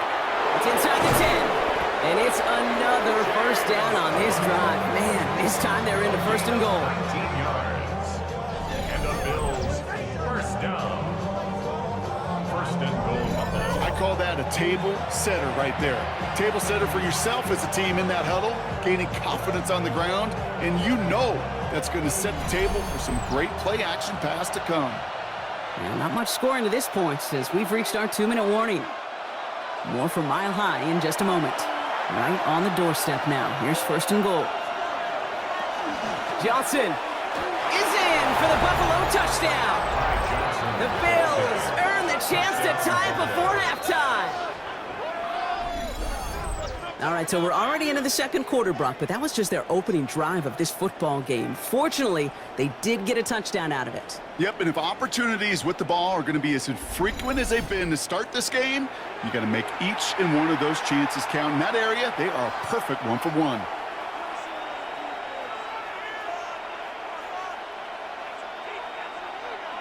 Matt Prater for the point after try.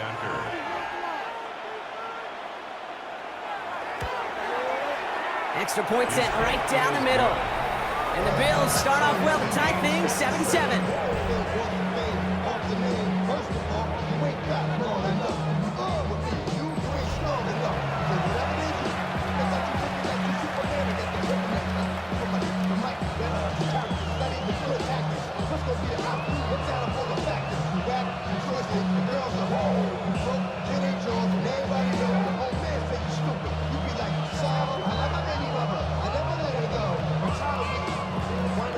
Now after tying this game up, they're all set to send her away.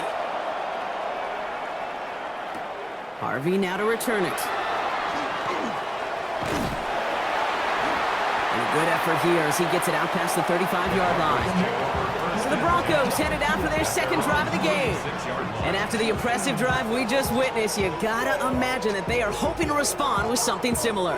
Yeah, and I don't love to use the word can't, right? But this can't be a 3-and-out for this offense right here. They got to give their defense a chance to catch their breath and turn some of the momentum in the building.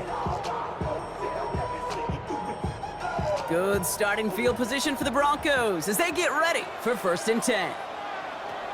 Out of the gun, it's Nix. Gets it downfield, on target to Sutton. This is going to be down to, it looks like about the opposing 36 for their next snap. He'll move the sticks after ripping off a gain of 28. 1st and 10 at the 36-yard line.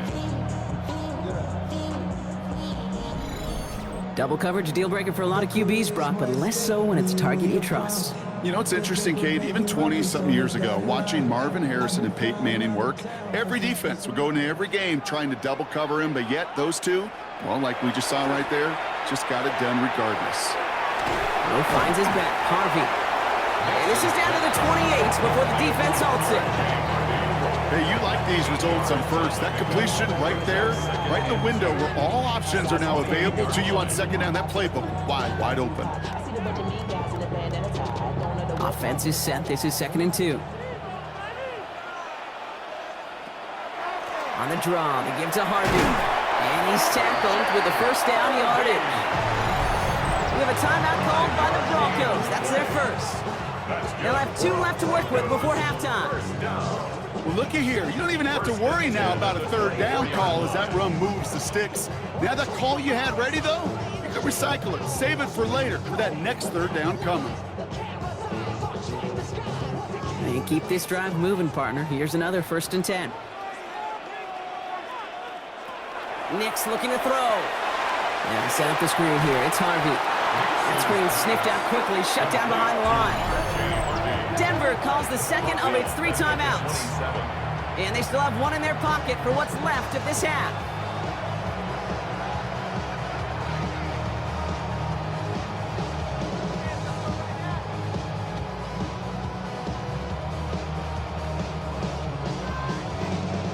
They break the huddle. It's 2nd down now. Shotgun snap to Nix. Drops it down, Harvey. And he's going to be stopped at the 17-yard line. I call this quarterback's best friend. Some call it a safety valve, some call it automatic, but it's sure nice as a quarterback when you got a trusty running back over the middle of the field that you could depend on. 3rd and 4 coming up now. Nix from the gun. Making the call himself. And he is well clear of that marker. That effort's going to set them up with a 1st and goal. Now the Broncos take their 3rd and final timeout. And that's all they've got for what little remains of this half. 1st and goal at the 9-yard line.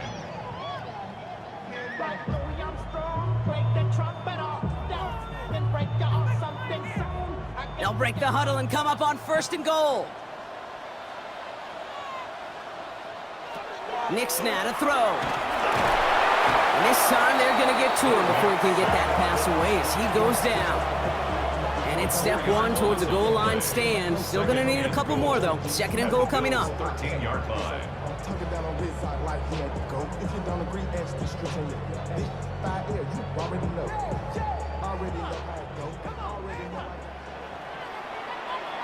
So we're all knotted up here at the half, Bronc, as we send this over to our buddy Scott Hansen, who's got our halftime. We welcome you back for the 3rd quarter.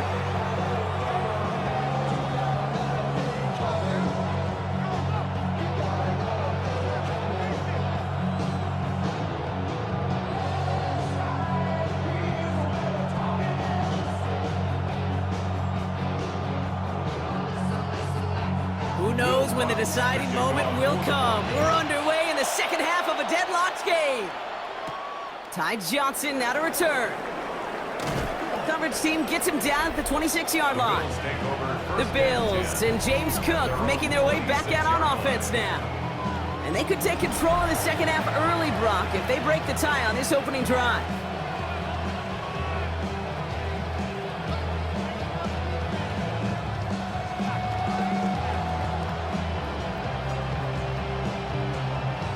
The Buffalo offense to the line. Here's 1st and 10.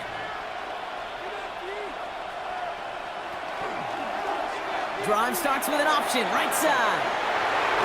And they're going to bring him down just a moment before he's able to break it across midfield. It's a gain of 21 yards to pick up that first down.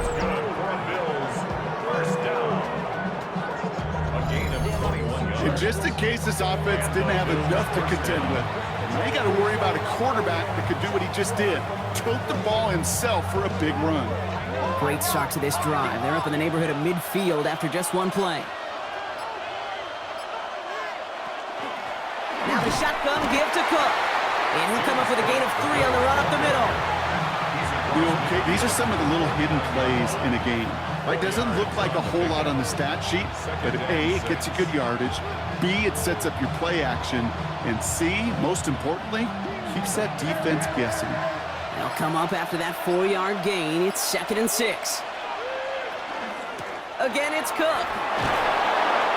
This goes across midfield and into Broncos territory. It's a pickup of 3. They're going to need 3 more now on 3rd down. It's a gain of 3. Brings up 3rd and 3.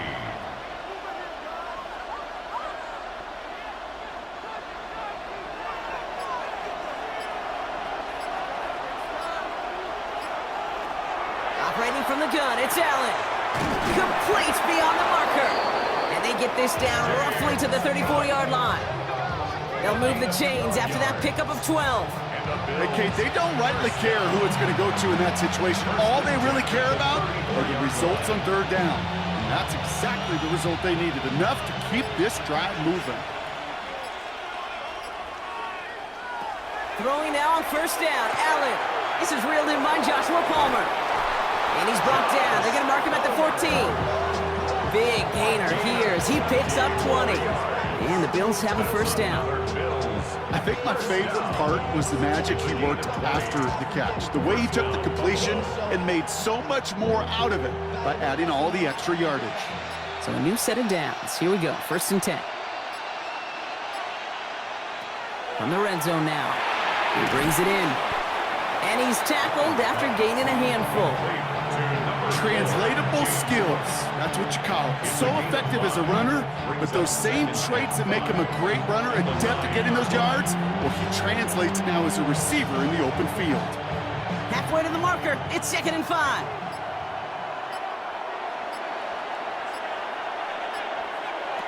To the air again, Allen. That one's incomplete in the end zone. That throw doesn't lead to 6. And it'll be 3rd and 5 coming up. A close game is going to stay close, Brock, so long as plays like that are being made in big situations. Yeah, in these tight games, you got to have your defense making plays just like that in the red zone. Here we got a defender in particular coming through with a big hit to keep points off the board. And he let his man too much there, Brock. Incomplete, 4th down coming up. You know what that route is called, right, Kate? OTB. Over the ball. And those are the ones you've got to hit. You've got to be able to play offense from the inside out. Got to find a completion right there. So on 4th down, out comes the Bills' field goal unit and Matt Prater. This only a chip shot from the right hash. Prater puts it through. And that's going to break our tie and give him a 3-point advantage. Well, that didn't take too long. One series in, and he's given them the second half lead.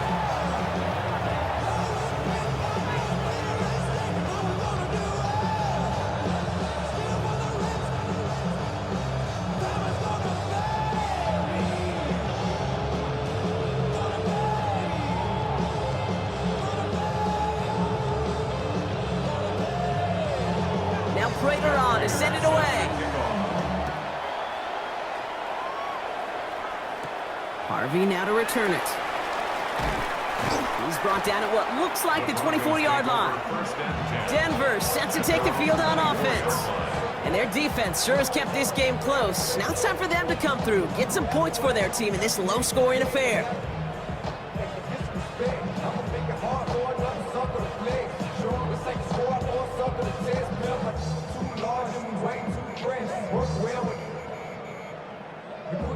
All right, Denver getting everybody set. So they've got 1st and 10. They fake the handoff. Now Nix finds him over the middle. And they will finally catch up to him just a second before he could reach that 40. A nice gain of 13 yards as it brings up a 1st down. They like to say it's about the Jimmies and the Joes. I think that's about the X's and the O's. That's a well-drawn-up completion that nets them a 1st down. We've set it down from 37.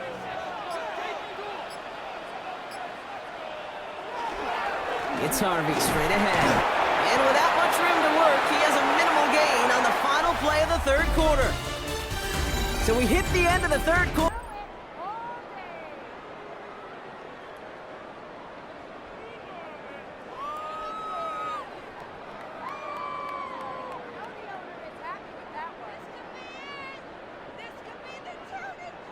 Need a better result than that last run. It's 2nd and 8.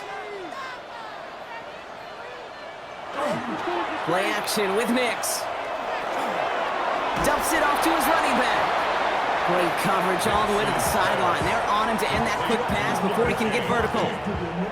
He specializes in salvaging broken plays out of the backfield, but even he couldn't get anything out of that one, Kate.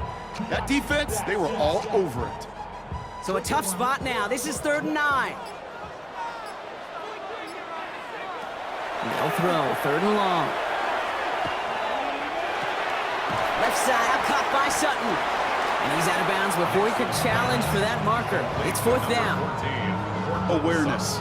You've got to be aware. Play caller, quarterback, receiver have to be aware of where the sticks are. That route just not enough, not deep enough to extend the drive and move the chains. On 4th down, Broncos going to call on Jeremy Crawshaw here to punt.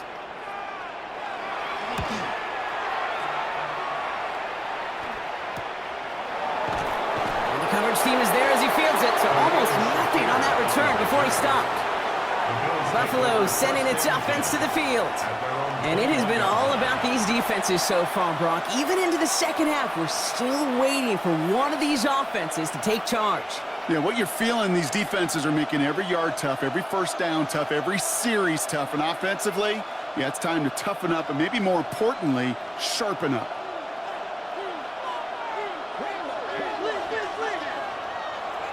On 1st down, Allen. Caught, nice game left side. And the stop is made just before he's able to reach that midfield stripe. He'll move the sticks after ripping off a gain of 28. 1st down. 1st and 10 at the 48-yard line.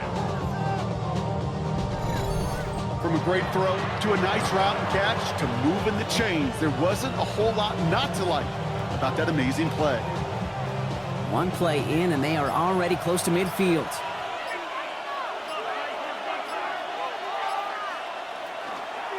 Cook trying this one up the gut. Escapes the defender. And he's going to have this one down to the 37.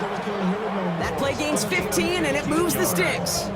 Let's see, first it was a pass, now it's a great gain on the ground. They've got this defense on their heels. We've set it down from 37.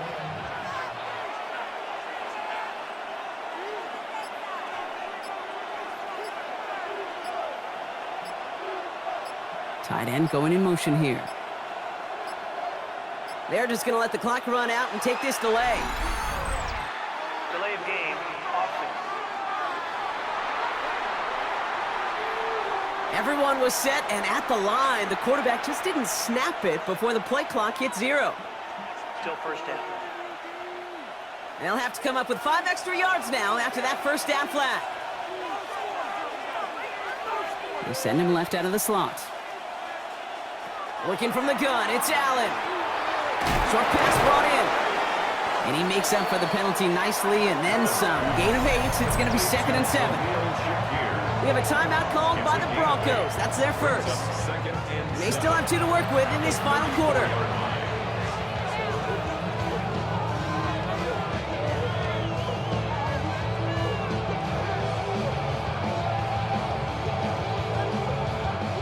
Second down now, 7 to go.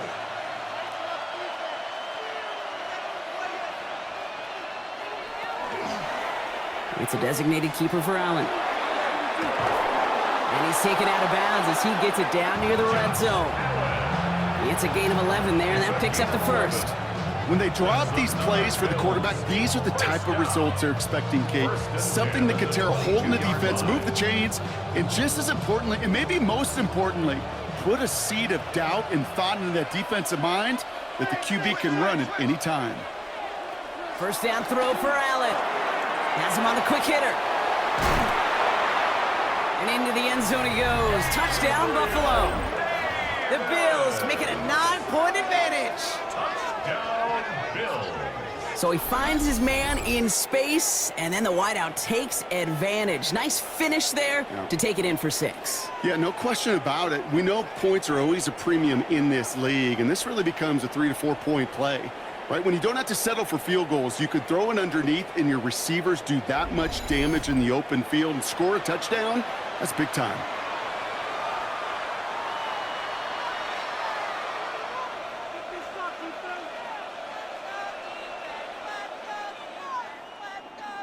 Prater on for the PAT.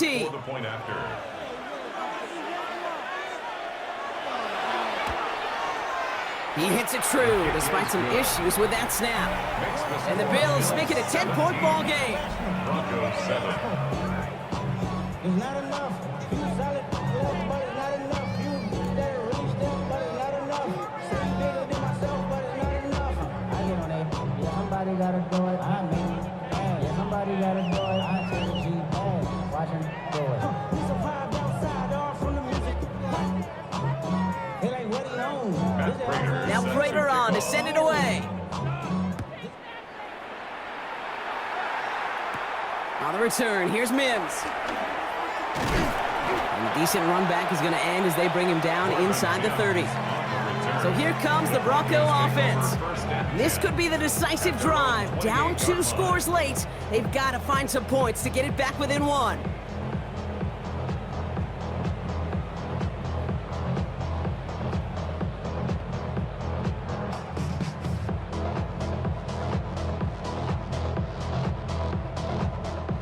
Offense into the shotgun set as they line this up. 1st and 10.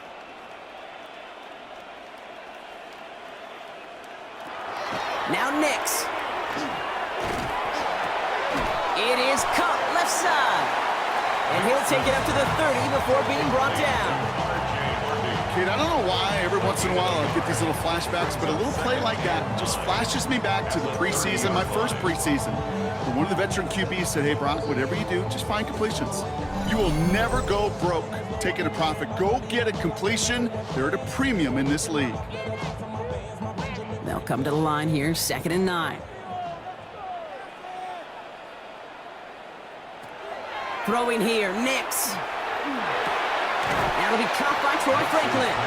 And he's halted after about a 6-yard pickup. Stop made at the 36. Makes it 3rd and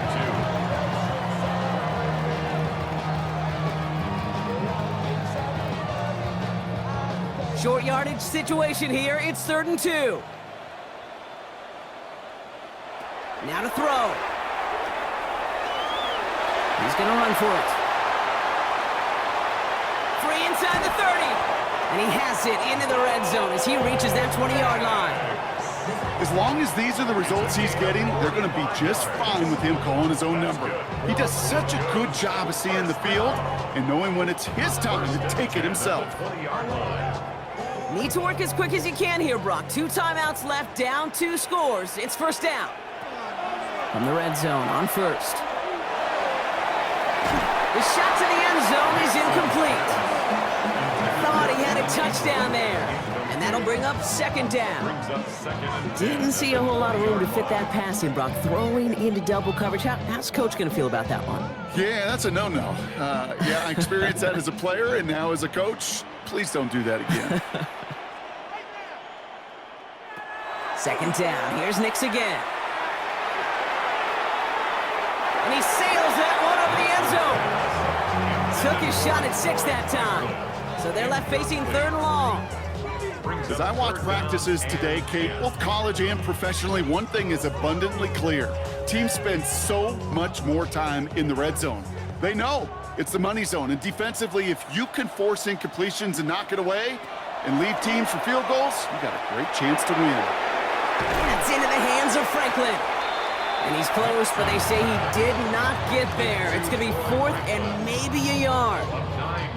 You can earn your money in the NFL in all sorts of different ways, but defensively, in a league where you're just not hitting as much in training camp, you're not tackling as much as they got to in the old days, when you can make a play in the open field, keep them short like that, I promise you some money will follow. And he hits the end zone. Touchdown! I hope nobody left early, Brock, because we have still got a game. Okay, you got to be aware defensively by this point that this guy is going to run if he sees daylight back with his legs.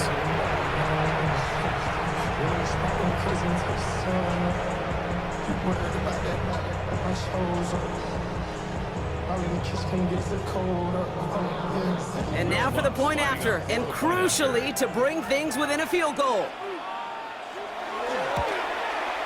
And he connects there, so now another kick from him. A field goal will tie this game in the 4th.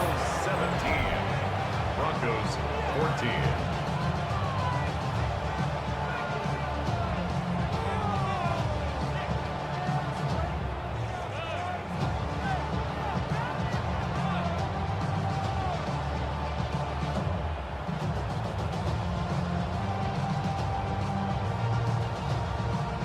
They'll try to get this back now, but only 25 seconds left to work with. And the Bills are going to recover the football, and that should lock up this win.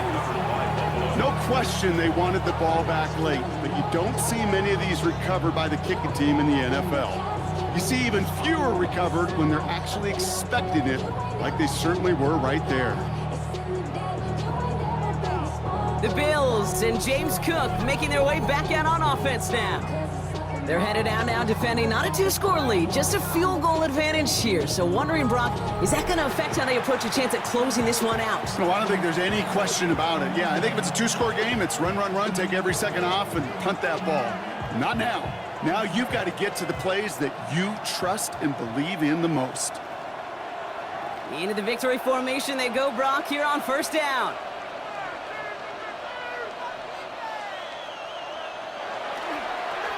Here's a designed run for Allen. Denver calls the second of its 3 timeouts. And they'll have just one left to burn now.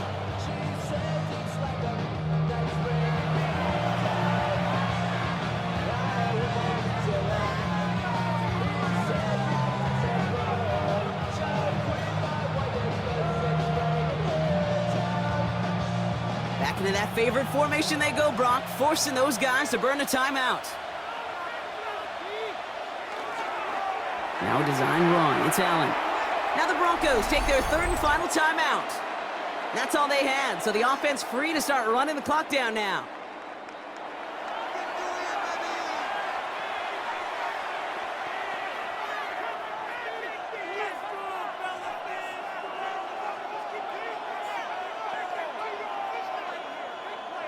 After one final kneel down, partner, and this should do it.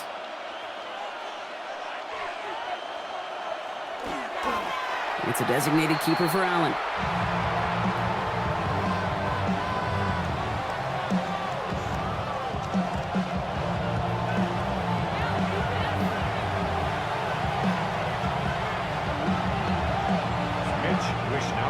In punt formation. So the Bills fight their way to a win on the road. And finally, Brock, they can exhale and take a few breaths, because I don't imagine any of them were breathing easy during that one with how close this game was. Them or us? We're both. All of us. Yeah, all of the above. It is so hard, Kate, to match the adrenaline surge they feel right now, and that they felt at every major turn throughout the second half. There's just something about a close game, the intensity that's there in every moment that you love to experience as a player, and that you hope in all these moments you can execute so you're the one celebrating and riding that wave of emotion. EA Sports welcomes you to the following presentation of the National Football League. Just about set for football now here at Lumen Field in Seattle. Tonight, a couple of rivals doing battle in the NFC West. It's the San Francisco 49ers and the Seattle Seahawks. 2026 Seattle Seahawks.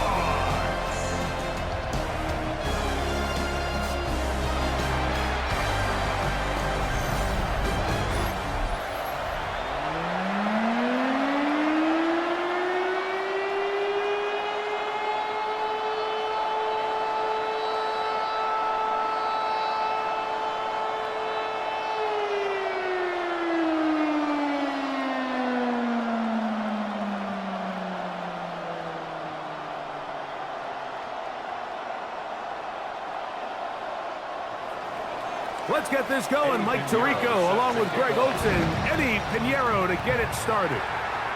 Off we go on Sunday Night Football. And it'll be brought down past the 25. Decent field position to start this drive. Seahawks come out and they are led by a new quarterback, Sam Darnold. From USC, he's bounced around for his first 7 seasons. This is 5th different franchise as he starts year 8 in the NFL. And Greg, it's year 1 with the Seahawks. I don't know about you, Mike, but my biggest takeaway from our meeting with him was just how important it is that they get off to a fast start. He made it very clear. They wanted to put their opponent on their heels right from the jump. So I think early in this game, they're going to come out swinging right from the opening whistle. He'll be taken down rather swiftly after a gain of just 3. A bit of a quick hitter here, and what you're hoping for, Mike, is that the defense can't react quickly enough because the ball's coming out so hot. But they knew it was coming, and they end up holding them to just a short gain. From the 31, here's 2nd and 7. Working out of the gun, it's Darnold. That's caught. It's Kenneth Walker. Well, he's brought down. That pass is going to pick up 4 and bring up 3rd down. 3rd and 2.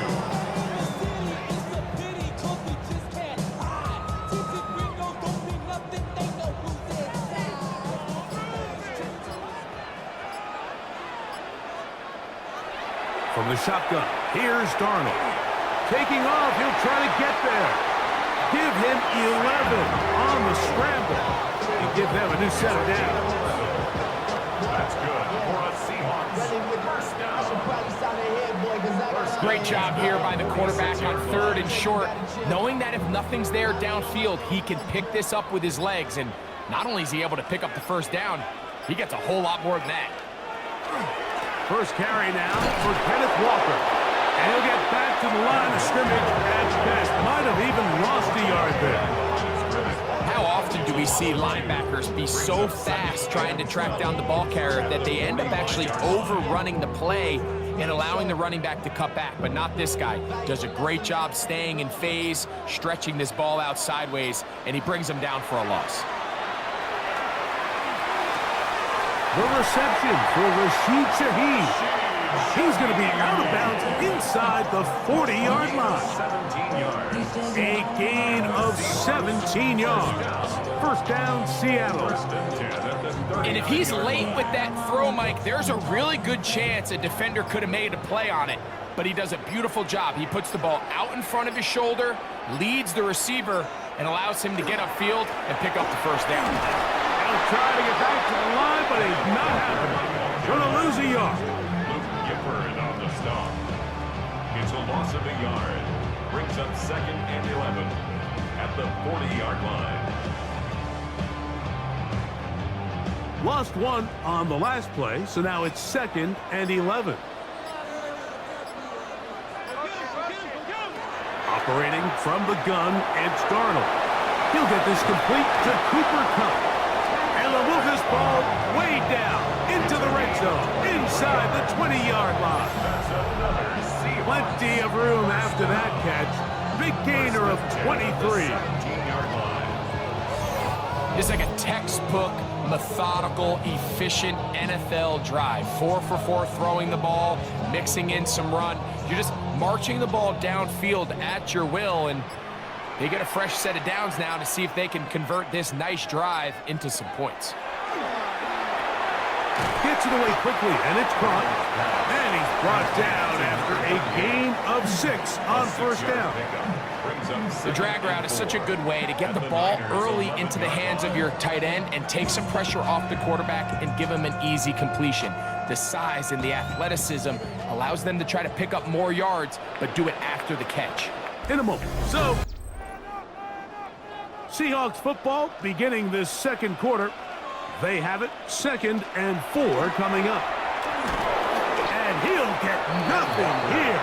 Back to the line of scrimmage, and that's all. Depending on the situation or the down and distance, Mike, the linebackers have different reads. Sometimes they read the offensive lineman, sometimes they read the running back. In this case, his read brings him right to the play. He's able to make a big stop and keep the gain to nothing. Smith in Jigba, the man in motion. That's hauled in at the 2. And the Seahawks are going to have 1st and goal, try to finish off this drive with a touchdown. A pickup of 10, and it's going to set up 1st and goal. I love the way the ball's been moving around to different guys this drive, Mike. I mean, it really keeps the defense guessing and off balance. And now, this defense is going to have to figure out how to keep this. And he barrels his way into the end zone. Kenneth Walker, touchdown Seattle. A lot of big bodies down there, but at the end of the day, the one that matters, the one with the ball, finds the end zone for the touchdown. Yeah, once that back gets the ball, Mike, he's just looking for a little crack of daylight, and he's thinking, I'm going to run into it and just hope I come out the other side. And in this case, the other side's the end zone, and they get 6.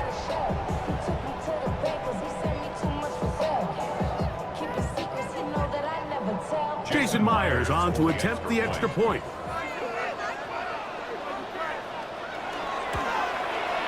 He's got it. And the Seahawks will take a 7-0 lead. 49ers nothing.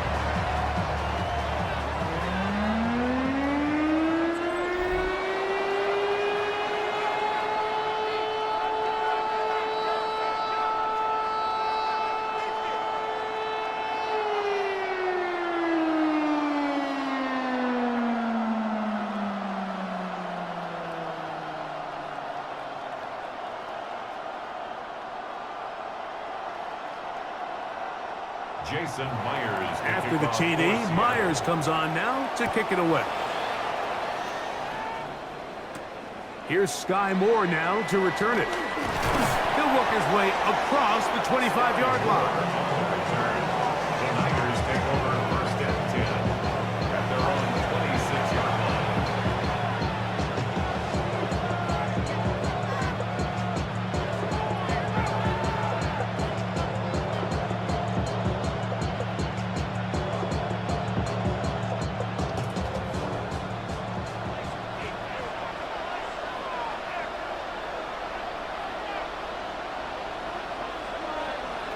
For an opener, Purdy to throw. That's taken in by Jennings. And he's brought down after a gain of 6 on 1st down. Brings up 2nd and 3 at the 32-yard line. From the 32-yard line now, here's 2nd down and 3. One of the tight ends motions right. Here's Christian McCaffrey to get things started. And he'll get the 1st down there, a pickup of about 5 yards. It just seems like every time this guy touches the ball, he makes something happen. And not all of his runs are always going to be positive. He's kind of one of those guys that's going to get a 0, a 1, a 2. But it's the home run threat. It's the big plays that really tip the scales in your favor. And when you can generate those big explosive plays on the ground, man, it makes such a big difference for the offense. Call it a gain of 13. 2 minutes remaining. First half in a 7-0 game. We're back to Seattle after this.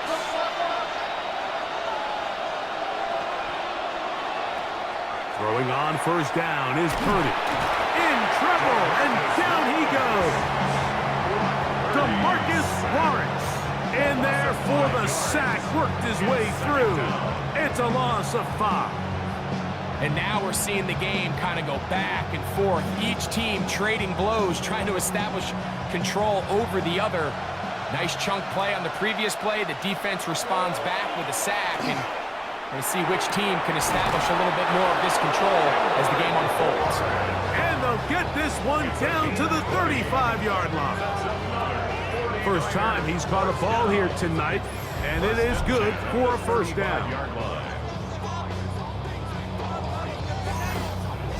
And now you can see they're really getting in rhythm in this 2-minute drive. Now, after that last completion, Mike, they cross midfield. Now the mindset goes to, all right, we got to come away with some points. They've got a quarterback who's in complete control, and they got to see if they can finish this thing off. The big guys in the middle of the defense, Mike, the defensive tackles. So often they're asked to do the dirty work. Keep the blockers off the linebackers. Let them run around and make all the plays. But in this case, this guy's able to shed his blocker, make the stop, and keep it to no gain. Throwing on second down is Purdy. Open man there, it is Bourne.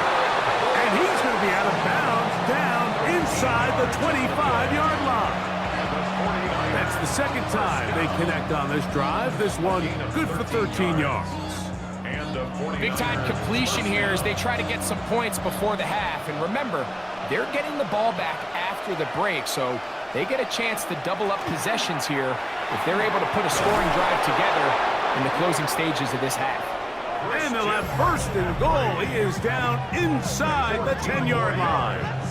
That's another 49er first down. First and goal at the 9-yard line.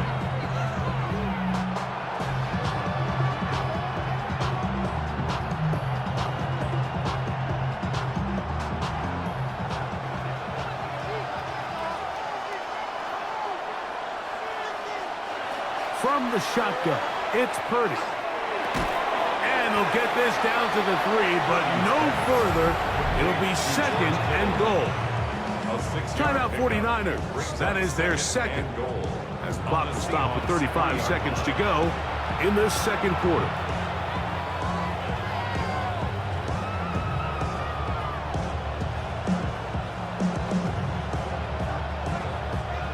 Ball at the 3, second down and goal.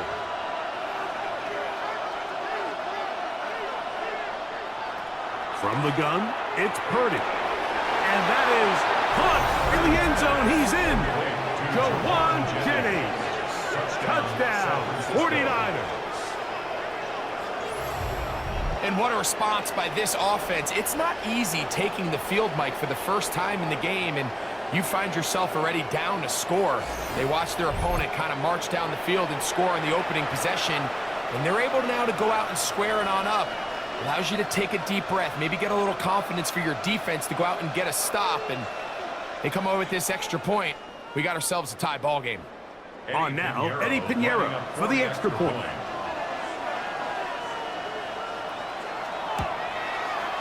The kick is good. And the 49ers come right back to tie it at 7.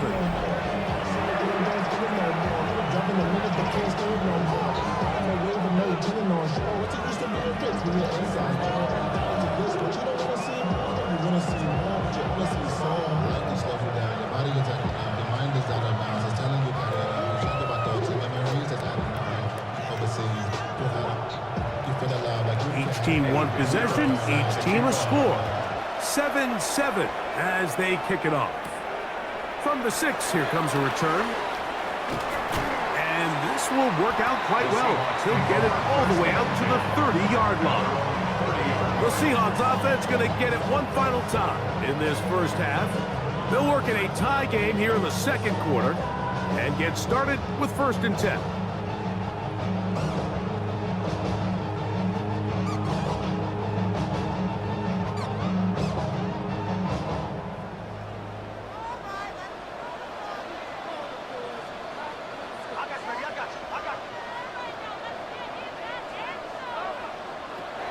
Darnold to throw. Connects with Cup on the slant. And he's going to be brought down up past the 45. Now Seattle's going to use the first of their timeouts as it comes to 22 seconds remaining till halftime. 46-yard line.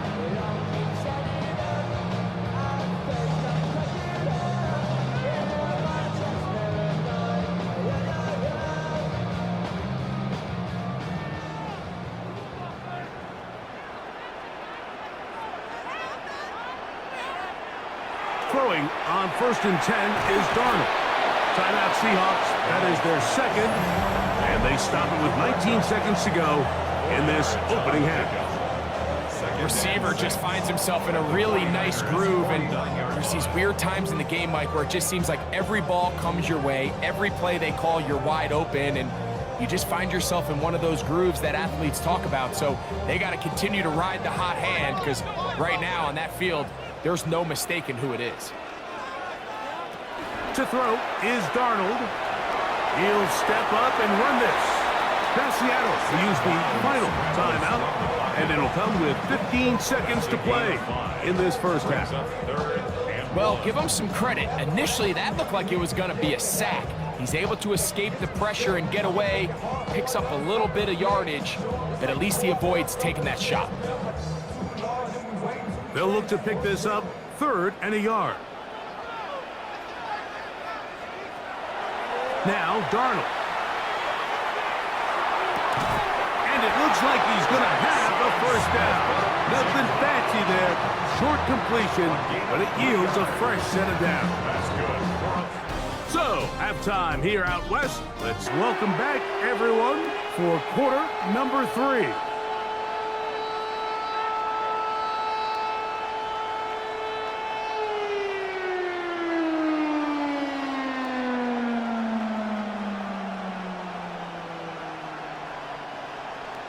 A touchdown apiece, 7-7 the score as we begin half number 2. This taken at the 5. Oh, he's got room past the 30. What a great return, all the way down to the 40-yard line. So these two teams have pretty much played themselves even through this first half. So the conversation at halftime is, we need that spark. We need that one play. And I'll tell you, Mike, that might be the play right there. I mean, great vision, great speed, just an excellent return to start this third quarter.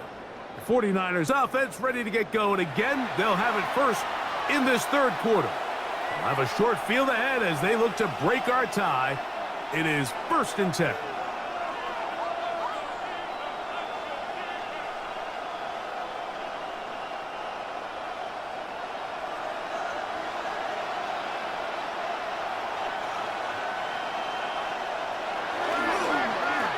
The middle, here's McCaffrey. And that one going to be thrown down in the backfield. Great defensive play. Knifing it and dropping him for a loss. When you come across on a jet sweep, Mike, you're hoping once you get the ball, all you see is green grass and open space. Well, in this case, he had a lot of unhappy defenders waiting for him, and they're able to put him down behind the line. Kittle is the man in motion. On 2nd down, Purdy. That's caught. Christian McCaffrey. And a good job rallying to the football. Holding just a gain of a yard and sets up 3rd down. Defensive coordinators preach all the time, play pass defense with vision. It's exactly the case here. They're able to rally to the ball, keep that to a short gain. 3rd and long. Throwing from the gun is Purdy. Open man is Jennings. He's going to be brought down very close to that line to gain. They're going to mark him just a bit short. And now it's 4th down. Well, it goes without saying. You want to play wide receiver in the NFL, Mike, how well can you change directions? How fast can you get your body from one direction to another? And when you can cut like this guy, I'm not sure how you guard him. Piñeiro's kick is good. And the Niners will break our tie and take a 10-7 lead. Job number 1 on this drive, find a way to get the lead. They, of course, would have loved to score a touchdown, Mike. But 3 points here, that's that's a pretty good consolation prize as it moves him out in front.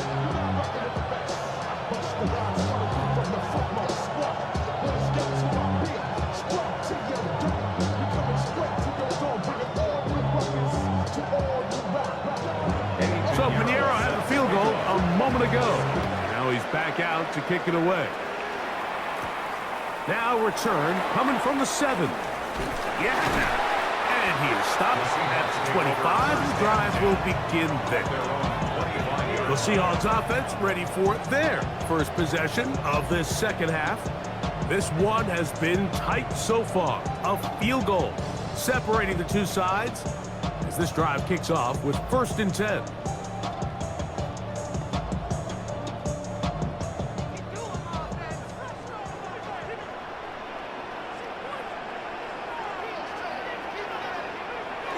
Off the bootleg. Here's Darnold. And he'll just get rid of this. Smart play to throw it away. And that'll set up 2nd down. Nice example there, Mike, of the quarterback just being smart with the ball, understanding it didn't quite develop the way he had intended. Throw that ball out of harm's way, live to play another down. They'll try again here. 2nd and 10. In motion is Barner. Here's Walker. That one never got started. Defensive pressure too much, and they drop him in the backfield. Great job by that linebacker timing his blitz. He didn't give any indication to the offense that he was coming, and he's able to get through that hole and take the ball carrier down for a loss. A tough spot here. 3rd and long. Shaheed in motion. On 3rd and long, here's Darnold. His pass taken in by Shaheed. And he'll be stopped short of a 1st down, and that will necessitate a call for the punt team. It's 4th down. Even though they gave up that last completion, Mike, that's a really good drive there for this defense. I mean, from the beginning, on those early downs, keeping them from staying ahead of the chains, put them in a tough 3rd down situation, and now it brings up 4th down, and looks like they're going to get off the field. Fair catch called and taken right at the 30-yard line. At their own 30-yard The 49ers offense headed back to take over once more. With a solid start so far. Touchdown and a field goal on their first 2 possessions.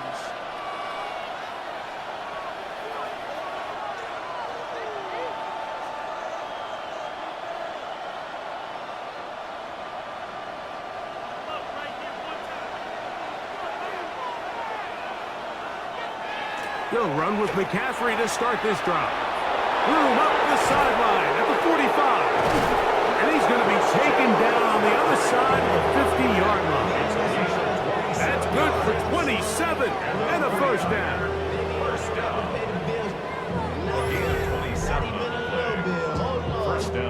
49ers.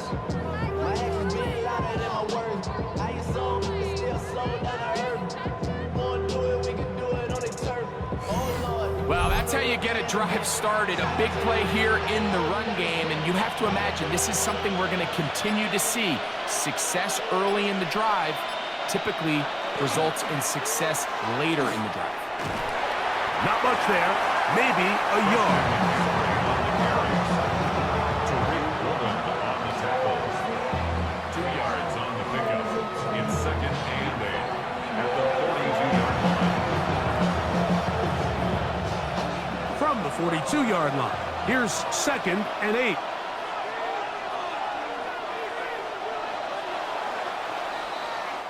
So, points at a premium. 2nd down and 8.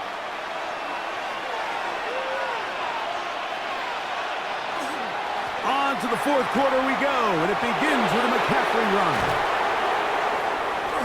And he's going to take this all the way down to the Seahawks' 17-yard line. It's a gain of 20. A pickup there of 25 yards. 1st down, 49ers. And this is the point of the game, Mike, where you really can start leaning on your run game and try to close this game out. You've got the lead, you're in the 4th quarter, and they're able to pop off a big run. A zone read here, and he's going to keep this himself. And he'll get about 3 on that one. It'll be 2nd down. They went to the design quarterback run, and there just wasn't a lot of space for the quarterback to operate. You can see him kind of waiting for some of the blocks to develop. Never transpired. Didn't get a whole lot going. Short game. One of the tight ends in motion right. Play fake to McCaffrey. Now, Purdy. Throw right side. He's got Contis. And he's going to be marked out of bounds down at the 3. First time they've looked his way all game long. But he comes through with the grab and a first down. Big-time completion right there, and this isn't just a spot where they're trying to run the game out here in the fourth quarter. They were not only trying to pick up points, but they're trying to get in the end zone and extend this lead. So, really nice job here late. Let's see if they can put this one out of reach. In order to be successful as a run-heavy offense, Mike, it's so important that you remain really efficient on first and second down. The last thing you want is to be in third and pass, and it really throws off what you feel like your strengths are. So now you get down here in the red zone, it's got to be touchdowns. These long sustained drives on the ground, you kick a field goal, that's a win for the defense. Now Seattle going to use the first of their timeouts. We'll talk things over before third down.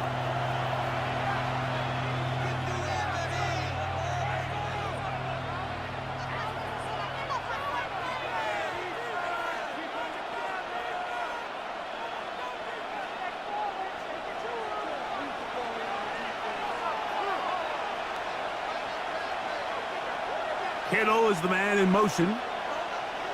Third and goal. It's Purdy. Timeout Seahawks. That is their second. As they'll discuss what's to come as fourth down is looming.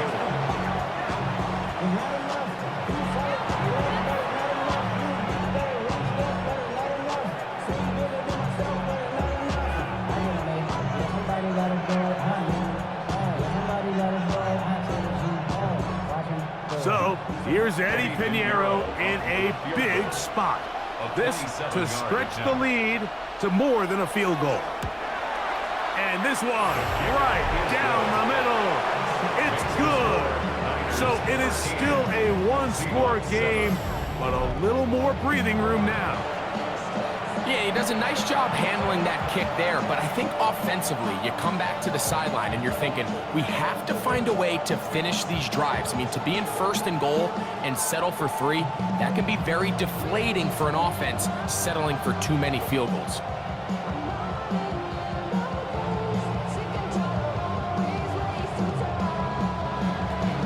So Pinheiro had the field goal a moment ago. Now he's back out to kick it away. He fields it at the 8. And he'll be brought down just beyond the 25-yard line. Out comes the Seattle offense as they get ready for their next possession. They'll start out first down and 10. Damn, I miss you, Chester. Sending love from my face compressor. Ground control with a soul like Bowie, and I'll chop you up if I'm under pressure. I don't really want to brag. I'm just telling that I'm leaving with a bag.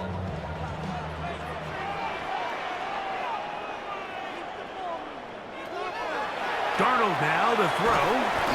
And he's not going to get too far. Tackled after a gain of just a yard. So they have these rules for the receivers, Mike. They call them green grass rules. And the idea is if you're running across the field and you're looking at the quarterback, you're going to stay on the run. If you're not looking at the quarterback, that tells him, I'm going to sit in this soft zone. I'm going to what they call punch and pivot and stop. And that tells the quarterback to put the ball on your chest. That nonverbal communication between the receiver and the quarterback, recognizing when you're open, stay open, that's the stuff that makes a lot of these offenses so difficult to defend. They'll drop to throw. He's going to have the first down and then some. A gain there of 17. A gain of 17 yards. And the Seahawks first down. First and 10 at the 40. All right, this is a good start. Plays like these are definitely going to help as you work your way into scoring range. While you have to be wary of the clock and keep an eye on it, they should have plenty of time here to finish this drive. Shaheed with the catch. Out breaking routes, Mike, especially outside of the numbers, everything is about the timing. If you're late with the throw, you're going to be watching that defensive back take that thing the other way for 6. They come up for 2nd and 2. To throw again is Darnold. That's going to be incomplete. Coverage very good there. Contact jarring the ball loose. And it's going to force 3rd down. Great job there defensively, separating the man from the ball. And this is the moments of the game where you need your best players to step up. And this guy's showing what he's capable of doing in the game's critical moment. In motion is Barner. On 3rd and 2, it's Darnold. It's complete. He's got cut. His 2nd grab on this drive, good for 11 yards, but most importantly, a 1st down. And now, after that catch, they've got a chance here late, Mike. They've got enough time to try to move this thing down. I think they can win the game on this possession. Darnold to the air once more. That one swung out wide to Walker. And he'll be out of bounds as the 1st down completion nets about 3. 26-yard line. A gain of 4. It's now 2nd and 6. Here comes 2nd down.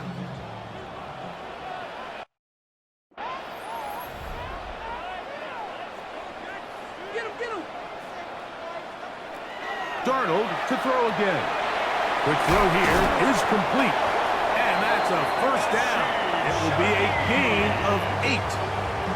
Now Seattle will use the final timeout, and the clock will stop with just under 30 seconds to go. 10 at the 18-yard line.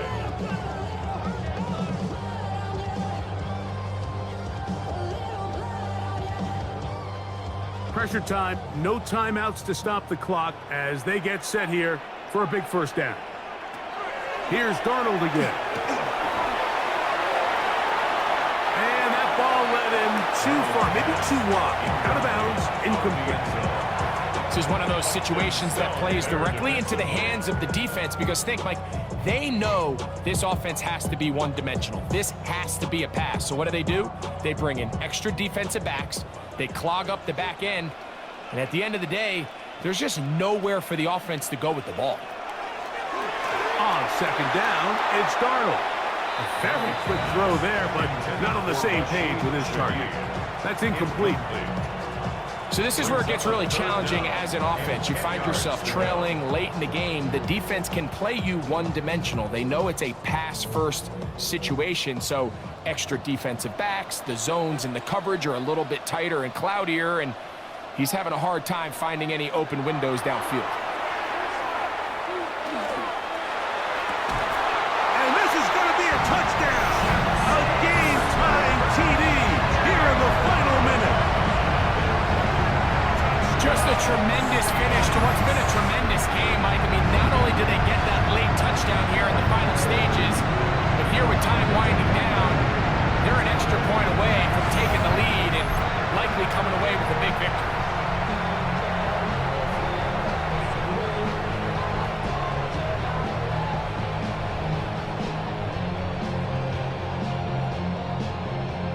So, not home yet.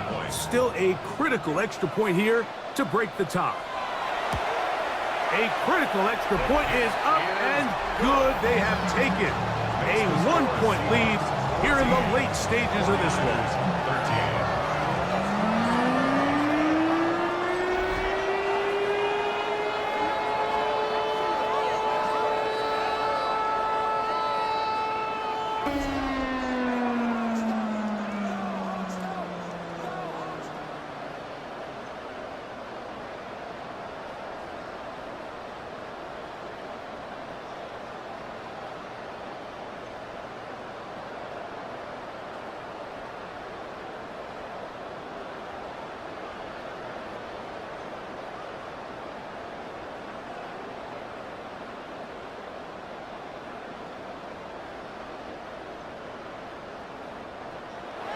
So the kickoff team out there one final time in the final minute as they kick it away.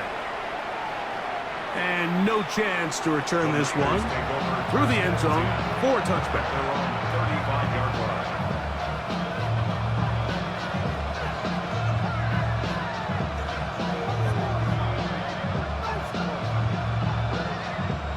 Here's 1st and 10.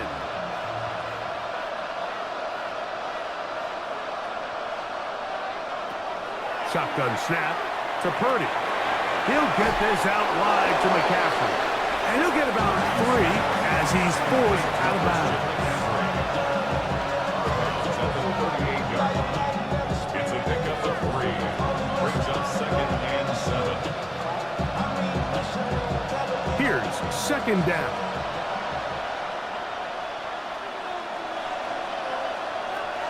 From the shotgun, it's Purdy. That is incomplete, so the task gets more difficult. Time for maybe 2 plays. That's it.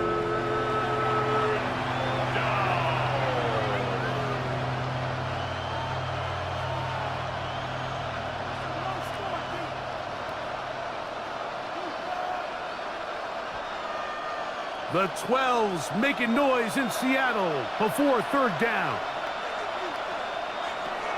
Now Purdy. Airing one out for Bourne. And that's going to be incomplete. The defense holds here in the final minute, and they're going to get out of here with a victory. So it's a win here for the Seahawks. It was a closely fought affair, but they're able to survive, and they eke out a 1-point victory. And that'll do it for my partner, Greg Olson. For our entire team, I'm Mike Tirico. This has been a presentation of the NFL on EA Sports. EA Sports coverage of the National Football League takes us to Foxborough, Massachusetts, where the keeper of the light sounds the fog bell to signal that it is indeed time for football inside Gillette Stadium. Coming up, we got a good matchup on tap here, as it'll be the Houston Texans taking on the New England Patriots. Please welcome your 2026 New England Patriots.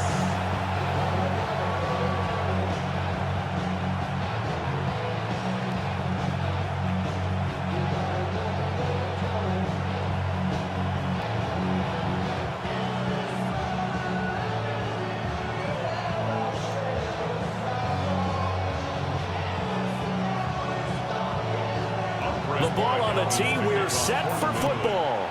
And we are underway in Foxborough.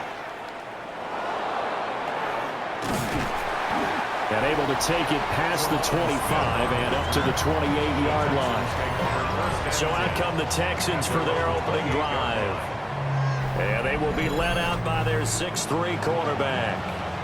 I tell you what, when he is on schedule for that week, secondaries take notice because you've got to stay alert back there on every snap. A truly powerful arm, one is capable of challenging any level of the defense on any given play. That's why so many scouts preach arm time when preparing for the NFL draft. A quarterback with arm strength to make every throw in the book, he's an asset to have in any offense. Now it's 2nd and 10.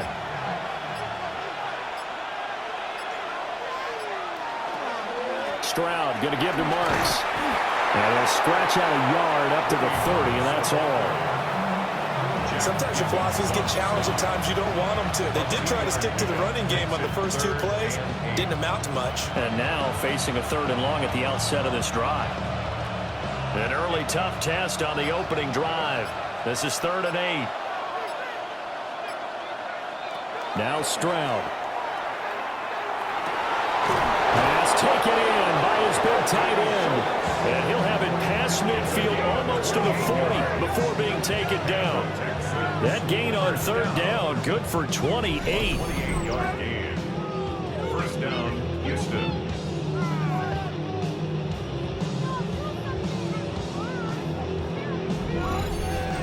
That's a play that may get lost in the grand scheme of things, but one thing's for sure. You certainly don't want to go 3 and out to start the game. So that's a nice job of finding the right play call and coming up with a 1st down. Open man is Higgins. And they'll get him down after a pickup of 8, 2nd and 2.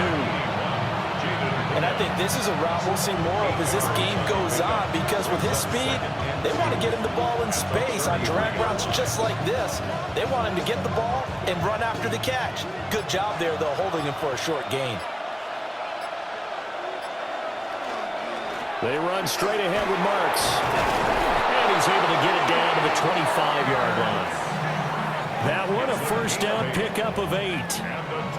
How best to describe that one? I'd say right down Broadway on that run. A straight ahead running. I think that might be something we see a lot of between the tackles today. Well, he's enjoying things so far here this afternoon. Sees a crease and bursts through it for a solid gain. On first down, back to Marks. And a nice job to break free of one tackle, but it slowed his momentum somewhat, and he's taken down right after. Credit him with a 1-yard gain there to make it 2nd and 9.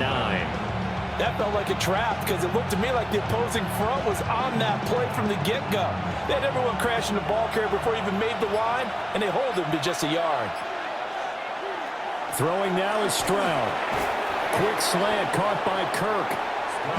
So the completion good for just 3. And it brings up 3rd and 5 now. That was a nicely run slant route, and what the receiver's trying to do is make the defender think he's going upfield for a deeper route, and then breaks it off, usually after about 3 to 4 steps, and cuts towards the middle of the field. And now what he's trying to do is use his body to keep the defender away from the football and give the quarterback a really nice target. And they're going to get him. He's sacked back around the 28. Milton Williams coming in to drop it for a loss of 8, and it also brings up 4th.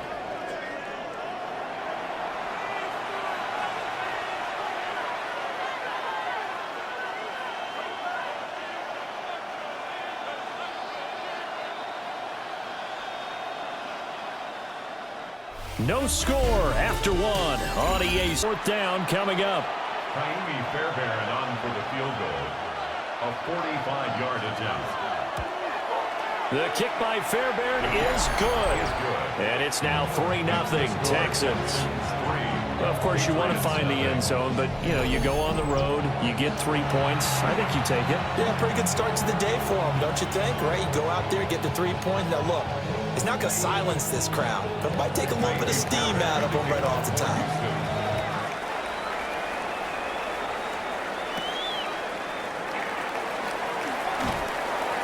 And a decent return out to the 27-yard line.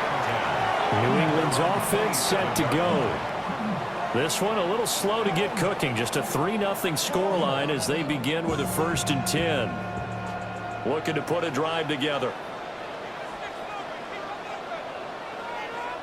To throw, it's May. Over the middle, he finds Henderson, complete. And only able to get 2 here. Stopped at the 30. And just in general, Charles, on a play like that, how tough is it for the defense to account for a running back essentially being a receiver downfield? It's very difficult, especially if the running back has skills like a receiver, and you're aware of that before the game even begins. So throughout your practice sessions, you're going to want to be aware of him. Where is he lining up? What can he do? What kind of damage can he do to us downfield? And who can match up with him without weakening our overall defense? You're exactly right. It's a tough task to match up to him. They'll come up facing 3rd and 5. The slot man in motion right. Here's May. He's got his target. That's complete. Down to the 10. And he's in. Touchdown, Patriots. Keyshawn Boutte, 68 yards. And the Patriots have taken the lead. So on 3rd and medium, they dial up the pass, and it works to hit the end zone. And it's really not a surprise to me. That's a throwing down in the NFL because of how tough it is to run the football. But what offenses like to do is still show run formations to make them respect it and throw out of those. In this case, they took a nice shot at the end zone and made it pay off.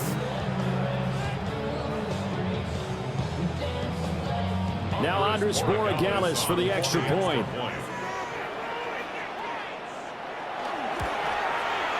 And this is up and good to make it 7-3. Scoring summary, 3-play drive. And it's finished off by a Pats touchdown.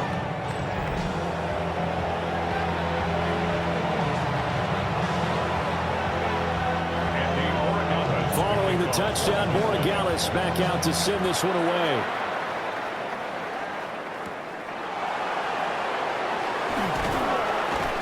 And able to get this across the 20, but not much further as he's dropped it to 23-yard line. So now we get set to see Houston for their second drive of the ball game. And last time able to get 3.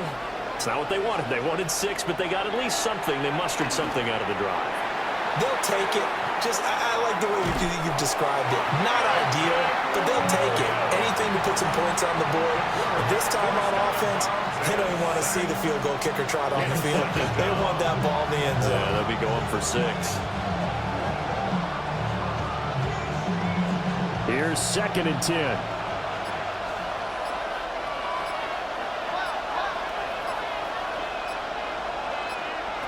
Stroud looking to throw. Open man is Kirk, complete. And he's brought down, getting this one up to about the 35. Second catch for him today, and it'll wind up a first down.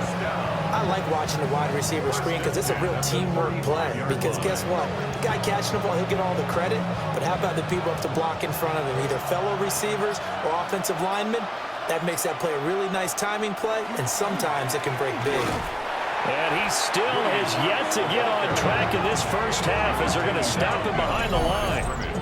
2 yards the loss, 2nd and 12. 2 minutes to play in this first half, 7-3 our score. Now they contend with a 2nd and 12 after the loss.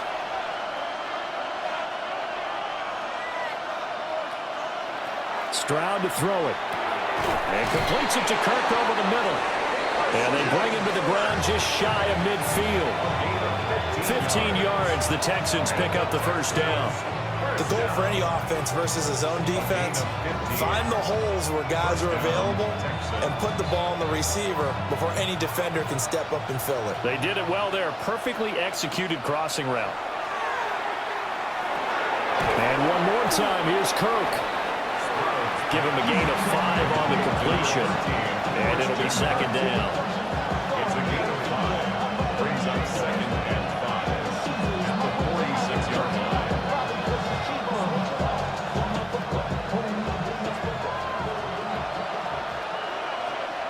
Back to throw. Here's Stroud. That's going to be caught by Kirk. 7 yards there and a first down. That's another Texans first down. First and 10 at the 39-yard line.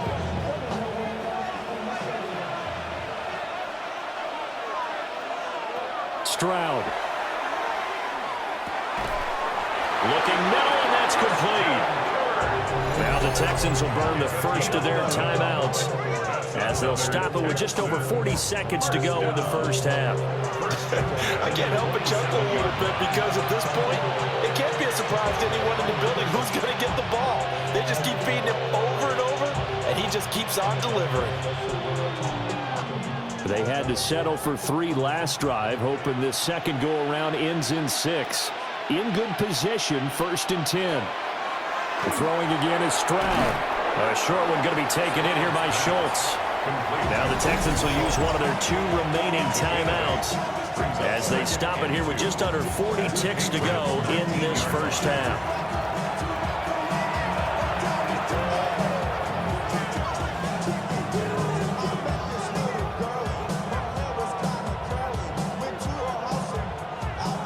Second and a couple.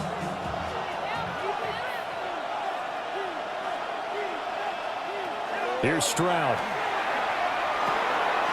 That's caught again by Schultz. And the Texans are going to be set up with a 1st and goal coming up as they get him down at the 6-yard line.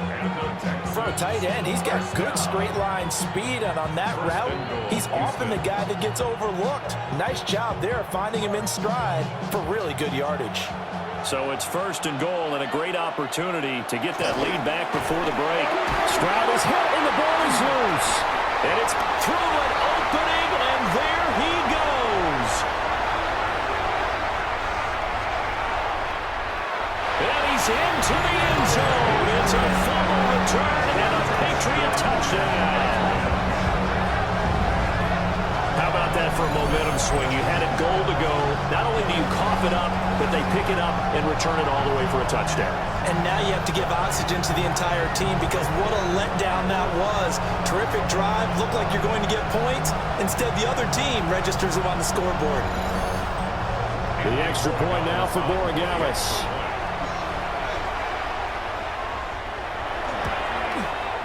And this one's right through to make it a 14-3 ball game. The scoop and score, always an exciting play in football, and we witnessed it there, grabbing it off the ground and then rumbling it into the end zone for 6.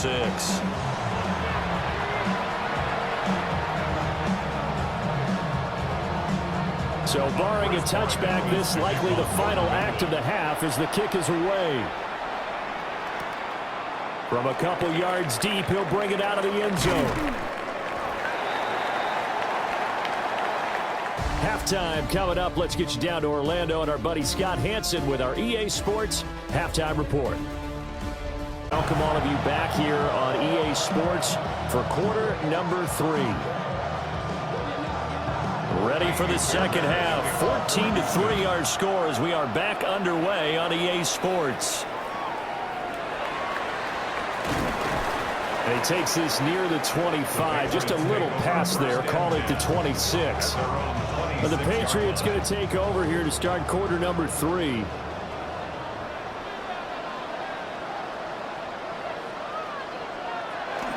The drive begins with a run by Henderson.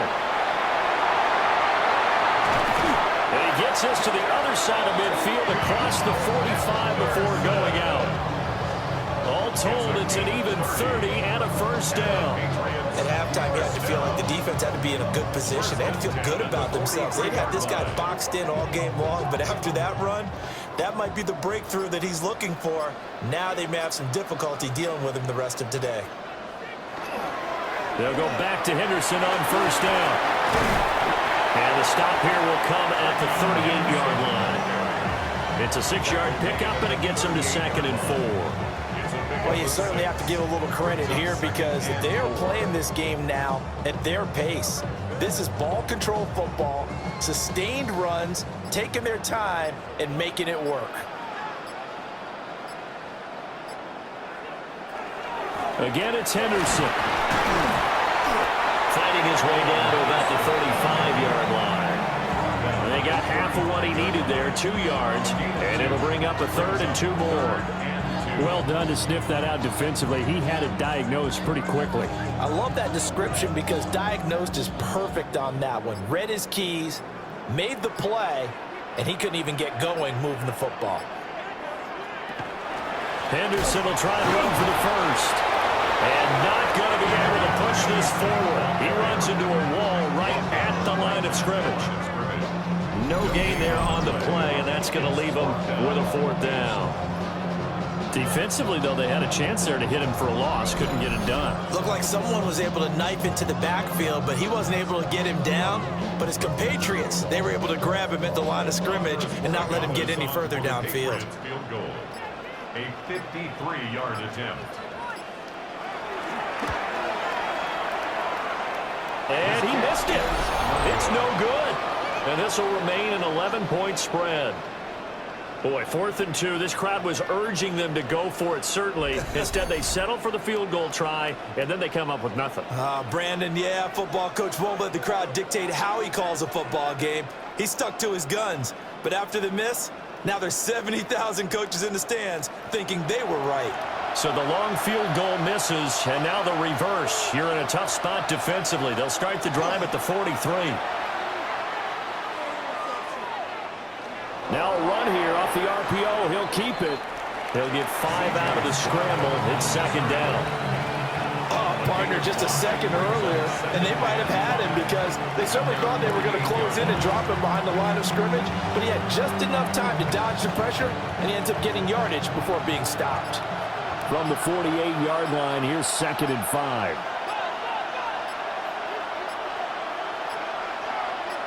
They just do get the playoff as he'll look to throw. He finds his target. It's Schultz. And he gets this inside the 35-yard line. A big one there for the Texans, 18 yards. And that's the kind of play this offense needs to maybe kick them into gear a little bit. They've been stuck in neutral much of the game. Perhaps that can give them a little bit of confidence that big plays are out there. And they'll go play action here with Stroud. He'll swing this out to Marks. And brought down, but not before they're inside the 25. 11 more on that one, and another first down. Caught that look from you there, partner. I think we're on the same page on that one. Just his first catch. I think we both thought he'd be a little more active in the passing game. Let's see if that's the start of them trying to get the ball to him a little bit more here in the second half. Throw here's incomplete. Nice progress down the field was halted by that incompletion. They could try for some safe yards here to get things moving again, or keep throwing it and pushing it downfield to try and pick up bigger yardage. Trying to get one more in here before the quarter breaks. Stroud out of the gun here. Got a man, and he hits him in stride. And he'll go down, and that will do it for the third quarter of action. It'll be 1st and goal when we come back. You're watching the NFL on EA Sports.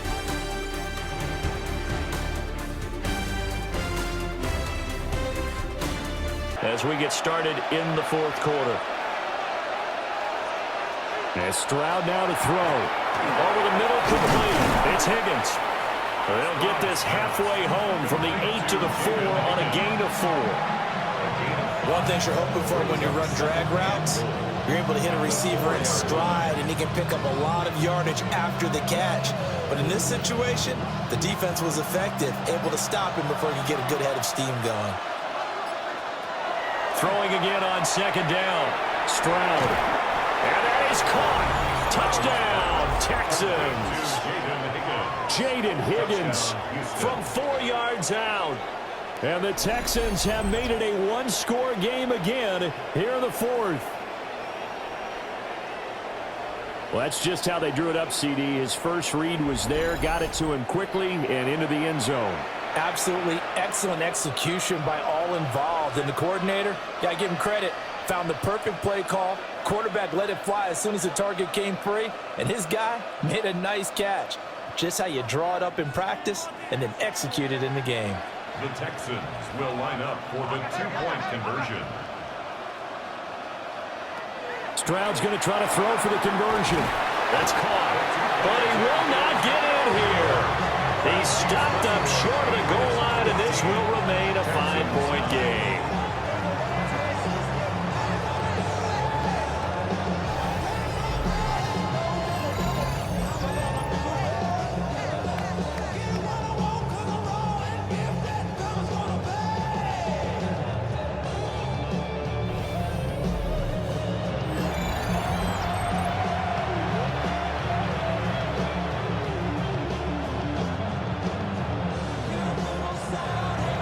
So after the touchdown, here's Fairbairn now to kick it away.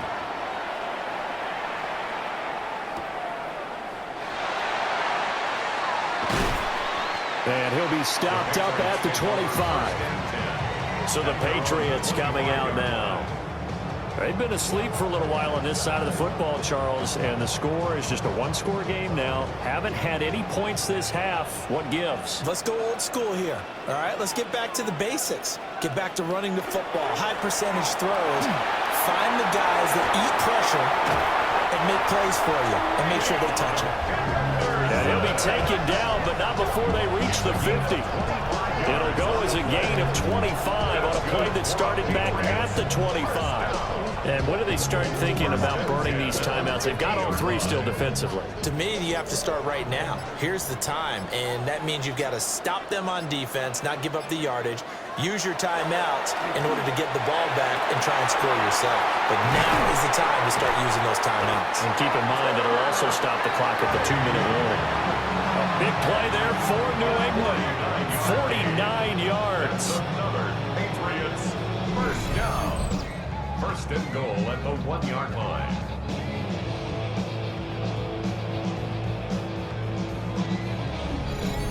And the offense is saying to itself right now, if only they were all this easy, because he was wide open. And once he made the catch, plenty of room to work his way downfield. That was a breakdown on the defensive side of the ball. That he's over the line and into the end zone for a Patriots score. Trevion Henderson. It's a 1-yard touchdown run. And the Patriots will add to their fourth-quarter lead. Well, this offensive line has really stepped up to the challenge here, because those Mastodons, they've been sensational clearing holes all game long.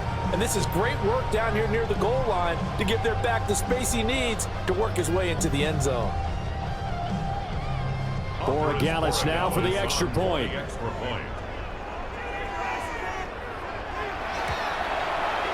And this one gives his guys a 12-point lead.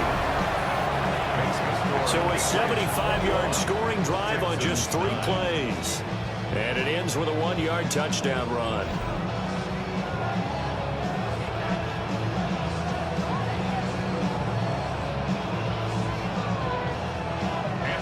Following the touchdown, Borregales back out to send this one away.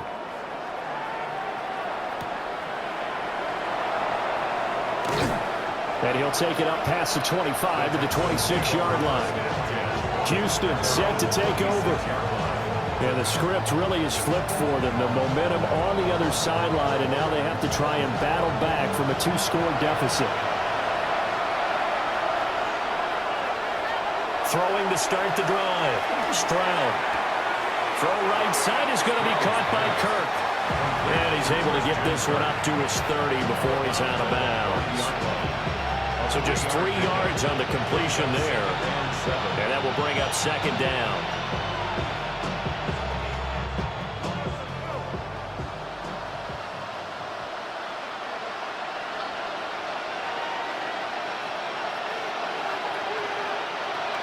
A shotgun snap to Stroud. The Pats are going to get there. Down he goes. Marcus Jones just would not be denied. That's a loss of 7. And this dominant defensive performance continued on that play. This poor quarterback has not received the protection he needs and has had to pick himself up off the turf far too often. This crowd turning up the decibel level. It's 3rd and long. Got his man complete over the middle. That's Higgins. A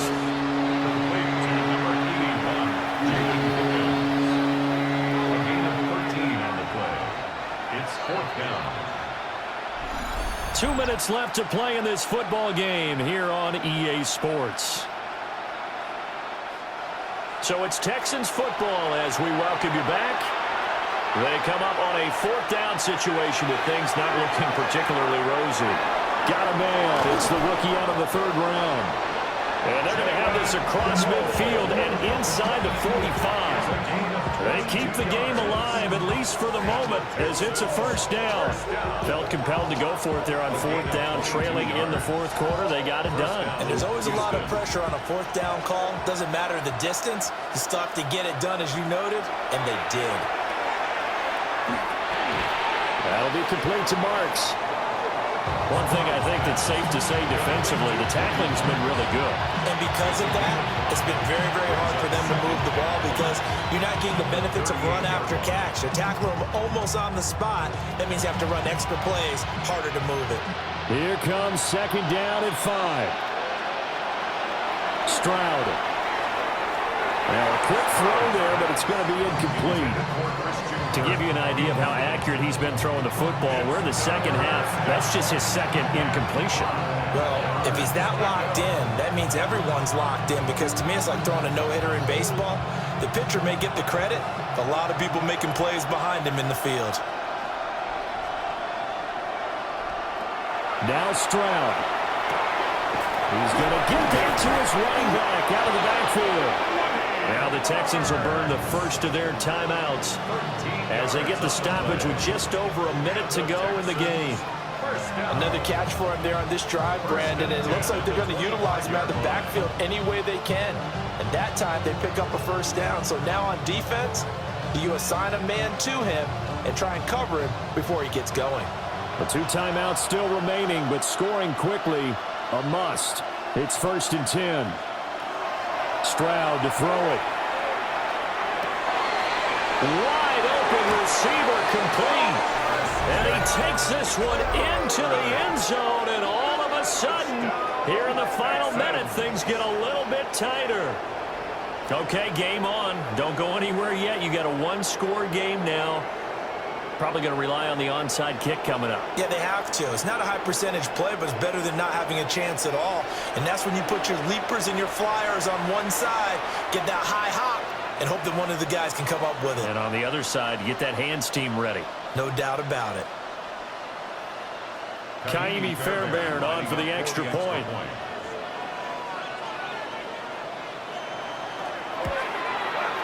And this is back to a 5-point game. So that drive goes 8 plays. And it results in the Texans finding the end zone.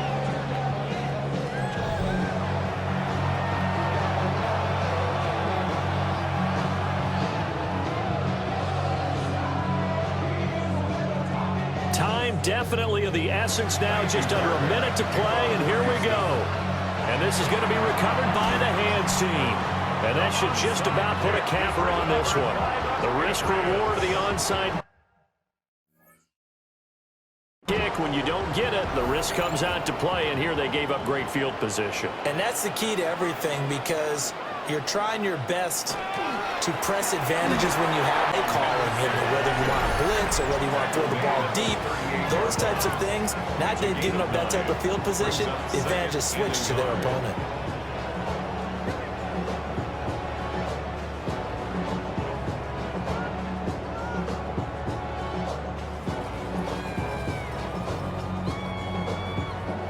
Another yard would probably put this thing in the books. It's 2nd and 1.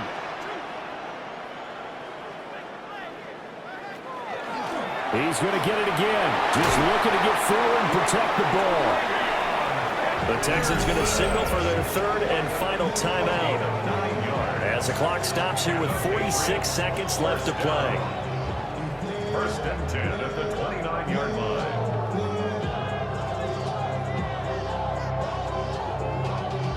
Y'all gotta pump my taste. Y'all can't talk about basic. We better know power. The Patriots in the victory formation as they'll take the knee.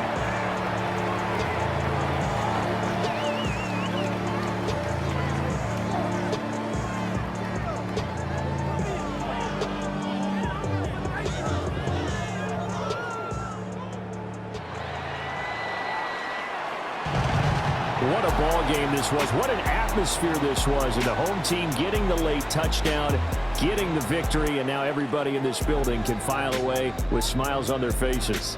And what do real estate people tell us all the time? It's location, location, location. So being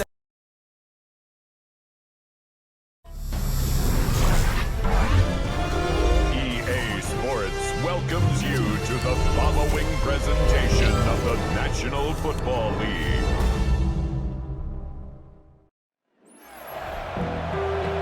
Being on some shit.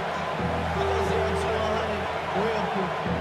Maybe you only rap to pay the bills. Now I'm feeling not even a little bit. Oh Lord, know yourself, know your worth. My actions been louder than my words. I ain't sold, but still sold out of earth. Wanna do it, we can do it on the turf. Oh Lord, I'm a rookie in the vet. Shout out to the I ain't holding down the set. We welcome you, Mike Tirico, Greg Olson, and that's Cairo Santos to get us started. Off we go on Sunday Night Football. And he'll work this one past the 25 to right about the 28-yard line. The Rams once again led by Matthew Stafford at quarterback. First 12 years with Detroit, his 5th year with the Rams, including a Super Bowl championship, winning Super Bowl 56. The #1 overall pick all the way back in 2009. Stafford was one of those guys, Mike, that I think through the first half of his career was probably the most underappreciated quarterback in the entire league. The talent was always undeniable. But when he was constantly discredited for was just the fact that he was on some really bad teams that were left to play really irrelevant football down the stretch. Immediately changed that narrative the second he joined a championship roster. Now, he's just trying to see if he can add some more hardware to that resume and solidify that legacy even further. And he's going to get this one out to the 43-yard line. A gain there of 11. Good for a Rams first down. And the Rams first down.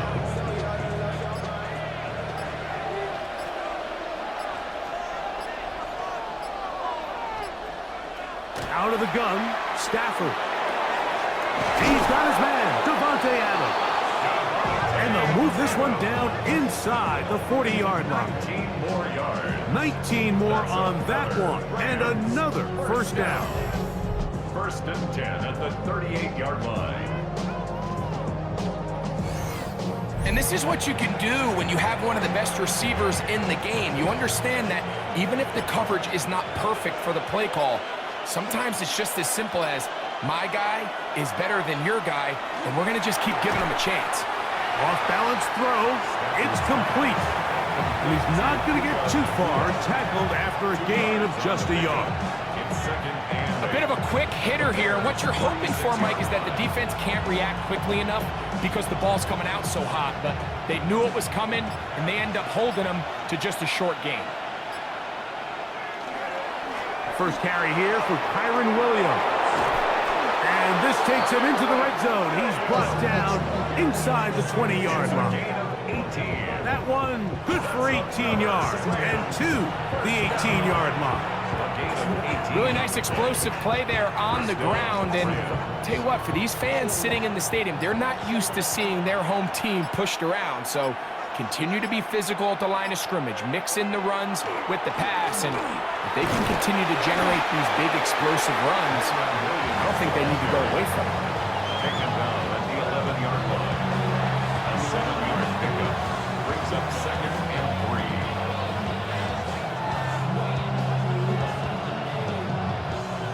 Here's second and 3 to go.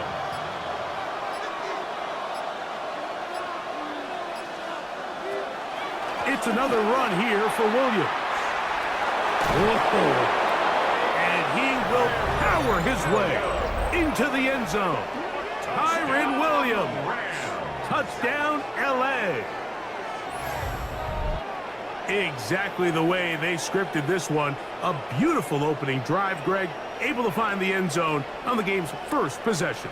And, Mike, the word that comes to mind looking at that drive is execution, and that's exactly what they talked about all week long. They wanted to come out early in this game and establish an early rhythm, and that's exactly what they did with that touchdown drive.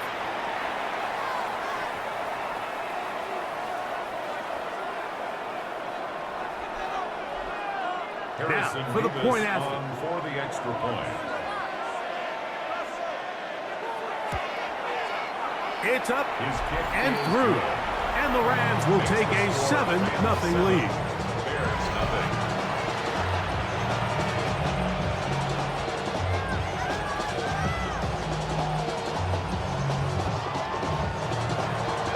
So following the score, here's Evans to send it away.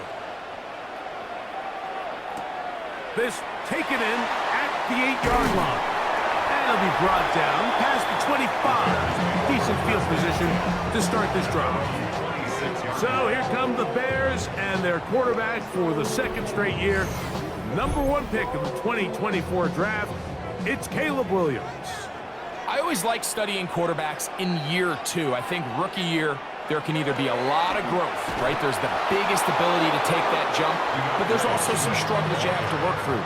In year 2, a full offseason, really understanding the playbook. Things have kind of slowed down for you. I feel like year 2 is a really good indicator of what long-term success looks like for any young quarterback.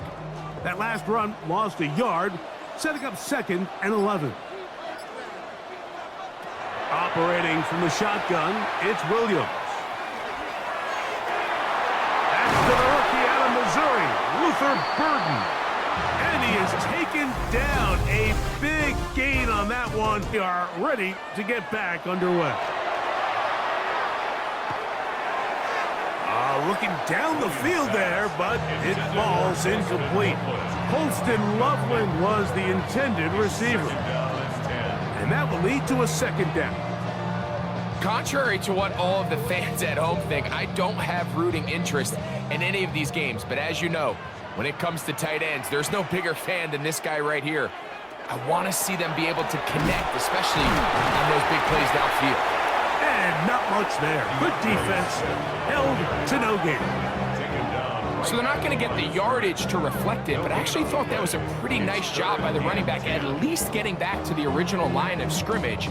This offensive line, they've got to do a better job getting him through untouched. His yards before contact got to be better. On 3rd down, it's Williams. To the right side, caught by Burden. And he is out of bounds. 10 yards for number 10 on that one, and it's 1st and 10. Anytime you're facing a zone defense, you're working from your first progression all the way through. But when guys are open in this level, Mike, they don't stay open very long. So what they taught us as receivers, if you're open, stay open. And if you're not open, you better get open quick, because that ball is coming now. And their offensive struggles just continue to show up time after time here in this first half. It's going to be hard to sustain drives when you continue to put themselves in holes on these early downs like they did here. They'll try again here, 2nd and 10. Here's Williams now to throw. Here's a screen taken in by Swift. And they'll hold him to a gain of just a couple, and sets up 3rd down. Just a little slow developing on that screenplay there. It was pretty obvious to the entire defense exactly what was going on. Nobody was thinking pass. Nobody was getting back into their drops, and just nowhere for that back to go.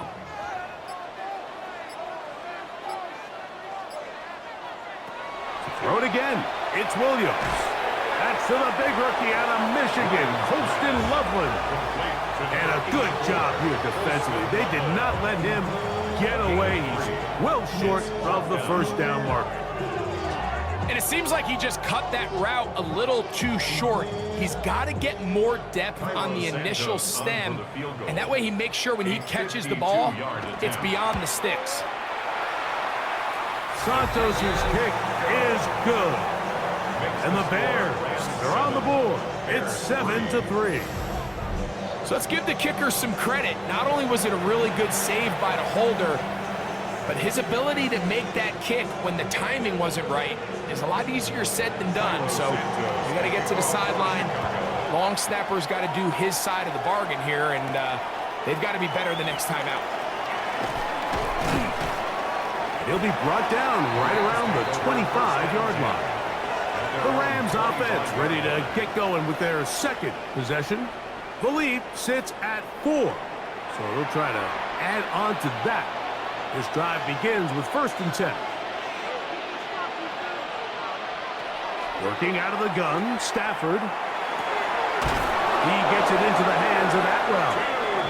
And he'll be taken down all the way up past the 45. The first time he's caught a ball here tonight, and it is good for a 1st down. 1st down, Los Angeles.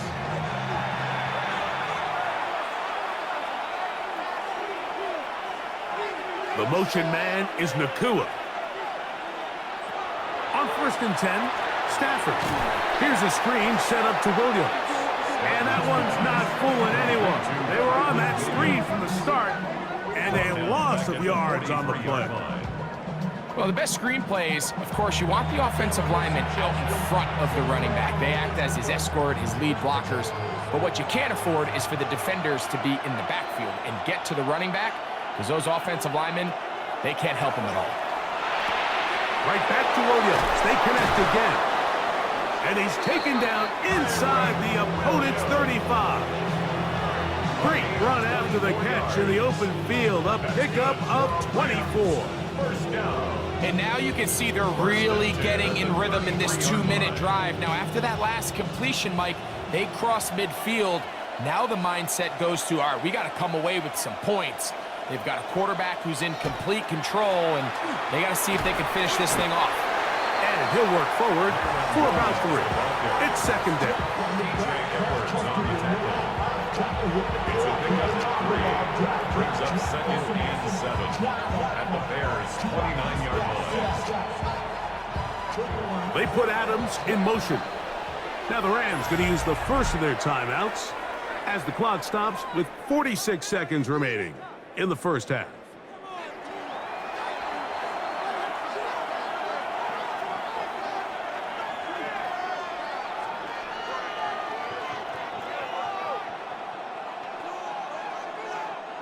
Second down, they need 7.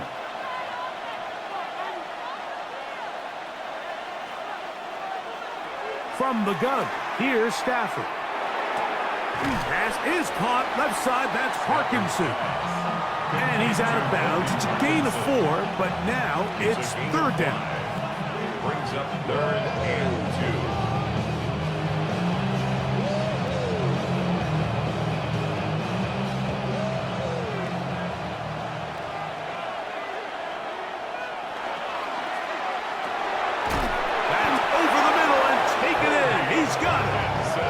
Defense can't come up with a stop there. Gain of 7 and a first down. Now a timeout Rams, that's number 2, as they'll stop it just a little bit over 30 seconds to go in this first half. The most impressive thing about this drive, Mike, has really just been their efficiency. They've just continued to pick up first downs, fresh sets of downs. We just saw there with that third down conversion, continue to possess the ball. These opportunities to come away with points continue to go up. Stafford now on first down. After the catch, he gets that forward for a gain of 9. Not every pass has to be thrown downfield. You can rely on the run after catch, especially a big body like this tight end. Get the ball in his hands early and let him pick up the rest after the catch. An enviable spot to operate from. Here's second and inches. To the air again, Stafford. That's going to be intercepted in the end zone. Picked off by Jaquan Brisker. Stafford's pass intercepted. The coverage by Jaquan. They'll start on the ground with Swift. And he's going to be taken down as time runs out on this first half of play. All right, Mike, thanks very much. Scott Hanson, good to be with you from the Orlando. Confidence here, likely going to play a big role in who wins this one. Third quarter set to commence. And we're back underway here on EA Sports. On the return, it's Devin Duvernay. And this will work out quite well. He'll get it all the way out to the 30-yard line. Bears offense ready to get going again. They'll have it first in this third quarter. Trail by 4, touchdown gives them the lead. Drive begins with 1st and 10.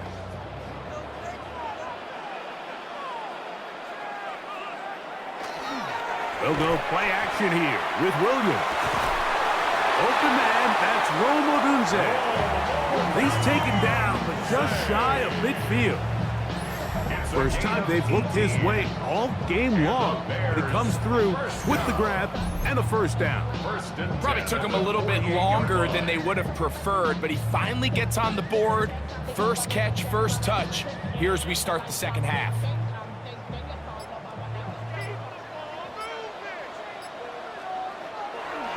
A play fake. Now Williams. Open man downfield is Loveland. And they're going to get this ball down to the 20-yard line. That is 2 big pickups to start the drive. 32 on the latest. At the 20-yard line. If you want to score points at a high level in the NFL, you have to generate explosive plays. And after that big chunk pass play, they find themselves now down there in the red zone, and this is where you have to finish drives. And they'll have first and goal. He is down inside the 10-yard line. And this offense just continues to chew up yards and get first down after first down. And defensively now, you find yourself a little bit on your heels. You're defending a goal-to-go situation. They need to step up here and get a stop. They'll run with Swift. A second effort, and he is in. DeAndre Swift. Touchdown, Chicago.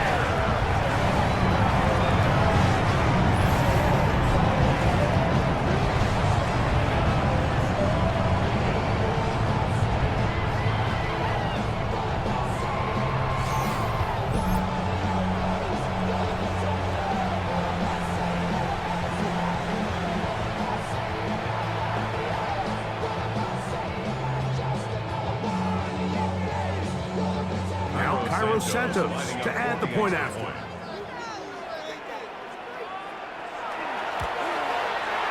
He's got it, and the Bears are on top. It's now 10-7. Bears 10, Rams 7.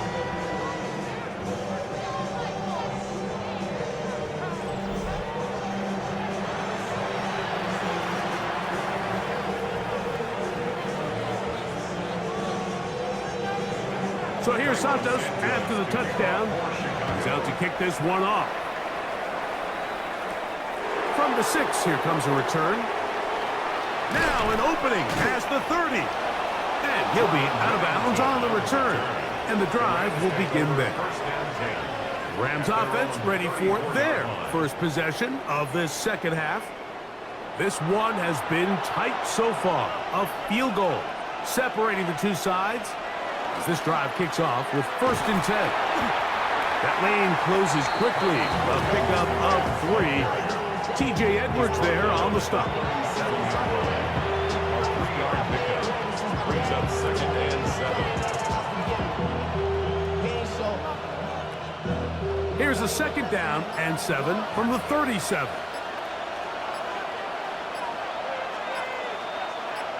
Parkinson in motion. Now whistles. Play clock at 0, and that'll cost them 5.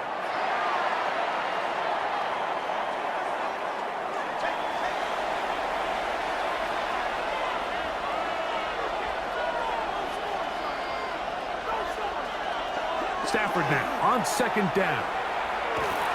And he'll get only a yard before he's out of bounds, and that's going to set up a 3rd down. Really well done here by the defense, Mike, executing this zone defense, and they've got to be able to pattern read. You're not just going to drop back to a spot and just play like a robot. Based on what the receivers do off the line, the defenders have different rules of where their zones move to. Well, they had that one dialed in right from the jump, and they were able to stop that play really before it got started.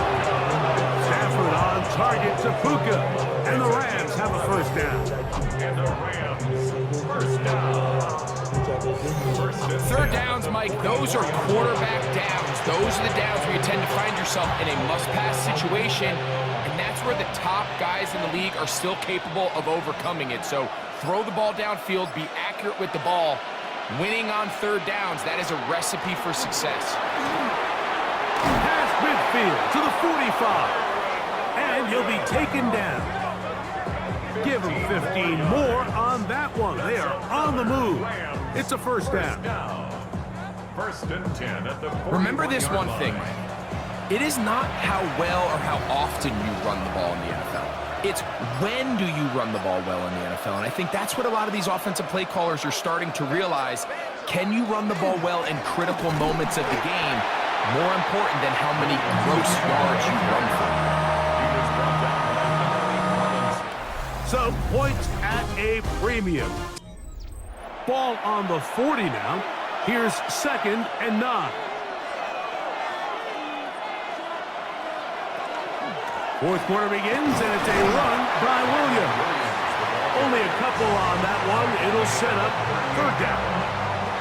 So I think as you look back over the course of this game, it's really been the inability of this offense, Mike, to create any sort of balanced attack to get anything going. And whether you look at the rushing yards, whether you look at just the points scored, this offense has to find a way going forward to generate more big plays and more balance, both run and pass. That one too far out in front. It is incomplete. I think he predetermined that third down throw, and even though the coverage was tight, he still tried to fit the ball in there anyway, and it ended up falling incomplete.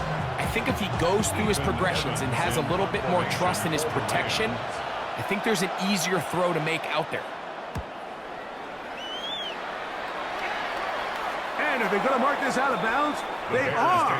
It's out at the 1 yard line. What a kick. The Bears offense make their way out to take over once more. They'll need to get something positive going right away here. Ball starts inside their own 1 yard line. And he'll be taken down at the 11 yard line. They'll get 11 there. And that's a quick first down. A lot could go wrong anytime you decide to put the ball in the air here late in the fourth quarter as you're trying to run out the clock and protect this lead. But at the same time, I like that they haven't gone super conservative. Just handoff right, handoff left, and it just turns into tackling practice. So I like the balance of making the defense defend everything, because right now, possess the ball, protect the ball, and ultimately just run the clock out. Luther Burden, the intended target, and it'll bring up second down.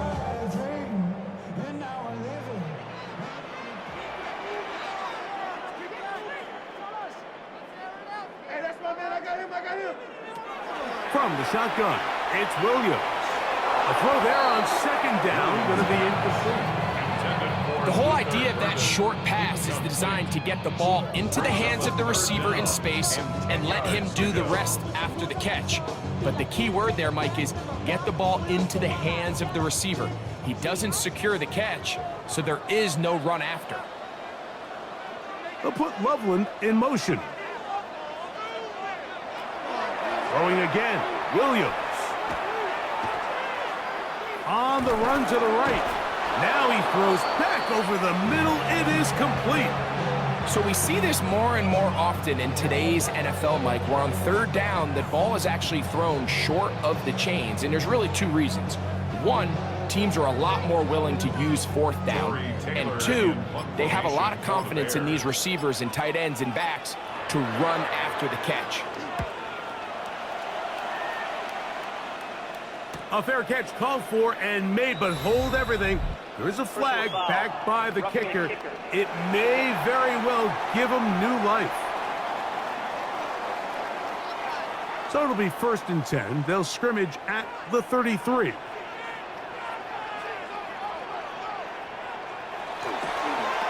Now they'll pitch it out here. Trying to find some place to go, but nothing developing. Tackled behind the line. It's a loss of 1. Now the Rams going to use the first of their timeouts, and they'll get together prior to the second down play.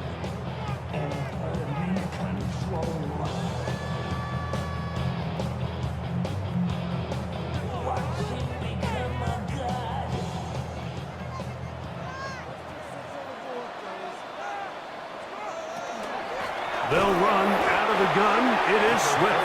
Now a timeout, Rams. That's number 2. Talk things over before third down. A gain of a yard makes it 3rd and 11.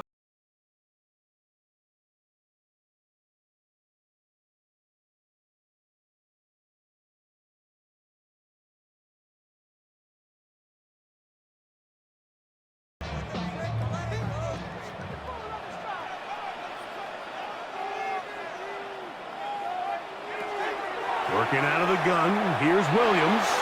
He'll send this one deep for Odunze. And he's into the end zone. That might be the knockout punch. Roll, Odunze. Touchdown, Bears. Everything you want to do right there, Greg, in the fourth quarter. Get the ball with the lead and extend it to a 2-score advantage. Yeah, and I think this just might end up being too much to overcome. You said it. Once you get a 2-score lead this late in the fourth quarter, there's just not enough possessions to be had to claw yourself back in it.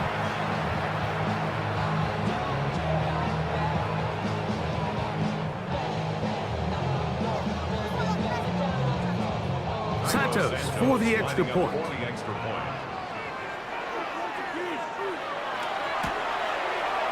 The kick is good. And the Bears will get out in front 17-7. Rams 7.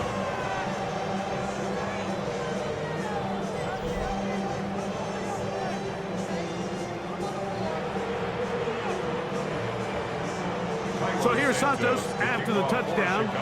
He's out to kick this one off. On the return, this is Blake Corum. And he's brought down right at the 25-yard line. Here come the Rams as their offense trots back onto the field. They'll start out first down and 10.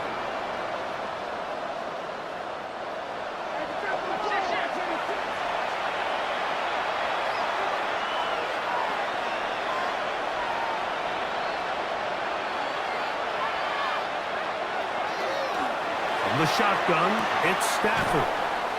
Nice game here. He's going to be marked down at the 35-yard line. They get 11 and quickly pick up the first down.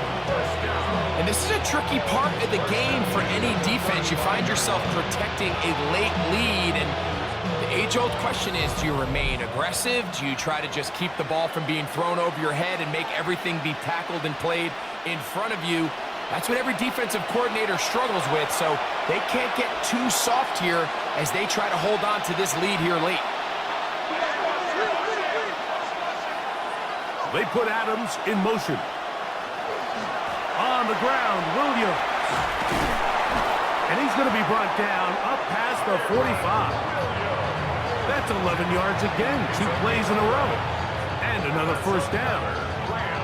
Mike, the old adage, you run to set up the pass. This modern offense nowadays, we're starting to see that flipped upside down on its head.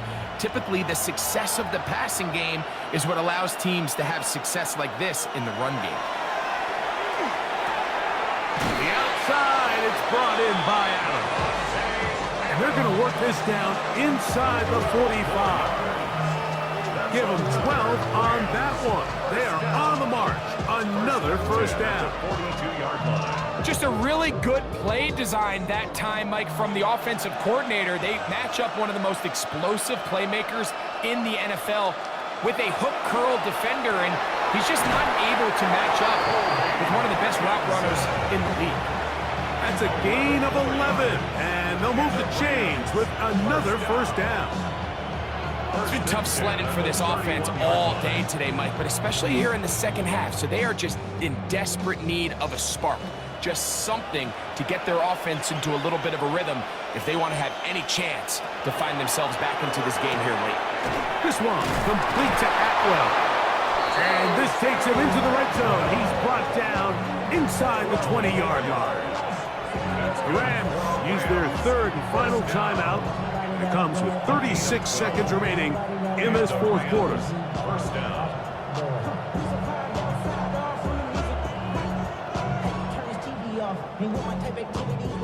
They'll come up for first and 10.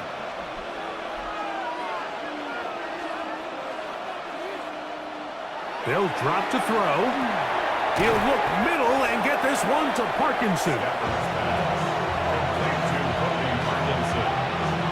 It's a gain of 7. Brings up second and 3 at the 12-yard line. Here comes second down.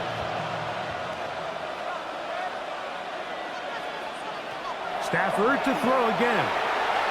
That is incomplete, so the task gets more difficult. Time for maybe 2 plays. That's it. This is one of those situations that plays directly into the hands of the defense because, think, Mike, they know this offense has to be one-dimensional. This has to be a pass. So what do? They bring nowhere for the offense to go with the ball. That'll be incomplete. And now we are down to likely just one more play.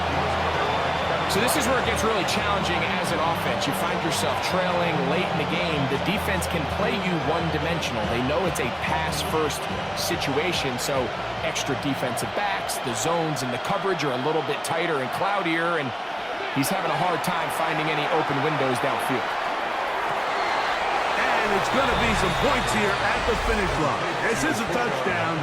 They've fought till the end, but still will come up short. What separates the really good quarterbacks from everybody else in the National Football League, Mike, is not only ability to process, but the ability to process quickly under pressure. And I think that's exactly the case here. He's able to go through his progression, find his target in the end zone, and then deliver that ball on time, accurately, and the result is a touchdown. So this one in the win column for the Bears. They use a little home cooking here.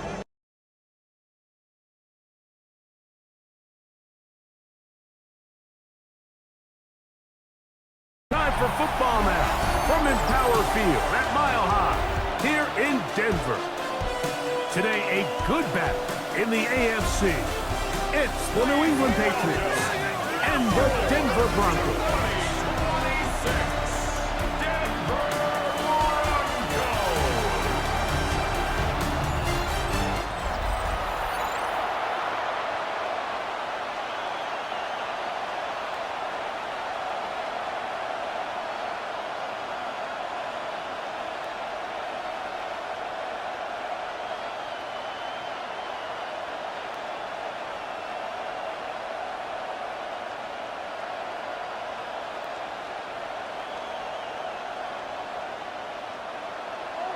Mike Tirico, along with my partner Greg Olson, it's Will Lutz, the kicker, who gets this started. And off we go here from Mile High. And he'll work this one past the 25 to right about the 28-yard line. So here come the Patriots, and Greg, they are led by their second-year quarterback, the number 3 overall pick in 2024 out of North Carolina. It's Drake May. I always like studying quarterbacks in year 2. I think rookie year, there can either be a lot of growth, right? There's the biggest ability to take that jump, but there's also some struggles you have to work through. In year 2, a full offseason, really understanding the playbook. Things have kind of slowed down for you. I feel like year 2 is a really good indicator of what long-term success looks like for any young quarterback. And he's going to be out of bounds, but up past the 35. They'll get 11 there, and that's a quick first down. We met with these coaches during the week, Mike. They told us the emphasis this week about getting the run game going early, and we see it here. Nice first play pickup, fresh set of downs. On first down, they go back to Henderson, and he'll take this back to the 43-yard line. P.J. Locke up to make the tackle. It's now 2nd and 6.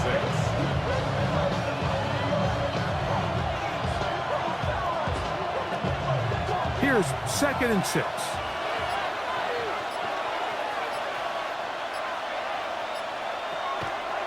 On play action, here's May.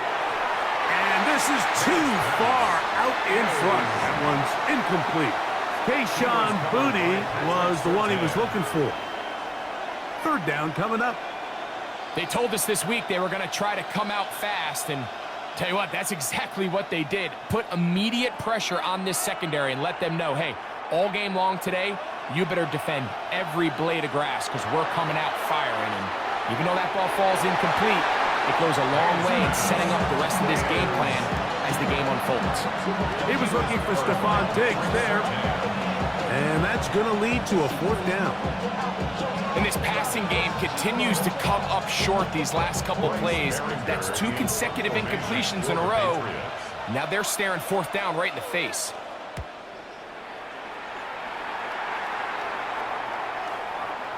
And he didn't get the check he was hoping for in that one. That goes into the end zone, and it's touchback. Here comes the Denver offense set to take over for the first time. They'll be led by their quarterback, the veteran out of Auburn. It is Jarrett Stidham. You know, as crazy as it sounds, Mike, it's just so funny how things can change in the NFL. There was a time not too long ago where Jarrett Stidham was viewed potentially as the heir apparent to Tom Brady in New England. Now, we all know that certainly didn't work out that way, but he is a smart quarterback, and he will give his team a legitimate chance to win as long as he does his part. He'll be stopped after a pickup of about 3. Robert Spillane spills him there. So these, Mike, are the body blow runs. They're not big gains, they're nothing fancy, but they really set that physical tone for the rest of the game where now a good play caller can use some of these early runs to set up something a little bit bigger down the road. And he's going to be dropped after a pickup of about 5. A bit of a quick hitter here, and what you're hoping for, Mike, is that the defense can't react quickly enough because the ball's coming out so hot, but they knew it was coming, and they end up holding them to just a short gain. Now a 3rd and 2. Around a shotgun, it's Stidham. And he will have the first down. The drive will continue after a pickup of 8. It's a gain of 8. And the Broncos, first down. First and 10 at the 37-yard line. One of the easiest ways to negate these really good pass rushes in the NFL, Mike, is just to simply get the ball out of the quarterback's hand as fast as possible. And sometimes it's by design, sometimes it's based on need. But really nice job there by the quarterback, getting into the hands of his receiver and then see what he can do after the catch. A modest gain, maybe 2 yards. It's 2nd down. Jack Gibbons on the stop. A gain of 2 brings up 2nd and 8 at the 39-yard line.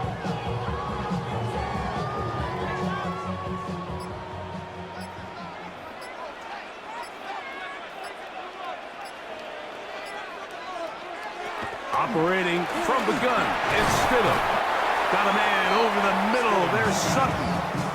And he's going to be dropped after a pickup of about 5. Gain of 6 makes it 3rd and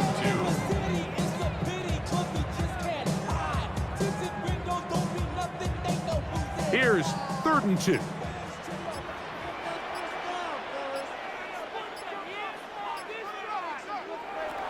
Working out of the gun, here's Stidham.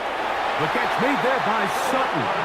And he's going to have the first down taken down after a short pickup of 5, but it will keep the drive going.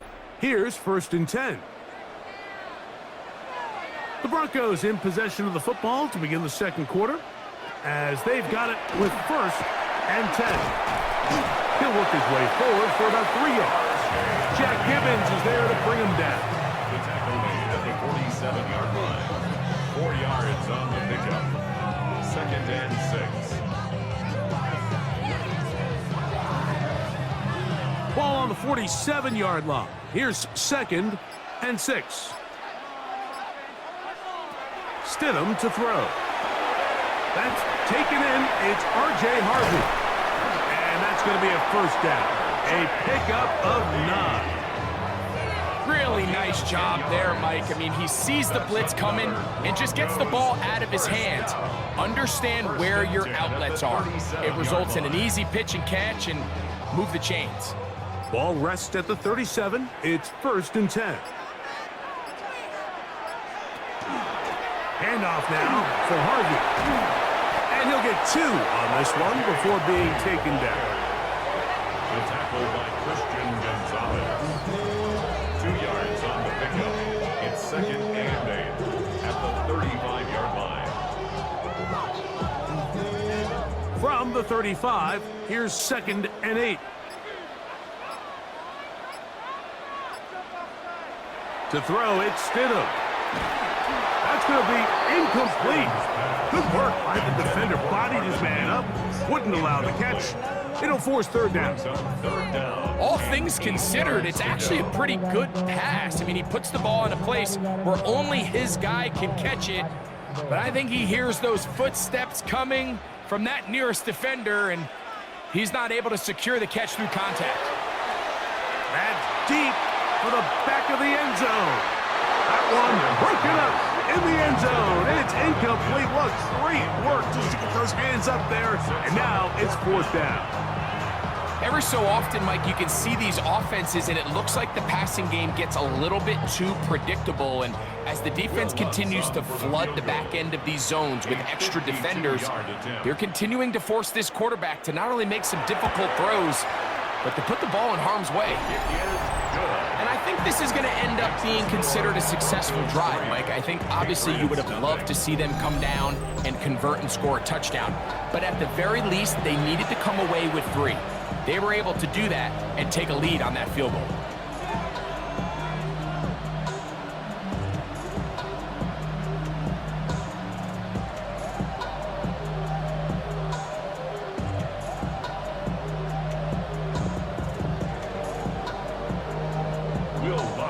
So after the field goal to open up the scoring, the kicker's back out for this kickoff. This fielded at the 2. And he is stopped at the 25. The drive will begin there. Patriots offense going to take over now for the 2nd time. The offense is a little slow to start percolating. 3-0 the score as they begin this drive with a 1st and 10.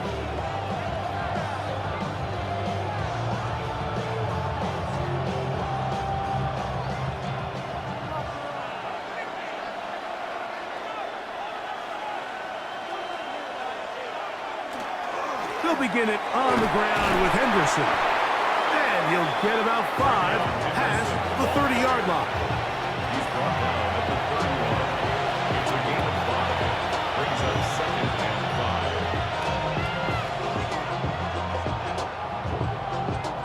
5. From the 31, here is 2nd and 5. 2 minutes remain in a 3-0 first half. Greg and I return to Denver after this. They'll come up here on 2nd down and 5. Working out of the gun. It's May. The Broncos have it. Mike, we hear that term run after catch so often, and sometimes people miss that there's kind of a middle phase. There's the catch, but before it turns into a run, you have to secure the ball as a ball carrier, right? It needs to be put away, properly held, points of pressure, front tip up against your body. All of that is kind of taken for granted. Catching it is just step 1. You've got to secure the ball before you become a runner.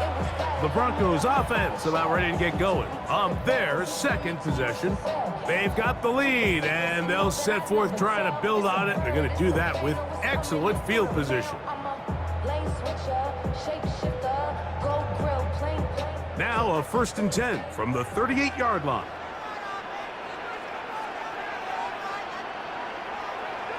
On the bootleg, it's Stidham. There's a short one taken by Ingram. He'll be taken down rather swiftly after a gain of just 3. A gain of 4. It's not the big play they were hoping for, but first down efficiency, staying ahead of the chains, is what every offense is trying to find, and it brings up a manageable 2nd down. It is 2nd and 6. A play fake. They'll throw with Stidham. And they bring him down inside the 25-yard line. That's his 3rd catch of this first half, and good enough for a 1st down. That last completion's going to go a long way towards at least finishing this 2-minute drive, Mike, with some points. You're already in field goal range, so now the idea is continue to work the clock down, take a couple shots at the end zone. You want to get points, ideally a touchdown, but either way, you have the ball last before the end of the 2nd quarter. Now the Patriots going to use their 1st timeout, and they'll stop it with a tick under a minute to go until halftime. 1st and goal at the 9-yard line. Up the highest metric. The city just made it sweet. People diabetic. They mouth get full of deceit. Let these cowards tell it. Walking New Orleans with the etiquette of LA yelling. Ball resting on the 9. 1st down and goal. Now off the bootleg. He'll look to throw here. And he'll get this down to the 3, but no further. It'll be 2nd and goal. New England going to take their second timeout as the clock will stop with 55 seconds to go until halftime.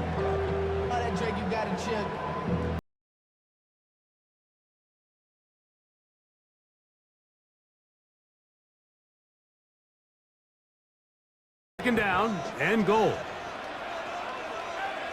Stidham to the air once more. This one caught at the 4. To the goal line and in. R.J. Harvey. Touchdown, Broncos.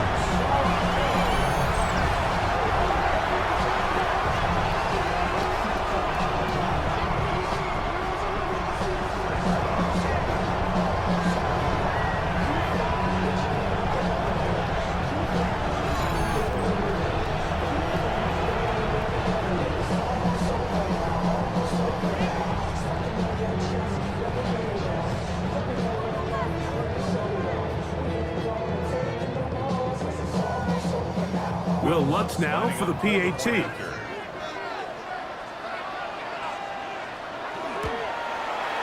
He's got it. And the Broncos are out to a 10-0 lead. Broncos 10, Patriots nothing.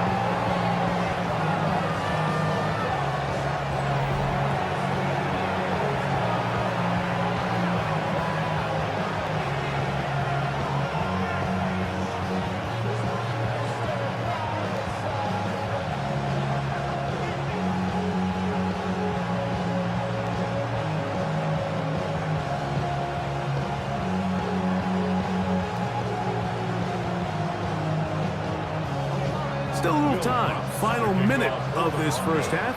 We'll see if they can do anything with this kickoff that is coming their way. On the return, Travion Henderson. He'll work his way across the 25-yard line. The Patriots offense going to take over here in the final minute of this first half. And nothing doing from the offense just yet. Down 10-0 as they come up with 1st and 10.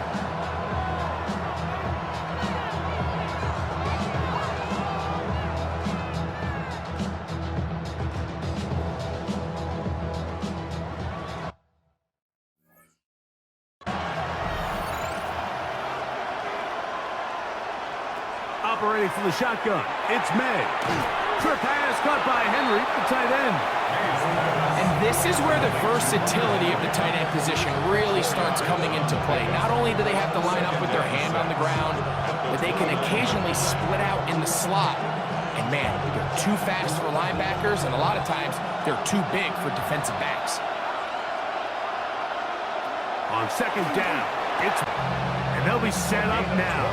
Up past the 40 with that one. The Pats going to stop it here. They'll use their 3rd and final timeout as the clock will stop with 20 seconds to go in the first half.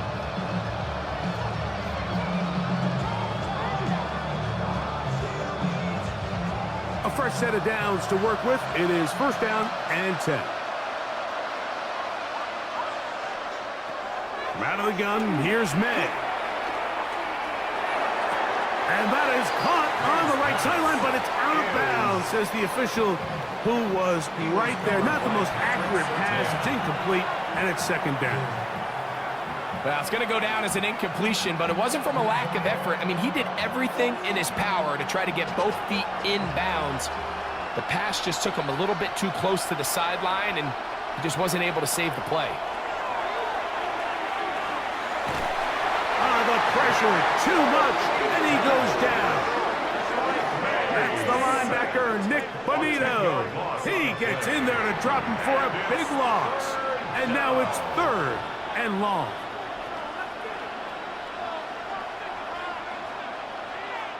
So, halftime straight ahead, and we send it over to Scott Hanson. Welcome back, everyone, for quarter number 3.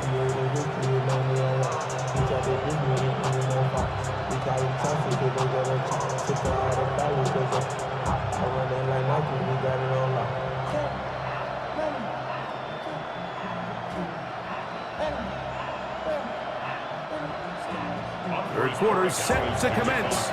And we're back underway here on EA Sports. On the return, here comes Marvin Mims. Now an opening past the 30. And they'll be set up well as he is past the 35-yard line. First and 10. The Broncos offense ready to get going again. They'll have it first in this third quarter. They had that field goal on the opening drive, the touchdown last time they had it. 2 drives, 2 scores, and here's drive 3.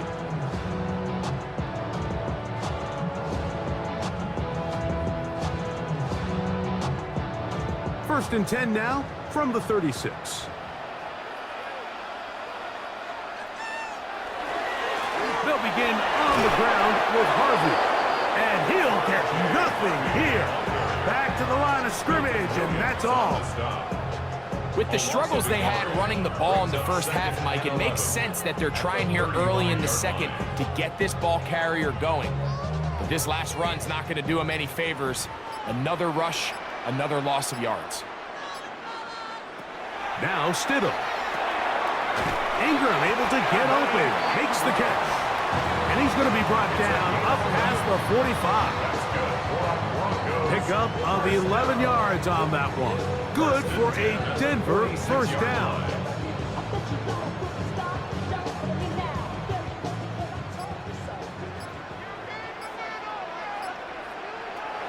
Throwing is Stidham. Oh, he's going to be bottled up and taken down. They got him. Milton Williams getting through there to drop him for a loss of 6. I really like this response here to start the second half. You have to imagine they went into halftime finding themselves down by 2 scores. They needed a stop and get the ball back to their offense, and that sack's going to go a long way towards it. Work to do now as they come up on 2nd and long. On the give, this is Harvey. This defense all over this one. They get him down behind the line. It's a loss of a couple. Back-to-back plays by this defense now, Mike, winning these early downs. They get the sack on first, the tackle for loss on second, and now it brings up 3rd and long. 3rd and a long way to go. Throwing is Stidham. That's caught by Harvey. And he'll be stopped short of a first down, and that will necessitate a call to the punt team. It's 4th down. And it seems like he just cut that route a little too short. He's got to get more depth on the initial stem, and that way he makes sure when he catches the ball, it's beyond the sticks.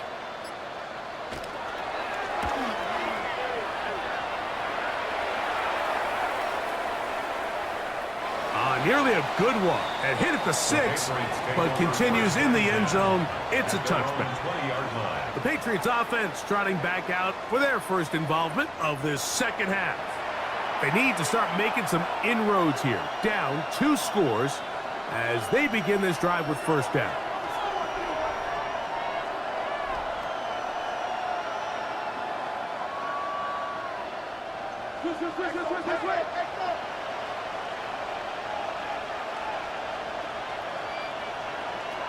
Now, May. His throw on first down is going to be incomplete. And so far throughout the course of the game, I think the secondary's actually done a really nice job of taking him away. I mean, he's clearly one of their best players, one of the top players in the league. They're going to continue to find ways to target him. So defensively, it doesn't matter if he has 0 catches or 10. He is always going to be a focal point of this offense. A run, and this is Henderson. Trying to find some place to go, but nothing developing.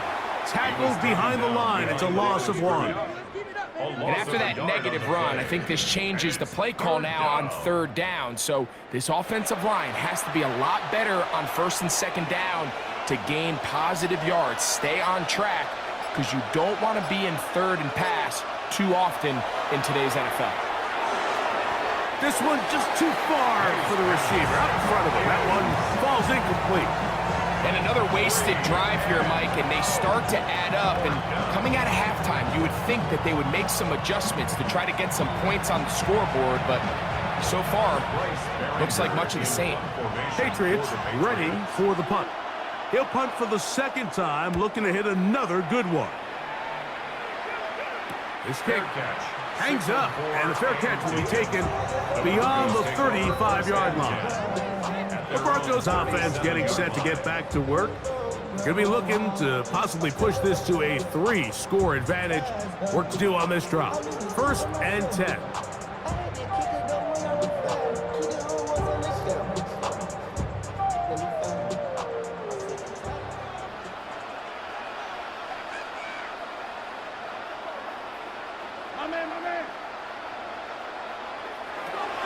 Stidham. He'll get that complete to Franklin. And he'll be brought down just shy of midfield. They get 13 to begin the drive. It's a 1st down. I always think you can tell pretty quickly how comfortable a quarterback is in their offense, Mike, by how fast they work through their progression and get the ball to their check down underneath. And in this case, with the depth of the defense, a lot of...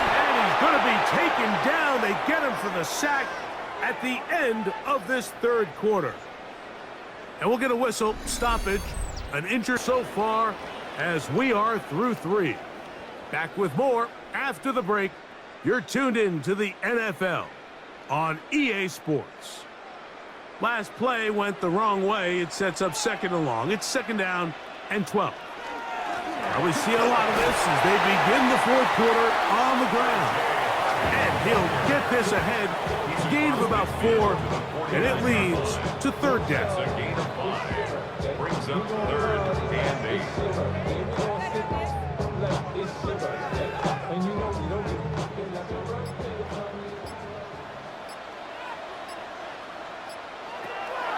Here's Stidham. That's caught right side. It's Franklin. And a good job here defensively. They did not let him get away. He's well short of the 1st down marker. I think this is one of those plays that when the ball carrier watches this back in the film room tomorrow, he's going to be a little frustrated with himself. If he could just have made that one guy miss, he picks up the 1st down. Instead, he gets brought down short of the sticks. And now they got a 4th down decision to make. And this is going to work out just fine. Kick goes out of bounds at the 5-yard line. At their own 5-yard The Patriots offense ready to get back at it. And they're going to hear it from this crowd. They're backed up deep as they start 1st and 10.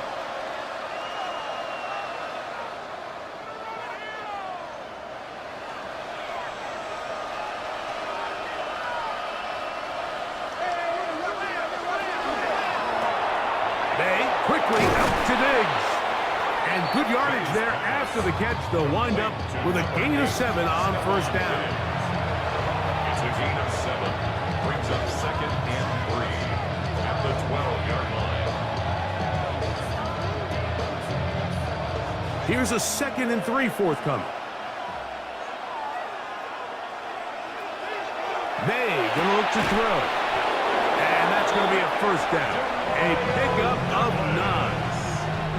And this is a tricky part of the game for any defense. You find yourself protecting a late lead, and the age-old question is, do you remain aggressive? Do you try to just keep the ball from being thrown over your head and make everything be tackled and played in front of you?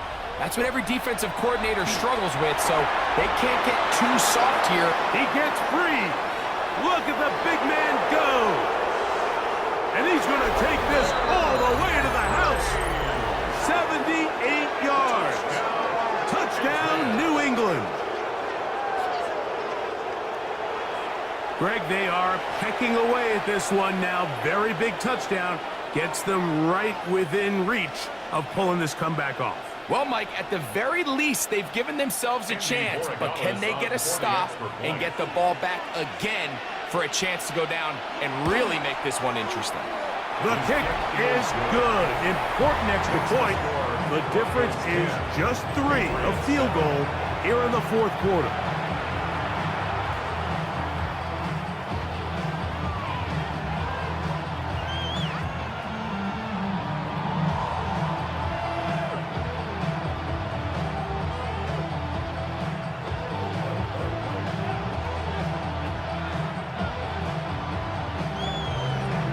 They've cut into the lead. Now just a field goal behind as they kick it off. This taken at the 5. And he'll be brought down just beyond the 25-yard line. Back onto the field comes the Denver offense. They lead by a field goal as they go to work with a 1st and 10.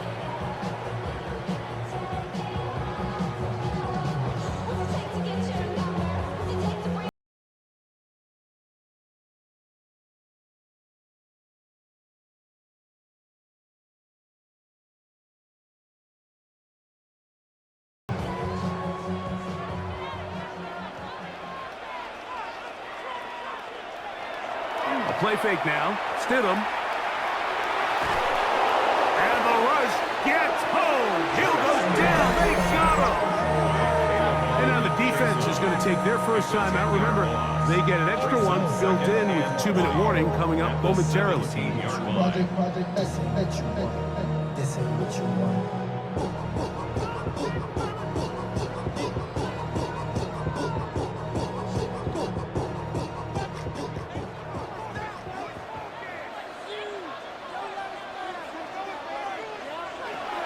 Operating from the gun, it's Stidham.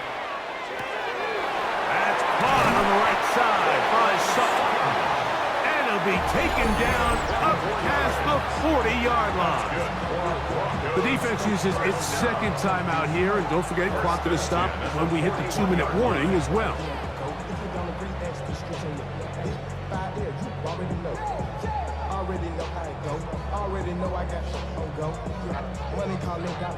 So they come to the line for 1st down and 10. On the ground, this is Harvey. And not much there. He's back to the original line. No gain on that one. And 3rd and final timeout taken by the defense, so the 2-minute warning, the only clock stoppage they have left.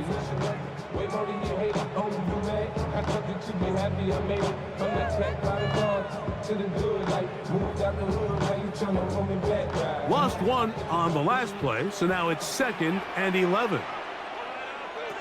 Back to throw. Oh, he couldn't set his feet, but he completes it anyway. And they'll hold him to a gain of just a couple, and it sets up 3rd down. A gain of 2 brings up 3rd and 9.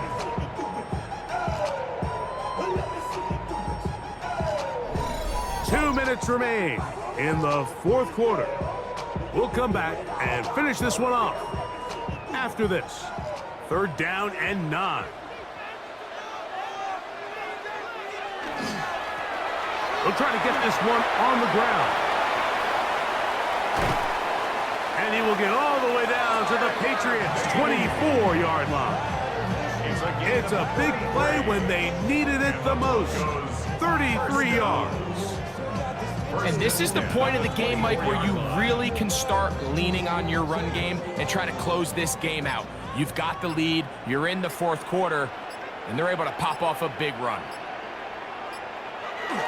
Victory very much in sight now as they'll take a knee.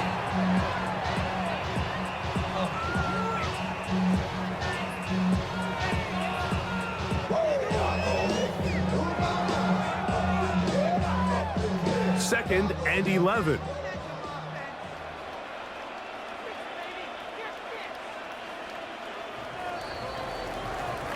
So mile-high salutes all around. It's a win for the Broncos. Points were at a premium in this one, but they're able to eke out the victory in this low-scoring affair. So that'll do it for us. For Greg Olsen.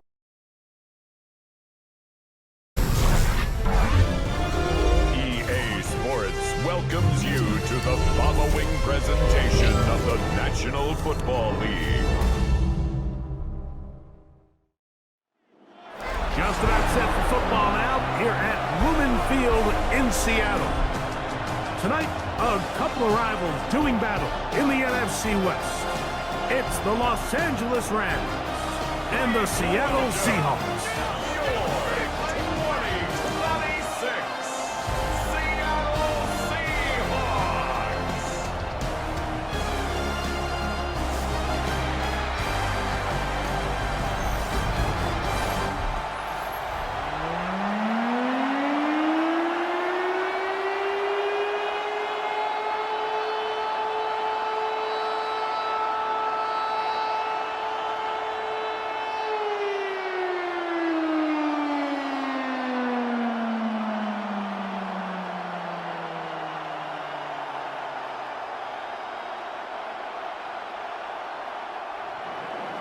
Mike Tirico along with Greg Olson. We welcome you. That's the punter, Ethan Evans, to get this started.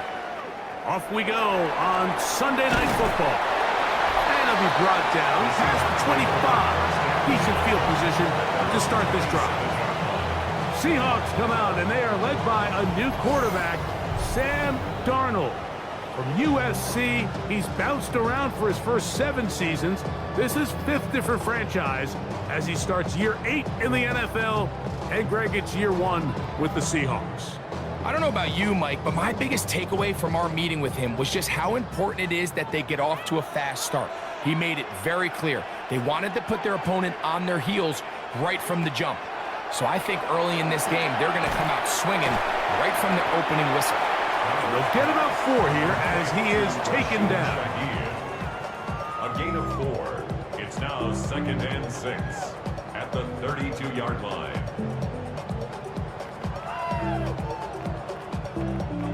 From the 32-yard line now, here's 2nd down and 6. Off the play fake, it's Darnold. He'll throw complete to Cam Akers. And a good job rallying to the football. Holding just a gain of a yard and sets up 3rd down. Gain of a yard on the play. Really well done here by the defense, Mike, executing this zone defense, and they've got to be able to pattern read. You're not just going to drop back to a spot and just play like a robot. Based on what the receivers do off the line, the defenders have different rules of where their zones move to. Well, they had that one dialed in right from the jump, and they were able to stop that play really before it got started. They get 24 on that line. 1st down, Seattle. I think it's clear this is something this offense wants to major in, the ability to run the ball effectively against this defense. And after that big gain, you have to imagine they're going to come back to it and dare them to stop it.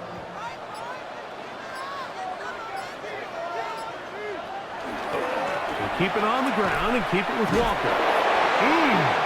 And he's going to be out of bounds following a gain of about 5 on 1st down. This just shows why you can't count on just one guy to take him down. He's a powerful enough runner. You got to have guys coming in support when that first hit is made. It takes a team effort to stop him, especially once he gets going. They'll go play action with Darnold. Open, left side is Barner. And they'll pick up the 1st down, a gain of about 4. Really nice job here by the quarterback, understanding what did he need to pick up a fresh set of downs. In this case, that underneath drag route was all it took. Get the ball into the hands of your receiver, pick up a 1st down.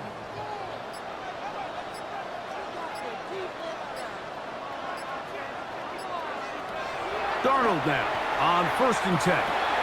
That's caught. It's Kenneth Walker. And he's close to another 1st down. This is brought down just shy of the marker. Great example of 1st down efficiency. You don't always have to go for the big play, but put yourself in a friendly 2nd down. Now you have equal opportunity to both run and pass. From the 24 now, here's 2nd and 1. On the handoff, this is Walker. And he'll work his way for about 4 yards. That's good enough for a 1st down.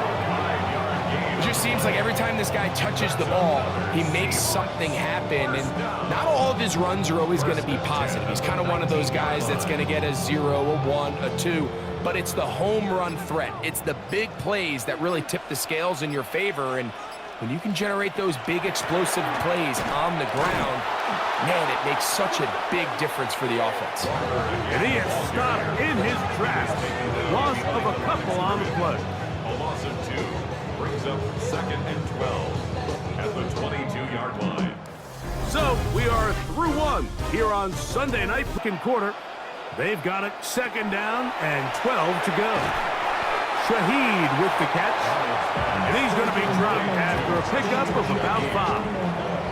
All right, so anytime you're facing the blitz, the best thing you can do as an offense is just get the ball out of your hand. Get into the hands of receiver, run after catch. In this case, nice job by the defense, rallying to the ball, modest gain. Throwing on 3rd down is Darnold. This one caught at the 4. And he will score. Kenneth Walker, touchdown Seahawks. So often these defenses come into the game, Mike, and when they build their pass defense plan, there's tight ends, there's receivers, there's so many weapons that these offenses around the league have at their disposal. It can be easy sometimes to not account for the running back out of the backfield, and that's exactly what happened here. Easy throw, get it into the hands of one of the most dynamic guys on the field, and let them do the rest after the catch, and he takes it in for a touchdown. Jason Myers on to attempt the extra point.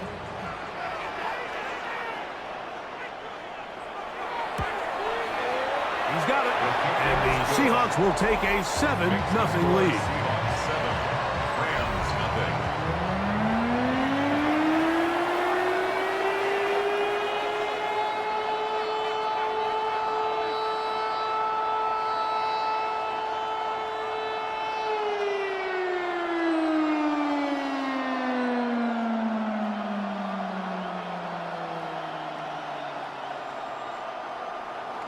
After the TD, Myers comes on now to kick it away. Here comes a return from the 5. Across the 20, they'll mark him down before the 25-yard line. That's where the offense will take over. First and 10 at their own 24-yard line.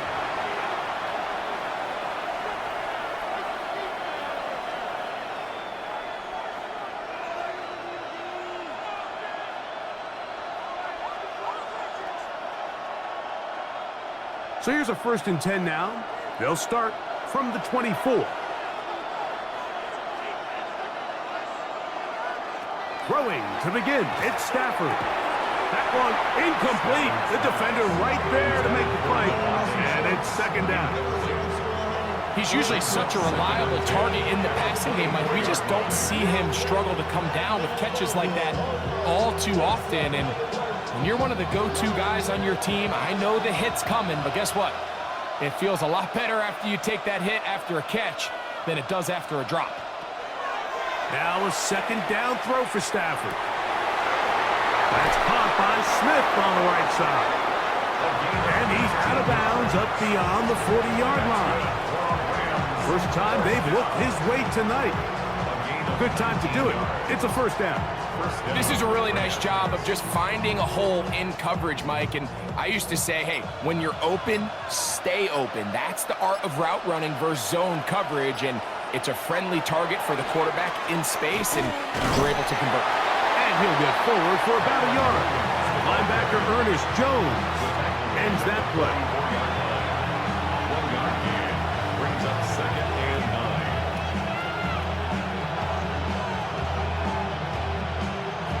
From the 44-yard line, here's 2nd and 9. Working out of the gun, Stafford. That's to the outside. He's got Smith. And that's a 1st down. It will be a gain of 8. These are the play calls, Mike, that offensive coordinators use to just get their quarterback and their passing game into some sort of rhythm. Easy pitch and catch, get the ball out of his hand, see a completion. These typically, as the game goes on, lead to bigger and bigger gains. And he got rid of that one quickly before the receiver knew what was going on. That's incomplete. Devontae Adams, the intended receiver. And it'll bring up 2nd down. And their offensive struggles just continue to show up time after time here in this first half. It's going to be hard to sustain drives when you continue to put themselves in holes on these early downs like they did here. He's got his man, Devontae Adams. And he'll be taken down, but they are in business inside the 30-yard line. A gain of 21 on that pass play. Good for a Rams 1st down.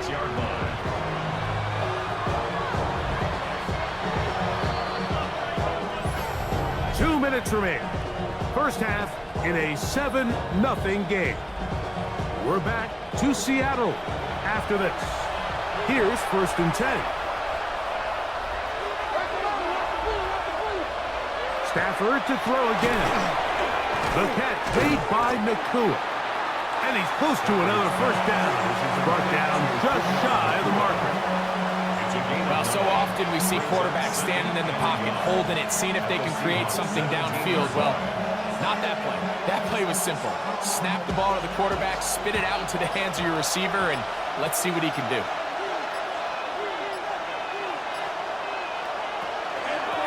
Now it's Williams.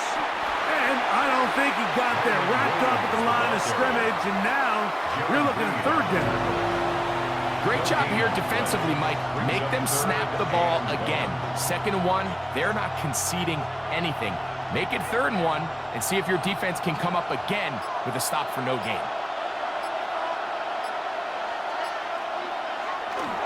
They'll try to run for it with Williams. I know it's early in this game, but in my mind, that's 4-down territory, and certainly now the coach doesn't have to make that decision. He keeps it on the ground on 3rd and short, gets a fresh set of downs, and now they got to see if they can come away with some points. Down at the 12. It's 1st and 10. From the shotgun, it's Stafford. That's to the end zone, but just too far out in front. That one's incomplete. So as halftime looms, Mike, they have to find a way to capitalize on this drive right here and make sure they end the half with some sort of points. Now, that incompletion, not ideal, but at the very least, it stops the clock. Catch your breath, get back in the huddle, and this next play, it's got to be a gotta-have-it best play call. To the left side, and Adams has it. Now the Rams could use the first of their timeouts. Clock will stop just under 30 seconds to go in this 2nd quarter. I really like the balance that they've showed so far on this drive, Mike, and what that does is it makes the defense have to defend the entire field. The run game and the pass game, everything looks the same. There's no tells, so they can't afford to just dial up certain schemes to take away a run or a pass. They've got to defend the entire playbook, and so far they've done a great job. And he'll take it on in. Tyron Williams. Touchdown, L.A. And what a response by this offense. It's not easy taking the field, Mike, for the first time in the game, and you find yourself already down a score. They watch their opponent kind of march down the field and score on the opening possession, and they're able now to go out and square it on up. Allows you to take a deep breath, maybe get a little confidence for your defense to go out and get a stop, and they come away with this extra point. We got ourselves a tie ball game.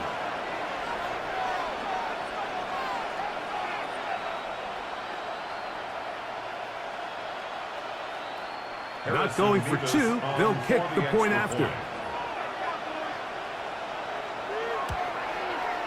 It's up and good. And the Rams come right back to tie it at 7.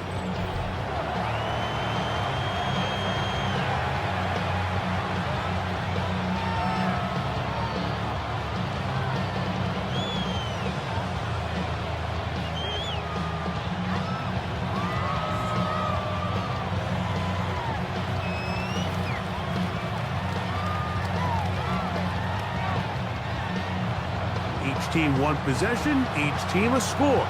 7-7 as they kick it off. On the return, it's Rashid Shaheed. And a decent return there. He'll get this up just shy of the 30. The Seahawks offense going to get it one final time in this first half. They'll work in a tie game here in the 2nd quarter and get started with 1st and 10.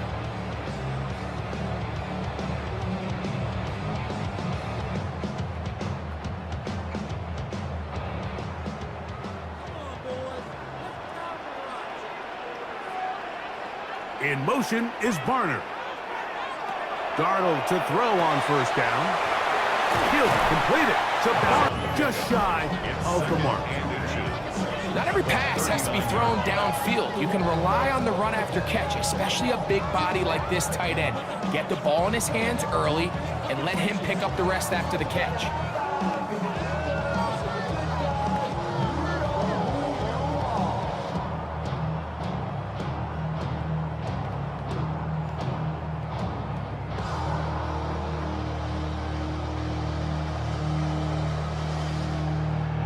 Second and inches.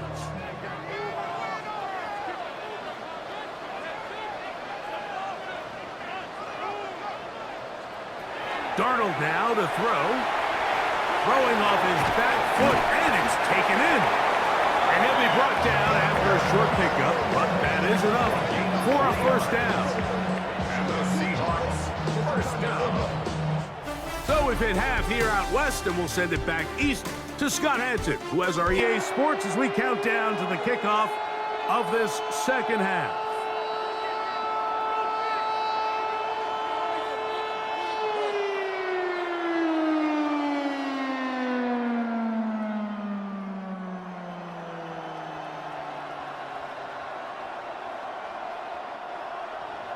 Could not ask for more from that first half. All even as we begin quarter number 3. A safe kick taken at the 5. And he'll be brought down right around the 25-yard line. The Rams offense looking to get back to work as we begin this third quarter. Low-scoring game, all tied. Third quarter, and a touchdown here could go a long way. See if they can get it on this drive. First and 10.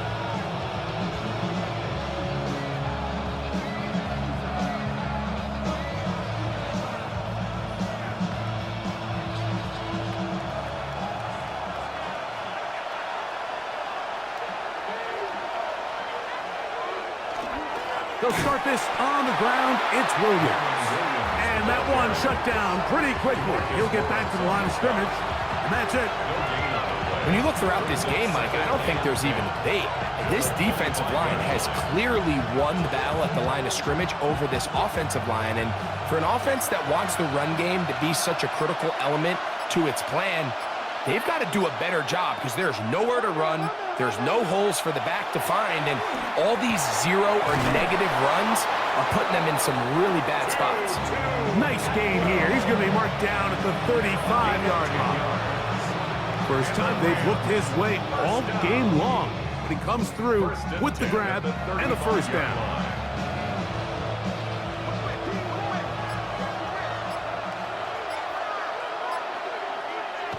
Here's Stafford. He'll complete it to Adams.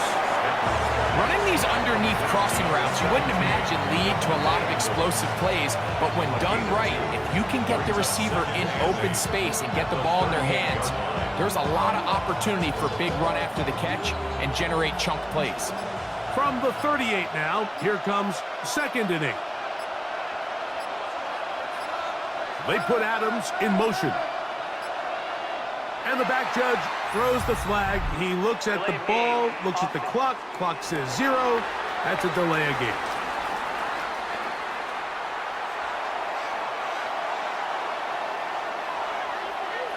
Still second down.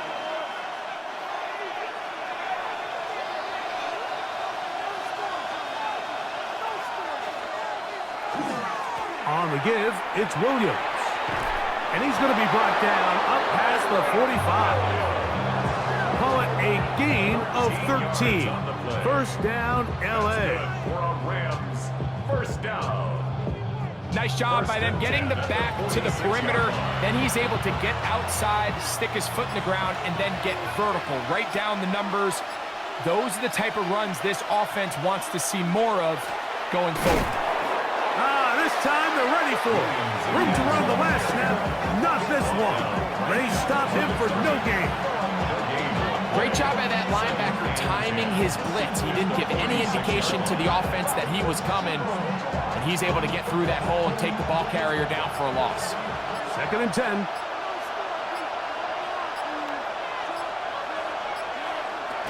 A shotgun snap to Stafford. That's to the left side and taken in by Smith. And they'll move this one down inside the 40-yard line. A gain of 16 yards. Good for a Rams first down. You can see this connection is just starting really to pick up. They're seeing the game through the same set of eyes, and that is the job of the receiver. What is my quarterback expecting from me? Where does he want me? Be there on time, and it leads to big gains like this. He's brought down at the 37-yard line. A gain of a yard brings up second and 9.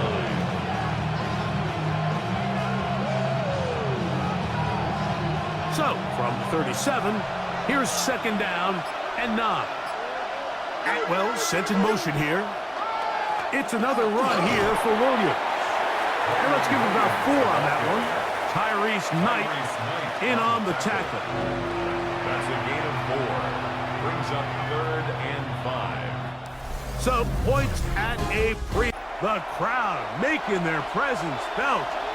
This is 3rd down. Out of the gun, Stafford. That one caught by Smith. And he'll take this one in. Touchdown, Rams. Touchdown, Los Angeles. Greg, every touchdown counts the same, but the ones you get in the 4th quarter, they are the ones that feel a little more important. Yeah, now that pressure shifts to your defense, your offense was able to go out and get the lead here late. Does your defense have enough left in them to get one more stop?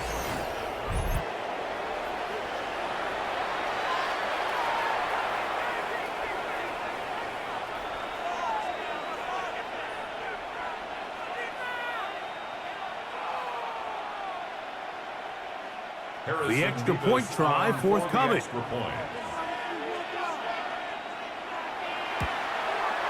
His kick is good. And the Rams will move out to a 14-7 lead. Seahawks 7.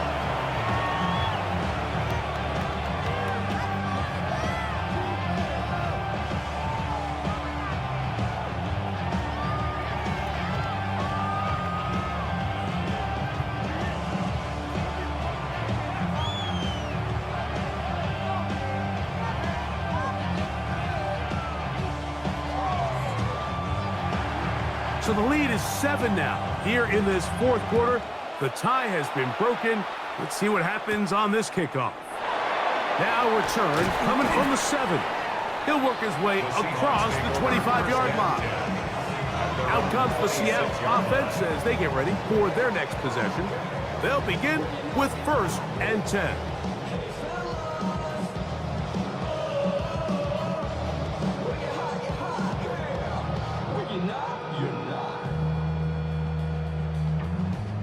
I see through your act and I still enjoy the show.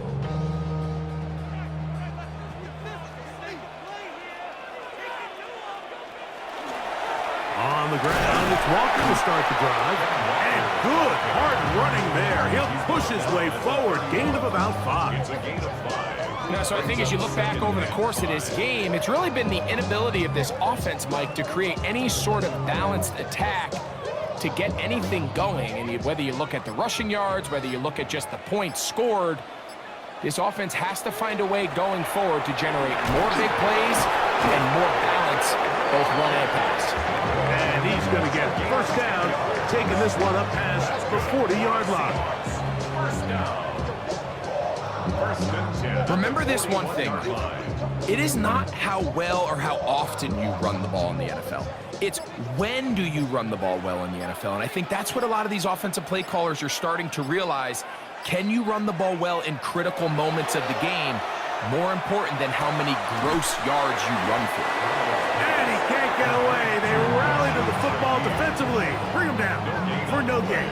Brings up 2nd and 10 at the 41-yard line.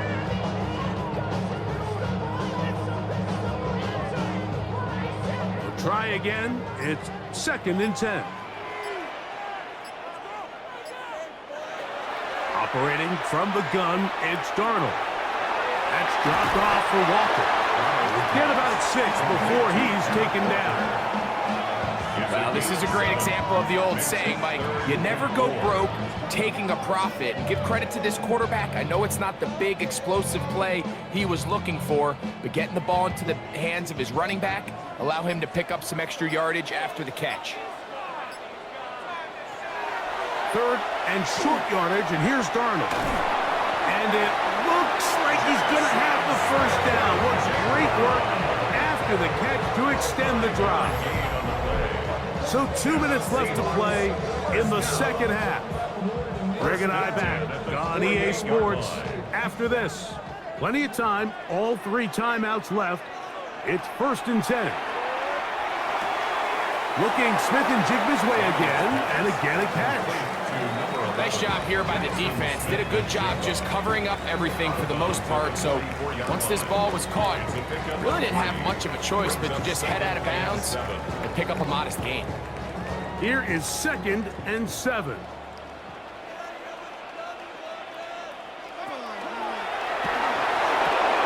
Stafford fires to Cup. He's to the 15, and he's in. Cooper, Cup, touchdown, Seattle. All right, so Mike, now the interesting thing is, do you want to take the lead with still enough time for your opponent to get the ball back to go to try and win it? I think I'm kicking the extra point here, tie the game. I don't want my opponent in a fast 2-minute mode to try to win this game in regulation. Now I'm playing for overtime.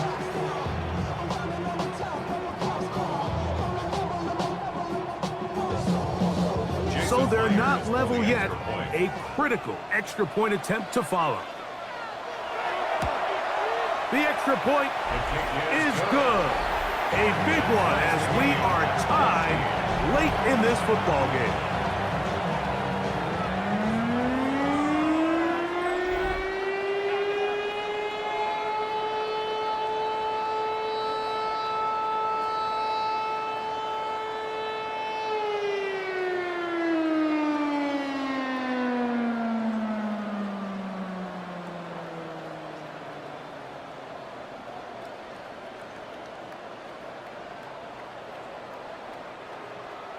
Tie game. Still time to break that tie, though, as you see. Maybe run a 2-minute offense. And the kick's in the air. And a solid run back there. He'll get this out past the 30-yard line. The Rams offense make their way out to take over once more. They've been able to move the ball with relative ease their first couple of possessions, both ending in touchdowns. But still they find themselves tied as they start with the ball again here on 1st down.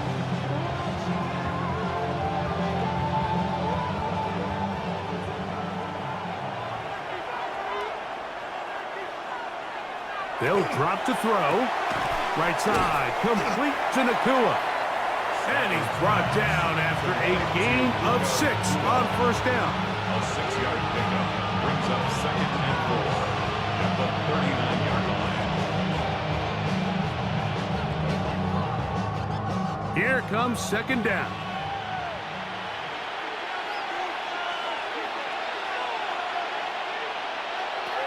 From the gun, here's Stafford. That one caught by Adams.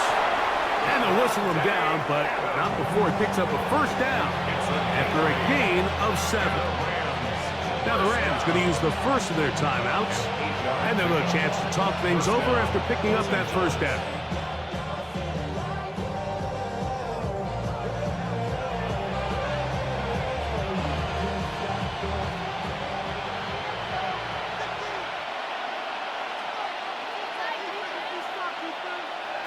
To throw is Stafford. Here's a screen set up to Williams.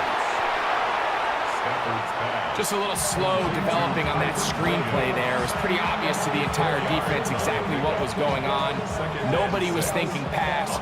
Nobody was getting back into their drops, and just nowhere for that back to go. 2nd and 6 coming up.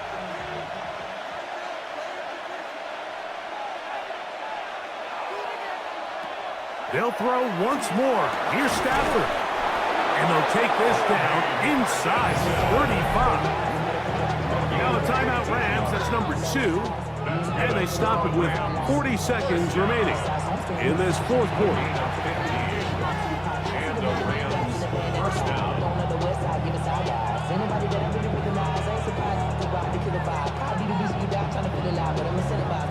Final minute, 1 timeout remaining. And it's 1st and 10. The motion man is Nakua.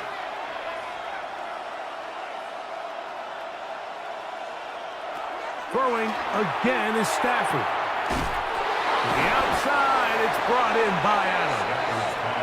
And he's taken down, and now they can take this all the way down, call the timeout, and up.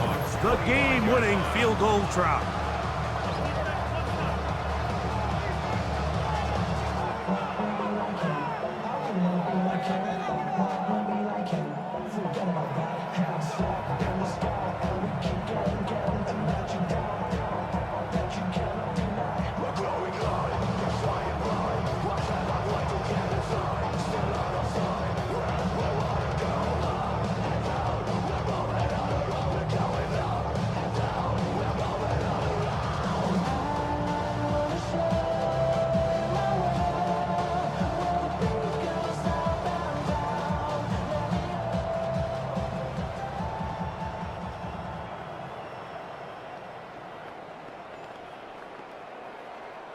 Second and a yard.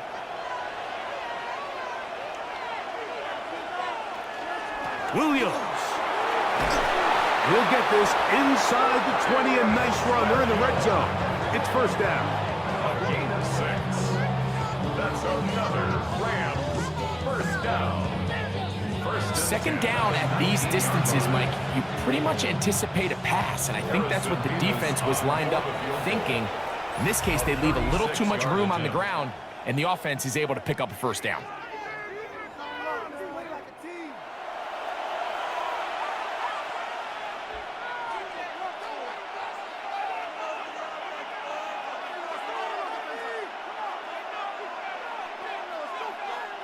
This offense still has the one timeout to use. First and 10 coming up now. On the ground, Williams. Not much happening there, just a short gain. And we are set for a great finish. Timeout, 2 seconds remaining in the game.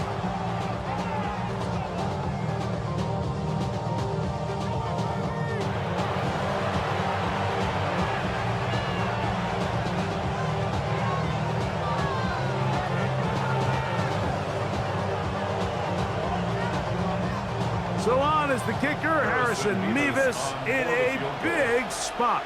This to win the game. This kick is good. And it's celebration time. A walk-off victory on the game's final play. So it's a win for the visiting Rams. They get themselves into field goal range for one final shot. Kicker delivers. They avoid overtime and come away with a 3-point victory. And that'll do it for my partner, Greg Olson.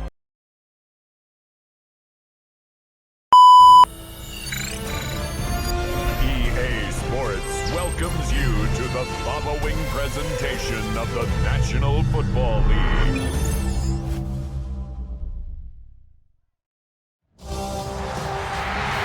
Hundreds of battles throughout the season, we finally determine a champion tonight. As EA Sports coverage of the NFL brings you the biggest game of them all, the Super Bowl. Up next, one team's name will join NFL immortality at the end of tonight's battle between the New England Patriots and the Seattle Seahawks. Kate Scott and Brock Heward, happy to have you with us. And this an unusual spot to be, Brock. Both teams here, they have fought and earned their way to this one. Yet this still looks like could be one of the more lopsided Super Bowl matchups that we have seen in our time in the NFL. It looks that way on paper, but we know. We've watched it through the centuries. Well, we know that upsets happen in this moment. Broadway Joe's guarantee and the Jets win. It's just the third Super Bowl. David Taylor is all that matters because those Giants shocked the Patriots in their perfection. And that lesser-known Tom Brady, yeah, they too got past the greatest show on turf. This moment, underdogs emerge.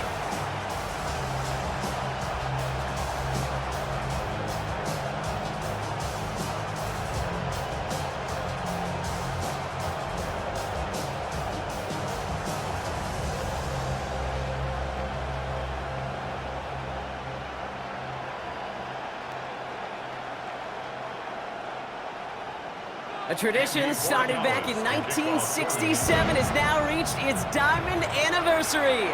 And off we go in Super Bowl 60. And this drive will start inside the 25. After that return, he's looking pretty banged up out there. We're going to have a stoppage as team personnel comes out to look at him.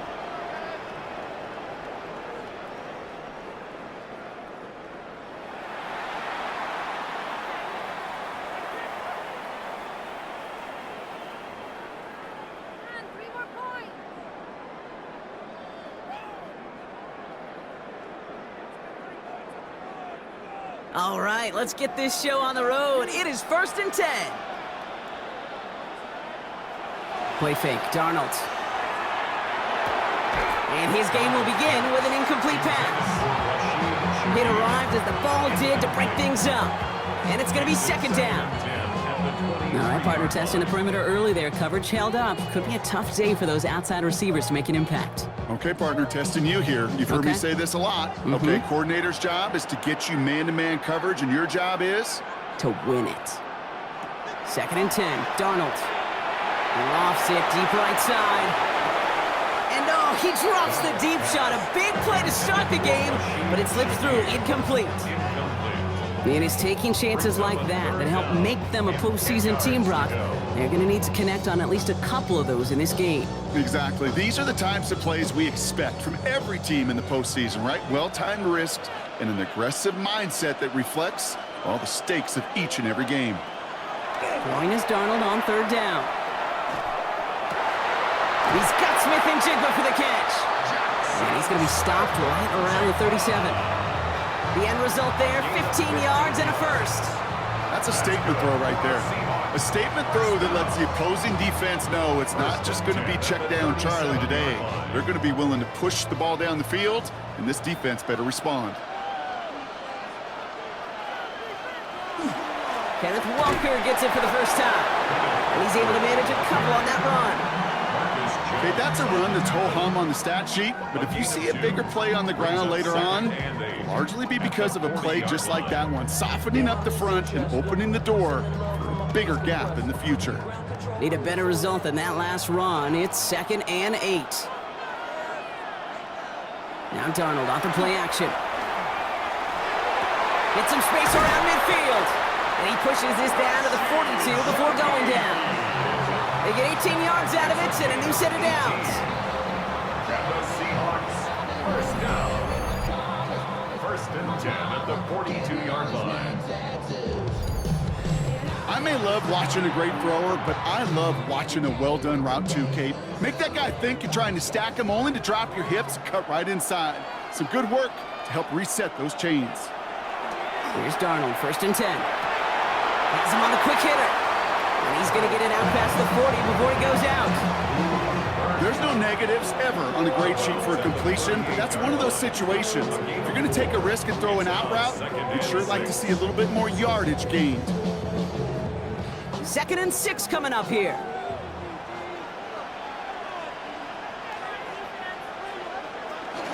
Walker now from the gun. And he's stopped as he gets this one down to the 27-yard line.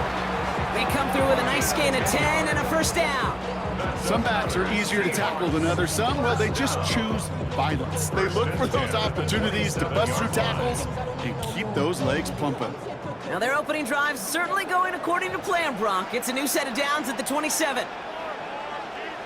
1st and 10, Darnold. Pressure comes, and there's no place to go. The Patriots got him. And the big play drives them backwards. 2nd down coming up.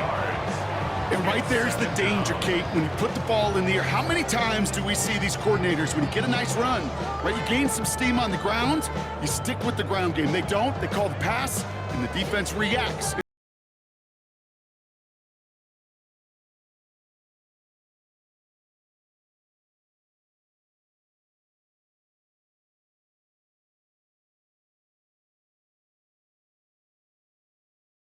And 15. Throwing now off the play action. Completed over the middle. And he pushes this down to the 22-yard line. A gain of 11 brings up 3rd and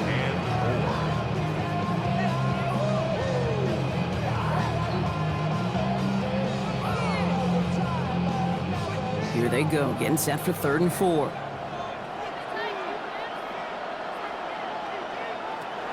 the gun. Here's Darnold. Connection made to Shaheed. And he'll pick up enough to move the chains. A gain of 6. It sure seemed like he knew exactly where he was going with that right off the snap. First and 10 at the 16-yard line. Coming to the line for another 1st and 10.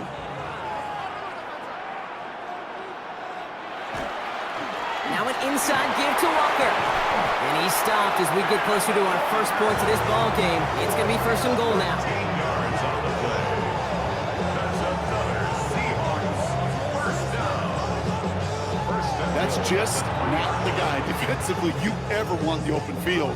Frankly, with the amount of space he had at one point, they're lucky to have limited to the gain they did. Walker reaches the end zone. Touchdown, Seattle. The Seahawks finish up an excellent opening series. Kenneth Walker, the touchdown. Well, this coaching staff has got to be a happy partner. A calm and calculated opening drive. Really impressed with the score, how they controlled the football, and they played at their own pace. Yeah, it's one of those drives that just pays dividends. I know it's the opening drive, but you're just taking some of the starch out of that defense and putting some doubt in their mind. Like, man, they just methodically shoved it right down our throat. Now it's Jason Myers on for the extra point.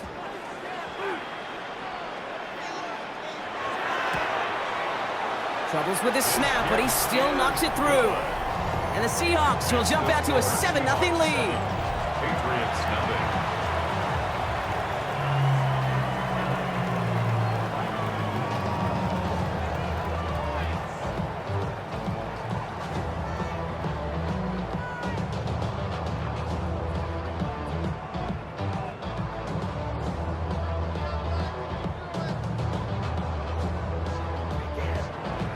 Here's Myers now to handle the kickoff. Here's a return from the 7. And in the end, he's able to get it to about the 25-yard line before he's hauled down. So now it's the Patriots' turn to head out for the first time on offense. Leading them out, someone with a big arm and a field general's mindset, Drake May. Kate, this is one of those moments that I so wish we had those thought bubbles. That we could see and hear every thought going through his mind as he runs on the field on this Super Bowl Sunday. I'm sure there's some anxiety. I'm sure there's a little bit of nervousness. But I know when that ball gets snapped in his hands, this guy is ready for this moment because he's proved it all season long. Dropped by the first guy he met. No gain on that first down run. Not every corner in this league can make the play he just made right there. Sure, there's pure coverage guys. Not really known for their tackling, but this guy, well, he's someone... Here is 2nd and 10. Going play action, May. Will get it complete to Travion Henderson. This gets forward to around the 29. Tackle made by Ernest Jones. That's a defense's goal, right, Kate? Just get us to 3rd down so we can have a chance to get off the field. And that was a good adjustment on that stop in particular, when the back ended up being the target, and they were able to keep him short of the sticks. May now on 3rd down. Finds him over the middle. And he'll get it up near the 38-yard line before going down. Give him 9 on that play, and it's enough for the first. And the Patriot first down.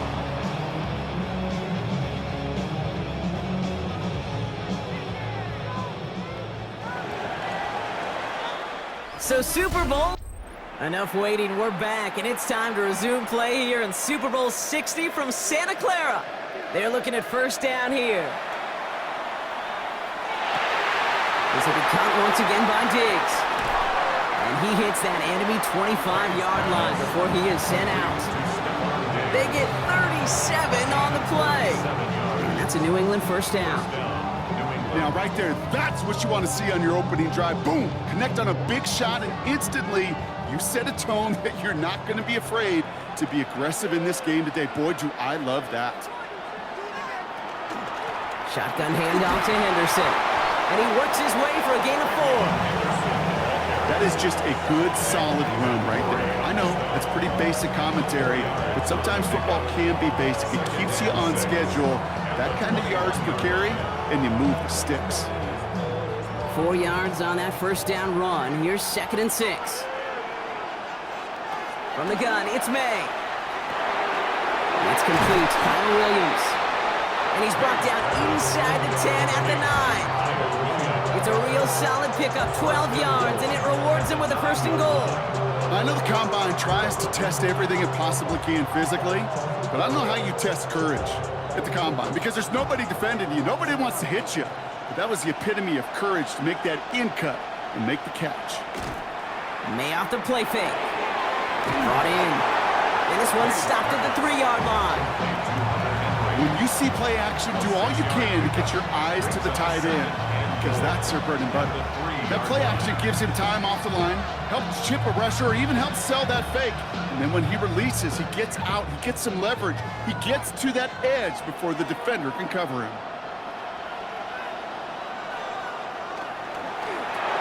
Quick throw completed by May. And he maybe got back to the line there, but no further. The defenders, they were ready for that throw, stopping him right at the line of scrimmage.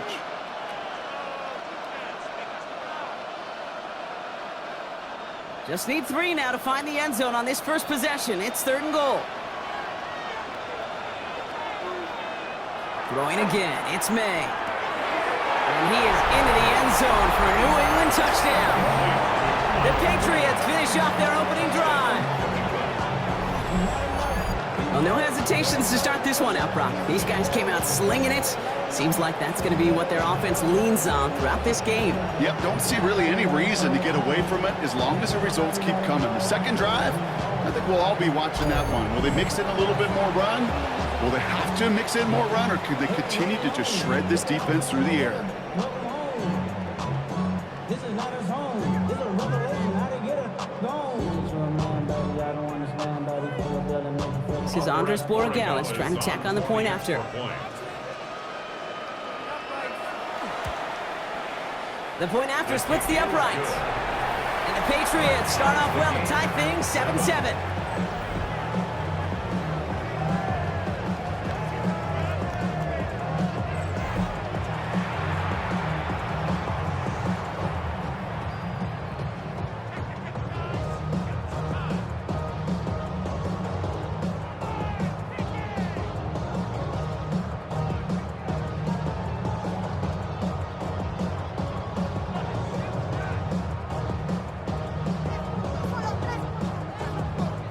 After tying this game up, they're all set to send her away.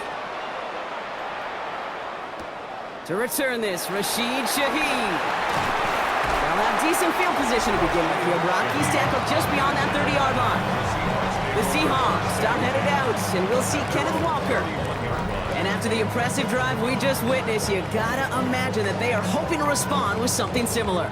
Yeah, and I don't love to use the word can't, right? But this can't be a 3-and-out for this offense right here. They got to give their defense a chance to catch their breath and turn some of the momentum in the building. New set of downs for them from the 31. Throwing on first. Here's Darnold. And he's just going to get rid of this one. Smart move there. When he saw the field, it's going to be 2nd down. Everybody wants to play quarterback until a play like that. Almost no resistance off the ball and the defense ready to maul you. It was all he could do to get rid of it before he gets just clocked. After the incompletion, still at that 31-yard line, 2nd and 10. From the gun, Darnold. It was there, but he couldn't hang on. That's incomplete. No luck connecting with Jackson Smith and Jigba. And that's going to leave him with a tough 3rd and long. Fairly safe to say as that one falls incomplete this first half so far, well, it's not met the standard they set for themselves. No connection on the last play. Now it's 3rd down. 3rd and long. They're going to throw. And this is lofted deep down the middle. It's in or no, they dropped another one. Picks dropped on back-to-back plays, Brock. It does force a 4th down. Oh, that was such an opportunity lost. They were looking for a way out without giving up any points on the series. And instead, well, he just couldn't quite hang on.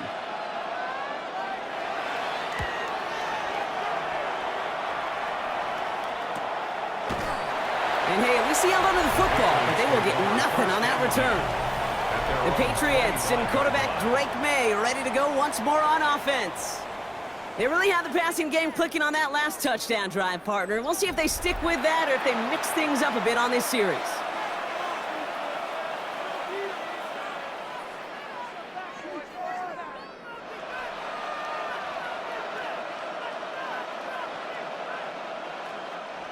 Patriots lining up. It's 1st and 10.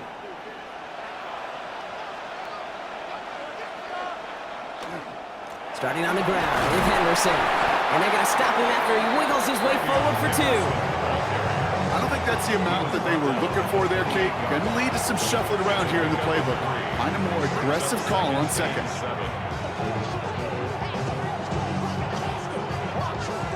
Last run got him 3. Here's 2nd and 7.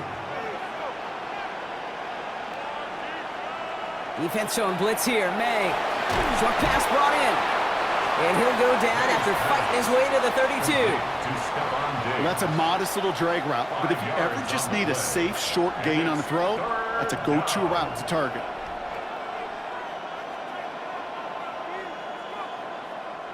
All plays on the table here for 3rd and 3.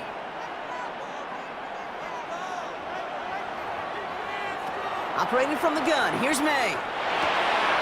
That's caught for the first. And he is stopped as he reaches that 46-yard line. They pick up 14 yards on that one, and the Patriots will have a 1st down. And not much scoring to this point as we've reached our 2-minute warning. More from Super Bowl 60 and Santa Clara in just a moment. Here's May on 1st and 10. Setting up the screen with Henderson. And they're all over that screen, Brock. Didn't even get back to the line of scrimmage. I know coordinator, quarterback going to be upset with that 1st down because you call a screen on 1st, you're thinking stay ahead of schedule. Even a minimal gain to stay on pace, but instead, the defense creates a negative play and sets them back behind the sticks. Again, it's May. And his perfect start is over. And that's the first one of his throws to wind up incomplete. Now, what a stretch to begin the game, Brock. That finally his first incompletion. He had been perfect across so many looks before that. Hard. It's just hard to be perfect with that kind of precision. That was rhythm, truly rhythm personified. Yeah, it makes you marvel at the NFL record, doesn't it? Got slid this great note from our stats savant, Daniel Kitchen. Phillip Rivers owns that record, Brock. 25 straight completions to begin a game. We see this all the time. The number one thing you see NFL defenses do to try to force that 4th down, it's down coverage. Put your cover guys on the field. Let the boys up front cut it loose with pressure. Let the cover guys go shut it down. Patriots punt team coming out to the former 6th-rounder Bryce Baringer to do the honors. And he calls for the fair catch, and he's got it at the 14-yard line. The Seahawks offense ready to get going once again. They're getting close to a minute to play, Brock, and they're going to need that time with a long field ahead.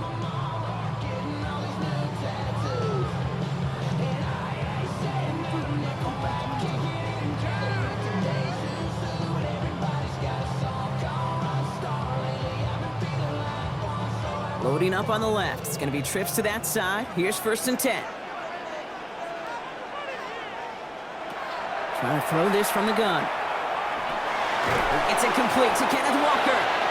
And that tackle stops him after a solid gain. I call this quarterback's best friend. Some call it a safety back over the middle of the field that you could depend on.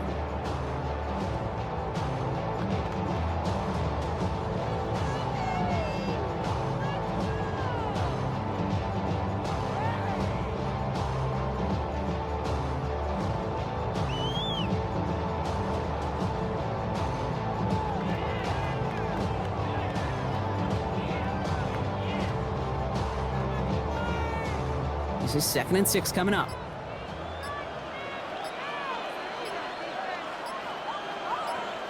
Now Darnold on to play action. Pocket isn't holding up. They're able to drop it. All right, now a timeout is called. 9 seconds to go in this half. Loss of 6 yards. And it's 3rd down. 3rd and 12.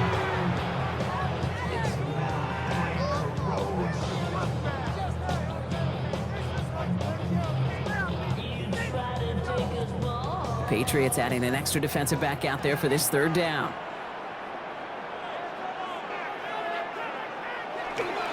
Well, last play didn't work out too well. Looks like they're going ground game now. And he does not get to that line. Looked for a moment like he might get there, but nope, fourth down coming up. So that is 2 quarters in the break this ties. We welcome you back for the third quarter.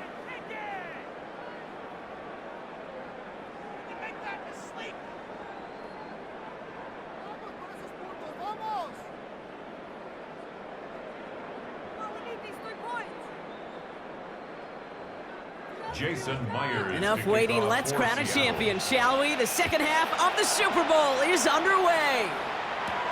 This return starts at the 5. He stopped on the run back of the 27. The New England offense with the football. They get it first here in the second half. And they could take control of the second half early, Brock, if they break the tie on this opening drive.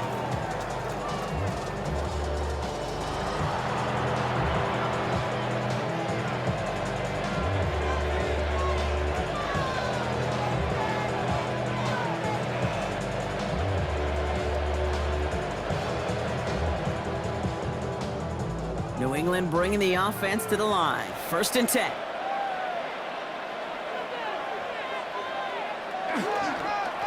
They give now to Henderson. And he will have this across that 40-yard line before they manage to stop him. Give him 18 yards on that play, Brock, and it gets him a first down. 18 on the play. And the Patriots. Well, more often than not, it's the passing game that's asked to go from first down in just one play. But when you get that big play potential on the ground, geez, it just infuses your offense with confidence. And what a jolt to start that drive. They're up near the 45-yard line. Going to the ground again on first. And he's going to have this down to the 42-yard line. A nice gain of 13 yards as it brings up a first down. 42-yard line. A gain of 13 yards. First down, New England. I bet you, Kate, if you went back and studied all these runs in the NFL over a course of a season that gained significant yardage, they're plays just like that one where you've got to break a tackle to go eat up those yards. Throwing the out route complete. And he can't get there, but what a gain. Down to the goal line. He's pushed out just a couple yards short. They rip off a big chunk of field, and it sets him up with 1st and goal. I think every quarterback around the world would agree, Kate. You love throwing a short pass to a tight end and then give that guy a chance to show off his speed in the open field. He outruns defense to make it a much bigger game. Henderson hits the end zone for the New England touchdown. The Patriots take the lead right away in half number 2. Well, this has definitely been a tight one throughout, Brock. So now that they've taken the lead, the question becomes, can they hold on to it? And that question right there is one the defense has to answer. But this sure had the look of a drive where a coaching staff challenged that offense, saying, hey, we need a big drive from you guys right here. And sure enough, that offense delivers. Yeah, no doubt. Corey Gallis on for the extra point.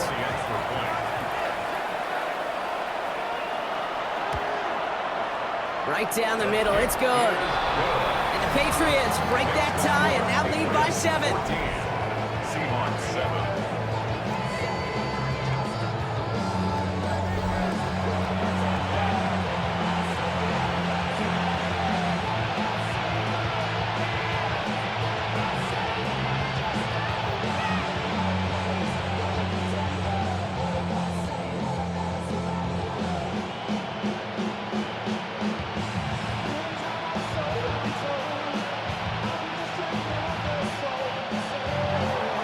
Corey Gallis on to send it away.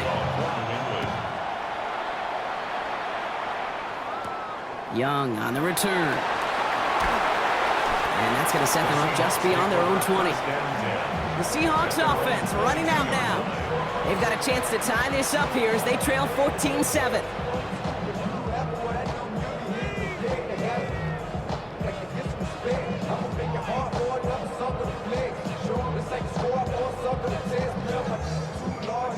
Seahawks just about set. Here's 1st and 10.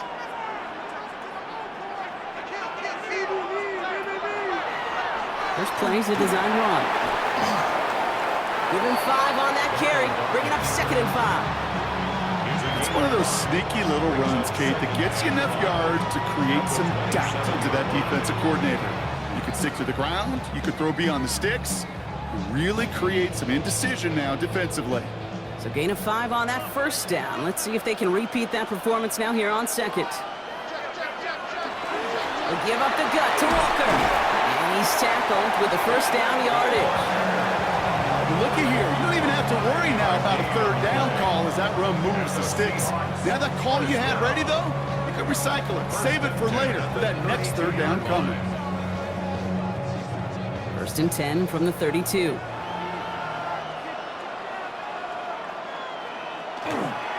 Staying with Walker. And they're able to drive him out as he reaches the 45. Pickup of 12 on that play. And that gives the Seahawks the 1st. Having been in enough locker rooms at halftime, Kate, I know what the messaging was in there. Start the game out by sending a message. Doesn't matter you're trailing, run right at them and go make a point.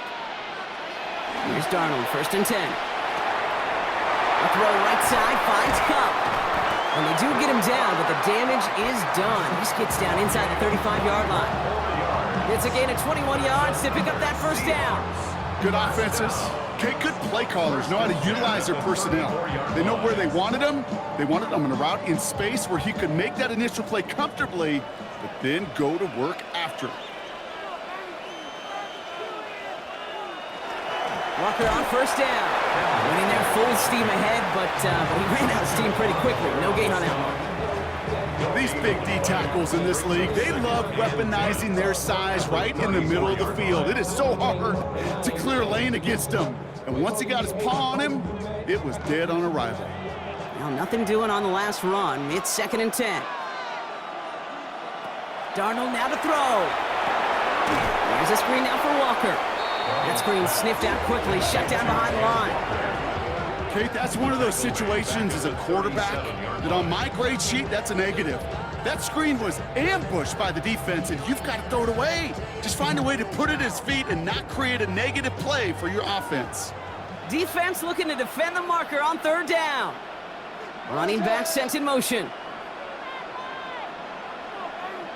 Here he goes, 3rd and long. He's going for it himself. And they're going to be set up just outside that red zone. What a play on 3rd and 13, and this drive will indeed continue. That's good for the Seahawks. 1st down. 1st and 10 at the 21-yard line.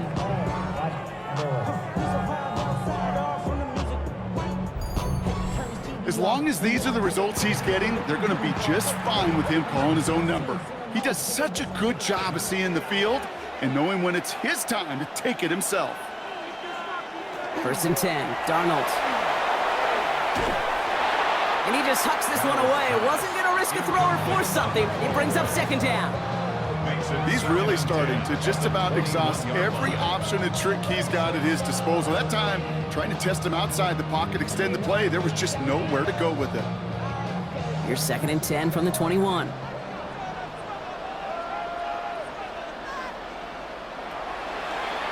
Design quarterback run here. Give him 3 that time. That's going to bring up 3rd and 7. It may not show up as much on the old stat sheet, just a short little QB run, but what that does, Kate, is so important. Keeps that defense honest, and in particular, those defensive linemen, those cleats in the ground, they're not just coming after you in the pocket. Now they've got to think about you as a runner as well. Throwing is Darnold on 3rd down. Skips it short of his man. That brings up 4th down. Kate, I've talked to you over the years, the transition to the NFL where the windows to throw are small. On 3rd down, smaller. Put dime defense on the field, and those windows become almost non-existent. Jason Myers out there now to try a field goal for the Seahawks on 4th down. This from 35 yards away. Myers' kick is good, and it's dropped back down now to a 4-point game.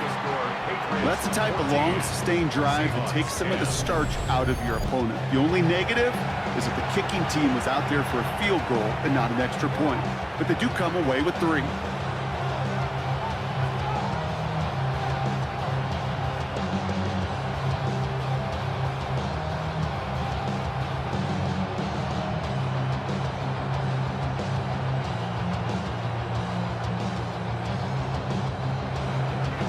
They've got a good one here. They've cut the lead to 4 as they send it away.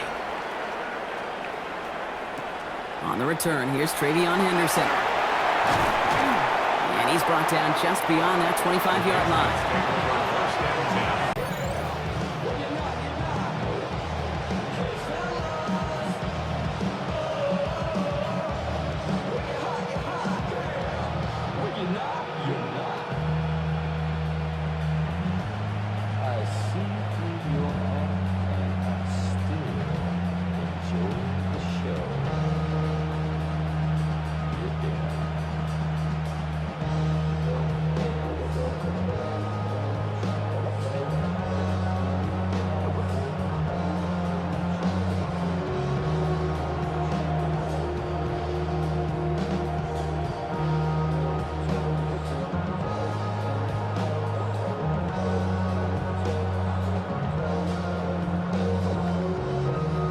Patriots lining up. It's 1st and 10.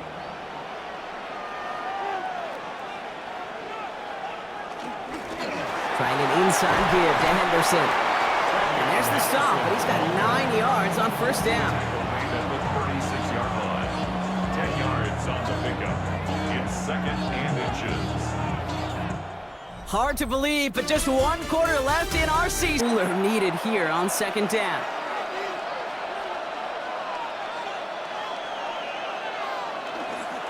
Sticking with Henderson. And they'll take him down at the 43-yard line. He gets 6 on that play.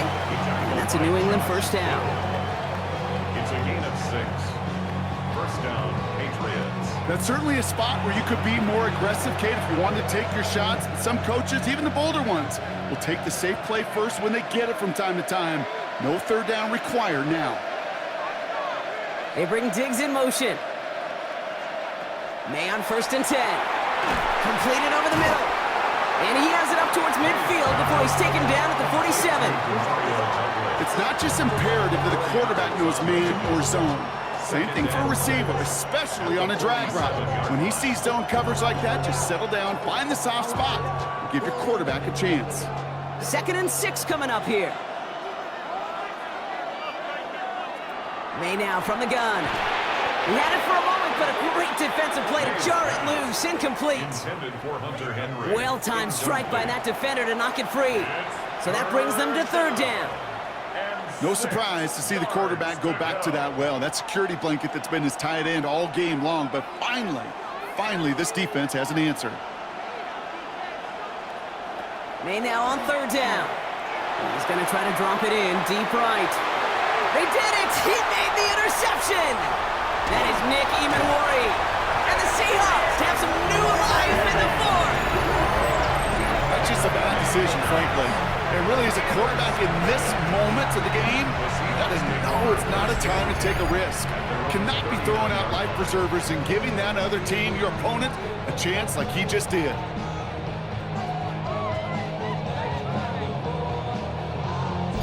The Seahawk offense taking the field now. And their last drive did end in points. Not as many as they wanted, though. They had to settle for that field goal despite advancing the football pretty well.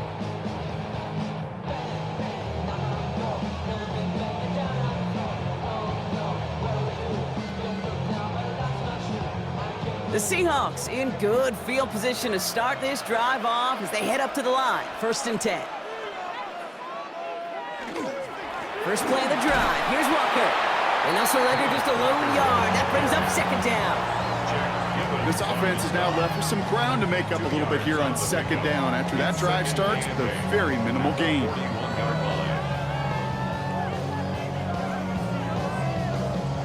Following that little 2-yard run, it's 2nd and 8.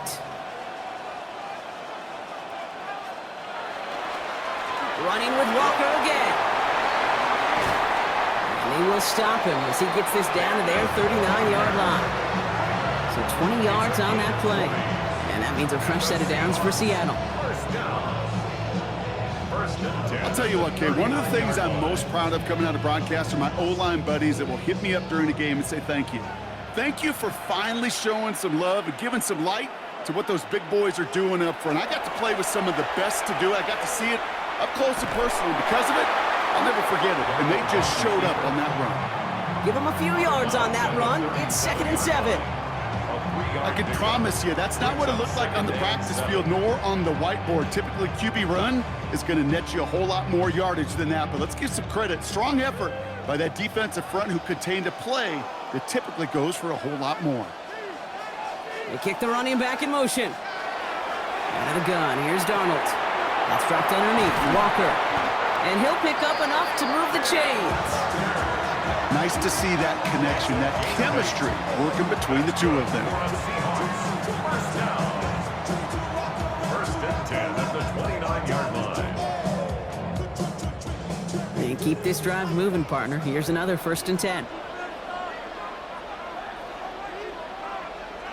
Play fake, Darnold.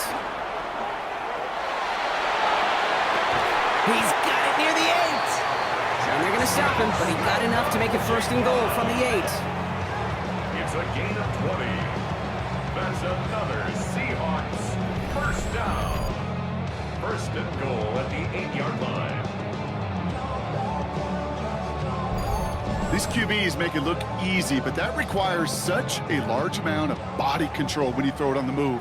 You got to be able to get the same accuracy you would if your feet are set. Sure takes a lot of repetition to make it look easy. Thinking touchdown here, but they cannot connect. So that's going to send them back to the line for 2nd and goal. The close game is going to stay close, Brock, so long as plays like that are being made in big situations. Yeah, in these tight games, you got to have your defense making plays just like that in the red zone. Here we got a defender in particular coming through with a big hit to keep points off the board. And again, it's Darnold. And he's able to get it to the 2 before the stop. This is one of those occasions that it looks so promising when you take off as a quarterback, and then you're reminded just how fast these defenses are in the NFL. Couldn't quite move the chains, but it wasn't for a lack of trying. This is a pivotal moment on the game's biggest stage, Brock. It's 3rd and goal. Looking to throw. And he's got it in the end zone for the Seattle touchdown.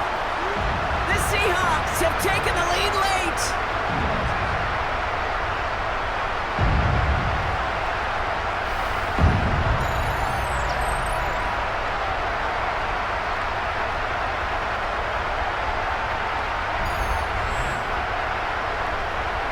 So what a finish this is shaping up to be. The late touchdown here, Brock, moves them in front. And week to week, what a pleasure it is for us to call these games. We never know what kind of game we're going to get.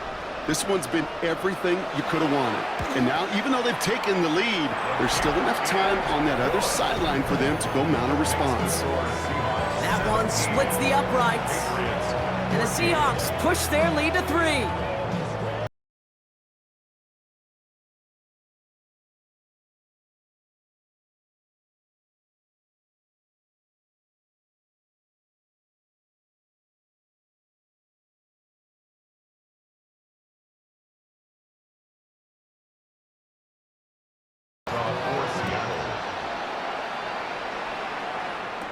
Fielded by Henderson. He's stopped on the run back of the 27. The Patriots running their offense out there. They find themselves down here in the 4th after that touchdown. This game could end up depending on how they respond right here.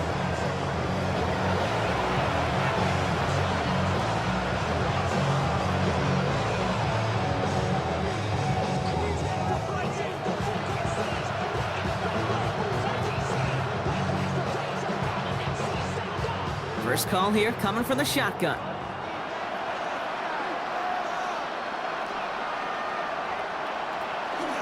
Henderson here from the gun. And his effort results in maybe 2 yards, but nothing more. That's the kind of yardage that's not going to kill this drive on the first play, but it does put you a little bit behind schedule. Now 2nd down becomes critical because nobody wants a 3 and out. After the 3-yard pickup, it's 2nd and 7. Back to throw. Finds him over the middle. And they're going to bring him down just a moment before he's able to break it across midfield. That'll go for an 18-yard gain. The Patriots will have a 1st down. Setting up to pass. Will finds his running back, Henderson. And he's going to be out of bounds after it looks like about a yard there. Second down coming up. Kate, I don't know why every once in a while I'll get these little flashbacks, but a little play like that just flashes me back to the preseason, my first preseason. And one of the veteran QBs said, hey, Brock, whatever you do, just find completions.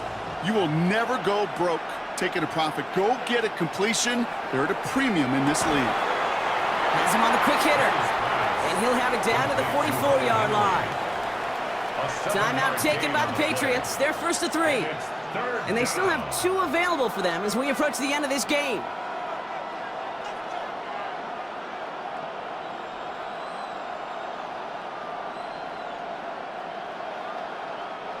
Third and just 2 to go. Throwing now. Complete beyond the marker. And he'll be brought down at about the 29. He picks up 15 on the play. And that's a New England first down. You want to become a quarterback's best friend? Do that. Turn a short little gain, a short little pass into some yards after catch, and that quarterback will find you again. 2 timeouts remaining and some time left to use them. It's 1st and 10. The left side cut by Douglas. And they get this down to the 12-yard line by New England. It's second. And they're still going to have 1 left at their disposal.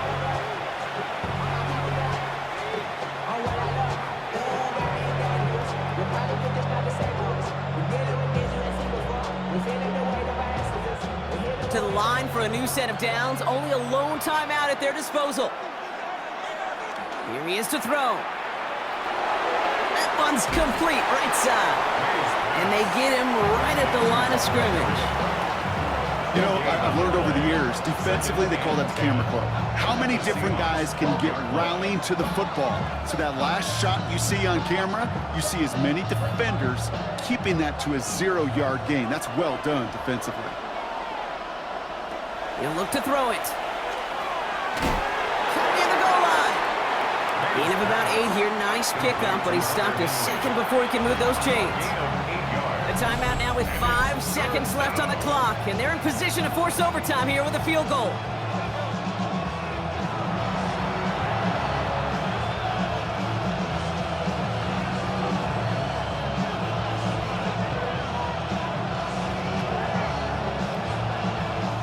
Big moment here for Andres Borregales. So a timeout's taken, just 5 seconds left, and after the pause, we're going to see our last play of the game. Now it's Andres Borregales to try the Patriots field goal. Only a 20-yarder here. Looking good, and it's through. And in the final moments, they force overtime.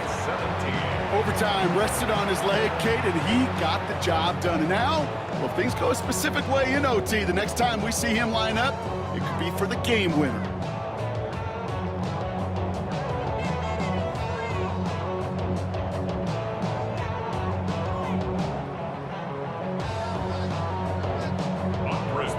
So we've got a tie ball game now as they send this away. So no return this time. This is going to go for a touchback, Brock. Let's see what they do with this final snap.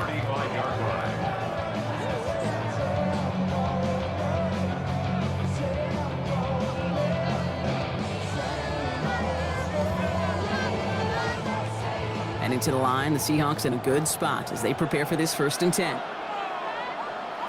Throwing here, Darnold. Ooh, put some air under this one, right side. Tried to lob that one in, but no luck. Well, Brock, 4 quarters, couldn't decide a winner, and now we're set up for an exciting conclusion to this contest. Overtime is coming up next.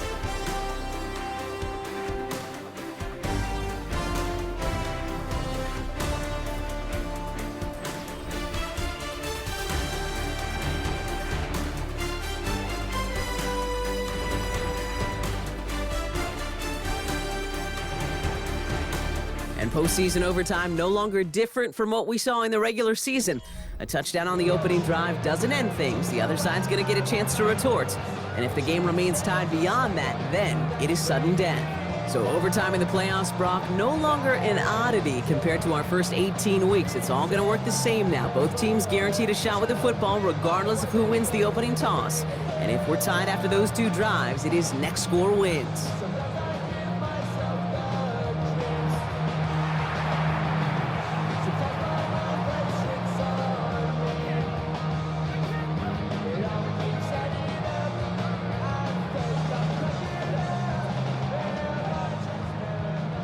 That field goal saved their Super Bowl at the last possible moment. And now we're going to see overtime decide a winner. He's brought down just inside the 25. The Seattle offense eager to get back on the field. And now after months and months of work, Brock, this is where they have to play their best football and stay disciplined in the moment. I love the way you set that up. I like to call it the voice of poise, right? In your own head. Don't make this moment bigger than it is. It is huge for all of us watching it and a part of it. You gotta stay calm, you gotta execute, and you gotta put your team in the best position to go clinch that Lombardi. Drive begins with a walker run. He cuts it back right. Through the defense it goes, room to burn. All the way, touchdown Seattle! Seahawks take the lead on the first play of the drive. Kenneth Walker, the touchdown.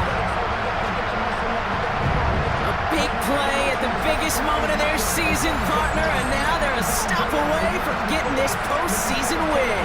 They can all breathe a little bit easier after that. You cannot come off that field empty-handed to start overtime. And with the season coming down to the next series, all the momentum is on their sideline and pressure squarely on their opponent.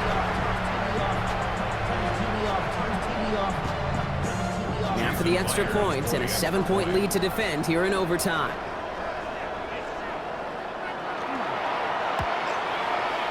Extra point set right down the middle.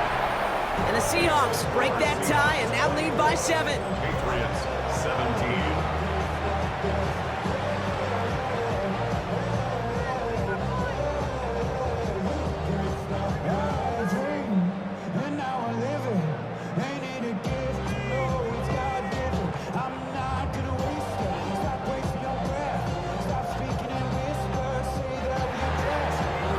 Gonna need to go touchdown for touchdown here. This game is over as this kicks away.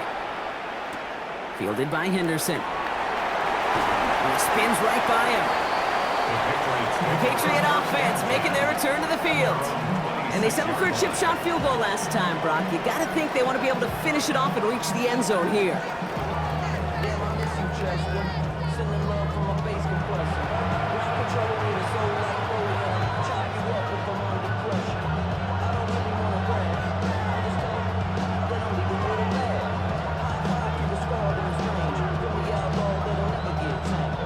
Offense into the shotgun set as they line this up. 1st and 10. Now it's his turn in overtime. Connects on the crosser. And in a blink, they are off to midfield before somebody manages to stop it. It's a 24-yard gash, and it gives them the first down.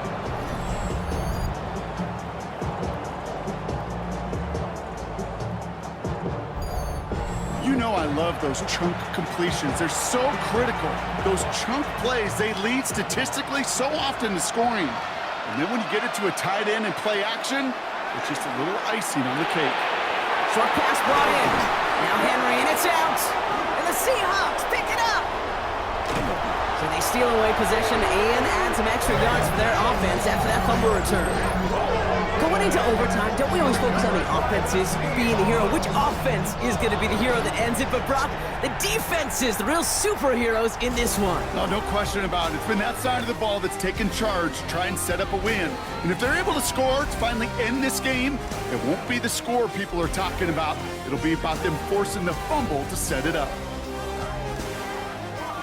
And in their first appearance in over a decade, Brock, I know we're both excited about this one. The Seattle Seahawks, Super Bowl champions for a second time.